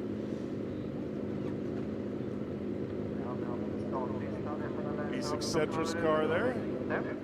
So we're waiting for the cross-car final to get underway. So we got yet to come. For those of you just joining us, if you haven't joined us, you got 3 of the big ones left. If you haven't joined us, where have you been, quite frankly? Probably a lot of North American viewers that have been in bed. But we need more dedication. Yeah, Set your alarms. Fair enough. If you get up for Formula One, you should get up for Rallyx. But we've got cross cars coming at you. We've got Open 2-Wheel Drive Pro and Open 4-Wheel Drive Pro. So 3 of the big divisions yet to come. And cross car has been electric today, both in the junior division that we just wrapped up, but we've also had the regular cross car. And this class, I mean, never ceases to amaze me, the battles and how close the racing is. Looking at some of the future stars of the sport, I mean, you know, we can go down the list. I mean, Cerna, one of the, you know, ones that we saw take a victory earlier on today in that semifinal, and he's come out of the cross car ranks. And any of these drivers could win this final because it's so competitive, isn't it? Looking at the grid there, I'm sure you'll run through it in a minute, Jim, but you've got Hukaris, etc., Svedlund, Diek Merstad, Yulilami and Baumanis. They're all potential winners, and I know sometimes in sport you ham it up a bit, don't you, to say, oh, any of these drivers can finish on the podium, when actually, realistically, the pace body isn't there. In cross car, it's so wildly competitive, and we've seen that throughout the 7 years that I've been involved in commentating on Rallyx, that it's just brilliant. And there's certain chassis that seem to work better than others. I love the Speed Car Wonder. It just looks so pliable, and it's a domination of the Speed Car Wonder in this final. All of them are in that car, and some of these drivers, especially the likes of Diek Merstad, who are so on top of them, they move them around in such a fun way to watch. Well, it is fun, and I love divisions like this because, you know, I've spent plenty of seat time in, you know, the FC2 cars and actually the FC1 cars over in the States, and they're so forgiving. I mean, you make a mistake, and there's so much horsepower and traction to bail yourself out. Cross car is such a great place to learn the craft of rallycross, because if you do make a mistake, it punishes you. God, aren't you? We've seen that so far today, haven't we? If you go wide, if the rear starts to go on you, there's nothing you can do about it, and it really channels you to drive clean and smart, doesn't it? Yeah. I do have to say, though, that number 2 of Rika Huka, that start Huka had in that last, I mean, went from, I think, 6th to 1st. I mean, just brilliant. So it's Eccentra, Huka, Svedlund, Merstad, Yulilami, and Baumanis in this one. As Hal had said, any one of these drivers can win. We are green flag. Rika Huka going to have the inside, but not going to be able to get it done. Merstad wide, clips the bank on the outside. It's going to drop down the order, just maintains position ahead of Baumanis, does the reigning champion. Looks to the inside of Yulilami. Up front is Etc. Has command of this one. Hukar second, Merstad Jokers at the first time of asking. Carl Svedlund running 3rd at the moment. Baumanis through the Joker as well, so 2 of them get it done here on the first lap. Still 4 yet to take a Joker, but right now it's Etc. out front. Svedlund and Yulilami will be in a bit of trouble here, strategy-wise, if Diek Merstad and Baumanis can get the hammer down and get onto the back of this pack. Yulilami close to the rear of Svedlund. Svedlund looks to the inside of Hukar. Bit of understeer from Svedlund. He's going to come under pressure now from his teammate of last year, Yulilami. No way through for Yulilami at the moment. Yulilami just coming in really hot there, all over the back of Svedlund. Svedlund got his hands full trying to get around Huka. Into the Joker goes Carl Svedlund, the reigning junior cross car champion. He's going to lose track position to Thomas Diek Merstad, who's already been into the Joker. Not ideal for the young Swede. Takes a whole chunk of curb on the inside. Diek Merstad not really being held up by Yulilami at the moment, but he's close to the rear of the Finn. Top 2 drivers starting to break away from the pack here. That is Etc. and Huka. This is all about what Hukar does strategy-wise now, I think, because Ease Etc. has pulled a margin nearly 2 seconds up the road. Ease Etc. dominating this final at the moment. Yulilami's falling into the clutches of Emerson and Svedlund behind. Hukar and Ease Etc. go again. Oh, mistake in the background for Baumanis. Loses a little bit of time. That's not really going to affect anyone as he's out the back at the moment. Merstad, though, applying the pressure to Yulilami. Yulilami being there can only help out Hukar, but has Hukar got the gap? I don't think Hukar has got the gap at the moment over Merstad. Backing it in, Merstad at the bottom of the hill. Yulilami much tidier on the brakes. Yulilami's going to have work cut out for him. Merstad already got the Joker done. Hukar may have a little bit of gap just because Yulilami has got that, got a car between him and Merstad, but I think Merstad got a very good opportunity here to possibly podium. I think it's almost done, isn't it, for Merstad? Is whether he can get up to second. Hukar goes in this time around. The blue, yellow and red machine's going to join on the outside. Can Merstad get it done? Hukar's going to slot in between Svedlund. It's up the inside of Svedlund, pushes Carl a little bit wide. Hukar just lost out there between Merstad, but side by side with Svedlund, managed to get it done on the inside, down the hill. Will Svedlund look to the inside? He does, gets it turned in, avoids contact. Nice, clean and tidy smoke pouring off the rear of Rico Hukar's machine. Smoke in the tires. The Svedlund now on the hunt, looking to the inside of Hukar. Ease Etc. though, Jim, is absolutely flying. We can barely see him in this race. 3 seconds up the road from Yulilami, who's also yet to joke. He's got this in the bag as Ease Etc. If nothing happens. Merstad comes back in, gonna get the pass there. Oh, contact! Yulilami and Hukar. Yulilami's off on the inside. Hukar survives. Oh, tough break there for Yulilami. How did Hukar get away with that? Svedlund fourth at the moment. Ease Etc. though has absolutely dominated this final.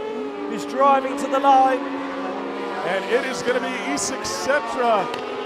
taking home the top spot. Merstad with the great use of the Joker taking home the second spot. Rico Hukar surviving to finish in third. That was a wild one. Like you said, you called this one out. All 6 drivers can win, and we saw these drivers absolutely throw down today. Svedlund will be disappointed, was in the thick of the fight there, just couldn't get it done. Hukar though can thank his lucky stars because there was a bit of drama in that one. Still made it to the podium, his 3rd podium of the series so far. Let's have a look back at the replays. Ease Etc. getting the whole shot early, and that was pretty much what sealed the deal. All the chaos, all the carnage happened behind Ease Etc. But also stunning pace from Ease Etc. Like, he just pulled away massively when it mattered most. This is the contact is, this is, it is. So this is Hukar, no, this is the Joker merge, I'm wrong. So this is Svedlund defending from Hukar when Hukar went into the Joker. This is the contact. Yulilami around the outside. Hukar and Yulilami. Oh, so that was almost over. Nobody's fault. They're both sideways. Nothing either of them can do. The Hukar's definitely not intended to do that, but he's driven over the front of Yulilami. You can't get closer to rolling than that and remain on your What wheels. a save, the way he turned in and just was able to bring it back. That was, like you said, borderline. It was almost there. Wow. Stunning job, though, from Älvsbyn, Etc. to take the victory. Merstad on the podium. Hukar, Svedlund, Baumanis and Yulilami complete the final finishers. Well, that one was exciting, and it sets the stage for tomorrow because these drivers know the pace.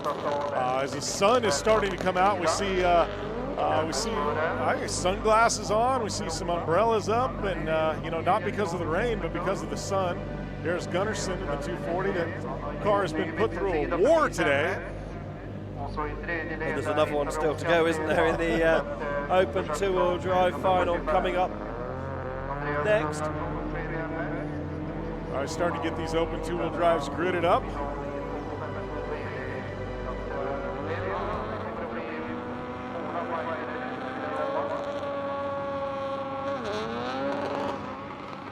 Doing a little bit of tire cleaning there for Tiger.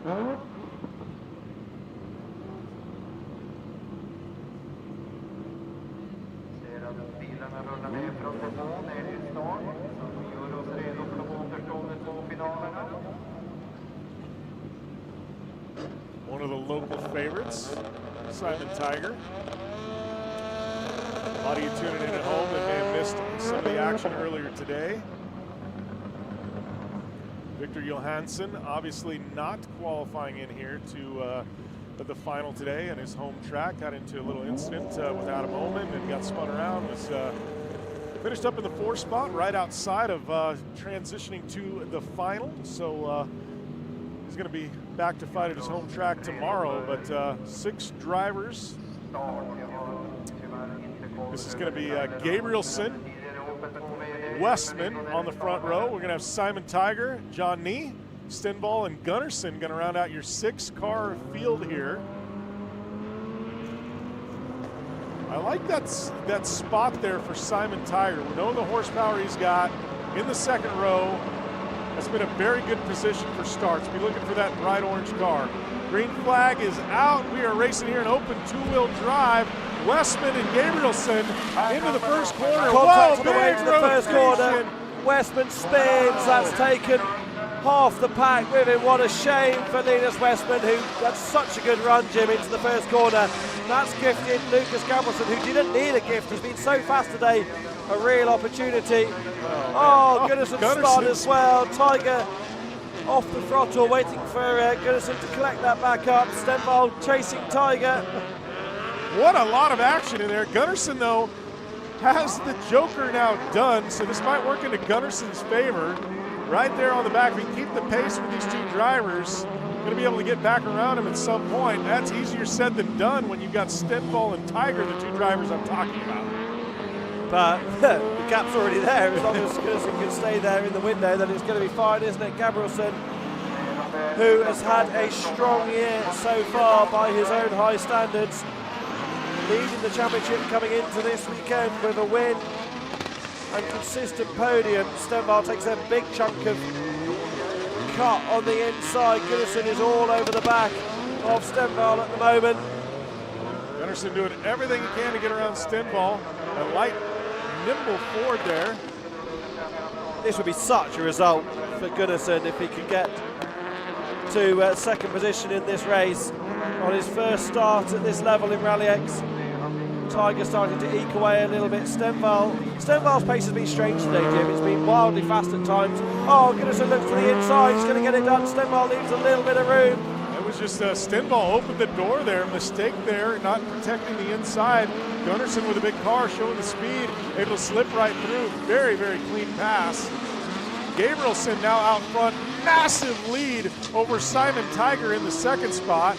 And yes, our leader Gabrielson going to take the Joker, knowing he's got enough time to clear. Simon Tiger now to the bottom. Gabrielson going to thread in. That is going to seal the deal for Gabrielson. Tiger still having to take his Joker at some point. Risky game to play for Lucas Gabrielson, jokering into that traffic when you know it's going to be tight at the merge, because you just need a tiny bit of contact and all of a sudden you'll be spinning off the podium. Tiger, though, can sniff victory here, but still has to take his Joker, as you say. What's the gap back? We'll see this time around. Oh, Tiger is all over the back. Gabrielson's got problems. Maybe he already knew, that's why he took the Joker last time around. He's up the inside again. Tiger's got problems as well. What is going on in this open 2-wheel drive final? This back and forth, and the one Gunnarsson in the 3rd spot now has soaked up the entire difference onto the top 2. Gunnarsson in a position to possibly get 2nd. Yeah, he's going to clear Tiger here. I wonder if they thought it was the end of the race. I wonder if Gabrielson lifted thinking he was on the last lap. Maybe if he's lost radio communication, he thought he would be on the final lap. Then I wonder if Tiger was like, oh, there's something wrong here, I've lifted as well, because neither of them seem to be carrying that issue.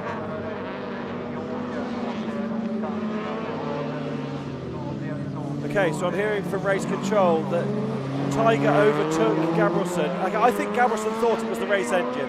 What's then happened is, because there's yellow flags in the 1st corner, I'm hearing from producer Callum, for those 2 cars on the outside, that there was yellow flags. Tiger's overtaken on the yellows, then had to get out of the throttle to allow Gabrielson to be back ahead. Meanwhile, though, Gunnarsson is massively applying the pressure to Gabrielson here. Contact with the rear on Gunnarsson's debut in open 2-wheel drive. Wow, Gunnarsson looking like a veteran here on the debut. Gabrielson's had problems this year with the electronics in the Starlet. It's been cutting out at different times. This is a three-way fight for victory here in Älvsbyn. Last lap, 2 corners to go, and Gunnarsson has made his presence known. Gabrielsson, look at that car, it's just destroyed. Gunnarsson all over the back of it, gonna try and draft him down. Don't know if he's gonna have enough power to the finish, but it's gonna be Gabrielsson holding on. Gunnarsson in second, Simon Tiger, the local favorite, finishing up in third. Stenvall gonna be in fourth. Gabrielsson earned that one. What a fight to the finish. He had such a margin at the start of that race, you thought this is going to be boring for the win, but actually, Gabrielsson's win and his second of the year came after a big fight. This is Westman dropping it, just had that tiny bit of contact. The rear went round. Oh, he's broken the steering there on the inside. The suspension's off the car, knees collected him. Stenvall had a little bit of contact, did well to stay out of that. Let's have a look at it from the drone. How lucky was Tiger not to get totally wrapped up in that?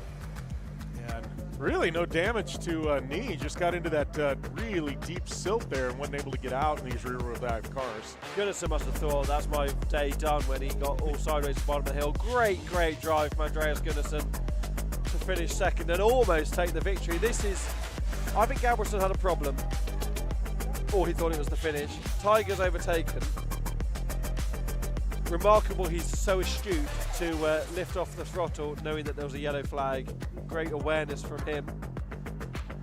Look at the clean line, the blue groove as you would call it, Jim, back home, because it's really cleaned on the inside. It'll be fascinating to see how that works in the open four-wheel drive final in just a few moments after they've scooped all of these cars up out of the gravel traps. And Gunnarsson there, I mean, looks like Gabrielsson's car went through war. Gunnarsson just taking off bumpers and fenders, and you gotta love it. Open two-wheel drive final never disappoints. Gabrielsson walking away with top honors. Gunnarsson in second. Simon Tiger in the 333 car in the third spot. Stenvall, Westman, Knee rounding out your top six. But open two-wheel drive. We got, look at how buried those two cars are. They're going to be pulling them out. The Scoop of Doom doing its job. Both those cars actually in relatively good shape, just in bad spot there in the sand trap. Who's going to win the open four-wheel drive final? Let's have your answers in the YouTube comments. Got YouTube open on the screen at the moment. Who do you think is going to win the final here of round 5 of Rallyx North 2026 here in Älvsbyn, before we do all of this again tomorrow? As you say, Jim, very little damage to Knee's car because drove straight out of the gravel trap. Tell you what, Westman's car went up and looked at that earlier today. Beautiful, it's a beautiful car. Almost looks like a touring car to me. Yeah. It's a very proper race car. Stunning, isn't it? But I suspect it's got broken suspension on both sides now. Given that he broke the left on the way in, Sider's got to go, and then took a big old whack from Simon Tiger in the front right as he was spinning. There's Thomas Ickmerstad and Espinese, etc. Carl Svedlund in the background. Returning, Tiger's wounded BMW. That'll live to fight another day. Omen's car in the background as well. We are about to go racing. All right, this is the final race of the day. This is going to be your open four-wheel drive final. Star-studded list of drivers here, getting ready to go racing. Look at that, Romet Serna in the #1 spot. Lucas Anderson outside of row #1. Row #2, Oliver Eriksson, who has been ridiculously fast today, both him and his brother, and they just haven't been able to put it all together. Tobias Darbuck there in the 4th spot. Kevin Eriksson, who I mentioned earlier, inside of that final row. Emil Nason rounding things out. I think the Eriksson brothers, both of them, if they can put it together, have a shot at winning, but they just haven't been able to put it together yet today, Hal. Anderson's super quick as well, as we know. This is going to be a fascinating one. Really, really excited to see Serna now on that pole position in the stacked final, just to see what he can do with it. As lights out, wait for that green. Oh, it was a quick green. And look at that, Ollie Eriksson slotting into the inside. Gonna check up a little bit, doesn't want to hit his teammate Serna. Anderson a bit sideways on the opening lap. Eriksson around the outside of Darbach at this opening opportunity, gets it stopped. Kevin Eriksson's up to 4th, Serna into the Joker this time around. Risky strategy followed by both Darbach and Nason. That's worked really, really well for Kevin Eriksson at the moment to get some free air. Serna though into the rear of Eriksson. Kevin Eriksson, I thought a Joker that time around. Anderson wide into the loose gravel on the outside. Kevin Eriksson with the free air is now 3rd. This has worked perfectly, for Robert Serna, who's on the back of Eriksson. Needs Eriksson to get a wriggle on in front of him. Didn't expect to be saying that at the start of the season, did we? Not with the newcomer from Estonia up front. Ollie Eriksson's taking the charge on the back of Lucas Anderson. All right, so right now it is Anderson, Eriksson, Serna, Darbach, and Nason. Ollie Eriksson applying the pressure hard to Lucas Anderson. Lucas won on his debut weekend at the highest level in the Netherlands. The first weekend you joined us, Luke runs a bit wide there on the outside of that super tight right-hander. Ollie Eriksson threw the win away a couple of rounds ago in Honky Honky on the Saturday, but dominated on the Sunday to take the victory. He's right under the rear spoiler of Anderson as they get towards the end of this second lap. Oh, that is Nason pulling off. Look at that, Anderson opening the door just briefly for Eriksson. Nothing there for Eriksson. This is going to be a battle of the Joker strategy if he can make a mistake. Kevin Eriksson looming in the background as well. Eriksson, Ollie looks to the inside. These two are losing ground. This is only helping Robert Serna in the background. Eriksson right in the rear of Lucas Anderson at the front of the order. Eriksson's mistake. Kevin Eriksson on the inside. This is not helping Robert Serna at all. These OMSE teammates kind of tripping over each other that little bit. And you've got Kevin Eriksson just sitting there waiting for a mistake to be made by our two leaders. Serna though will be desperately hoping that some of them get out of the way so he can try and get after Lucas Anderson. That is exactly what Anderson needed to get a bit of free air up front. Can Anderson take a second career victory in FC2 this afternoon? The JC Race Technic driver. Ollie Eriksson coming back at him again now. Nobody's taking it, and Kevin Eriksson going to take the Joker. It's going to free up some room for Serna. Serna should take over that 3rd spot. Does indeed, up to the podium position again. Serna being on the podium consistently now. 4th, 2nd, 3rd is Serna's most recent results in this category. Under pressure from Kevin Eriksson, who runs the OMSE team.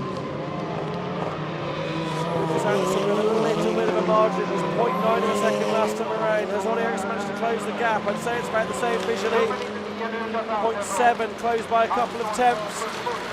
Serna now really trying to hit the gas, trying to narrow this gap, see if he can get around one of these drivers at least, improve his podium spot. Anderson with a big rotation into the Joker. Oliver Eriksson as well. They are both through to the Joker. You got Robert Serna now coming through the bottom. He's going to get around Oliver Eriksson.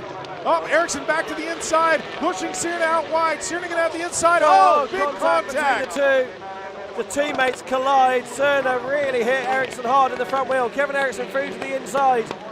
Is now the leading of the two brothers. Darbach there as well, but Lucas Anderson at the front of the order. Great job from him to fend off massive pressure. Kevin Eriksson one wide. Ollie Eriksson gets through. He's going to finish on the podium here. Lucas Anderson takes it from Robert Serna and Oliver Eriksson. What a wild one there. Great use of the Joker from Matt Serna. Had to get elbows out with those motocross terms to get his way back up into second as we get a look here. Lucas Anderson with just a phenomenal start to this one. Got out front, let a lot of the chaos happen behind him. Little mistake there. Looked like Oliver Eriksson had a chance to get around him, but wasn't able to. Oliver Eriksson there out into the rough. Opened the door for his brother, wasn't able to get it done. Robert Serna, good use of the Joker, got around Eriksson. Eriksson gets back around him. Little contact there with Serna punching. That was hard, wasn't it? Yeah, punching Oliver Eriksson out of the way, taking over the second spot. Oliver Eriksson going to have to settle for the third and final spot. So your Open Pro four-wheel drive final, Anderson on top, Serna, Eriksson, Kevin Eriksson in the fourth spot, Darvik settling for fifth, and Emil Nason unable to finish that one.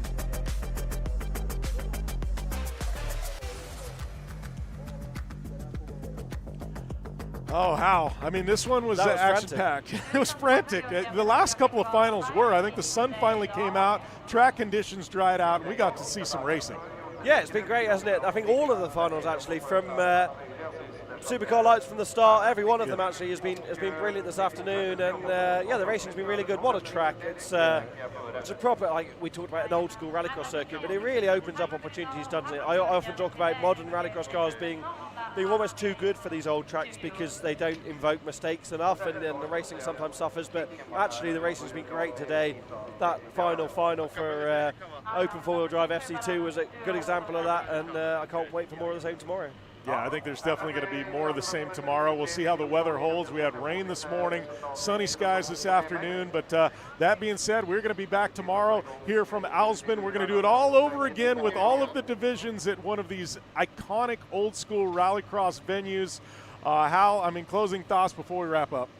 Yeah, racing's been great, hasn't it? People who've had problems get the opportunity to improve on what they've done today. Tomorrow, when we start 9:45 a.m. local time, with everything tomorrow. Starting from Q1 with Junior Cross Car, all of the action is live here on Rallyx TV. Don't miss it. Yeah, we're going to be back early tomorrow, so be looking for that stream. And Hal and I, we've got lots of catching up to do with some of these drivers, and we'll be back here to Älvsbyn tomorrow morning.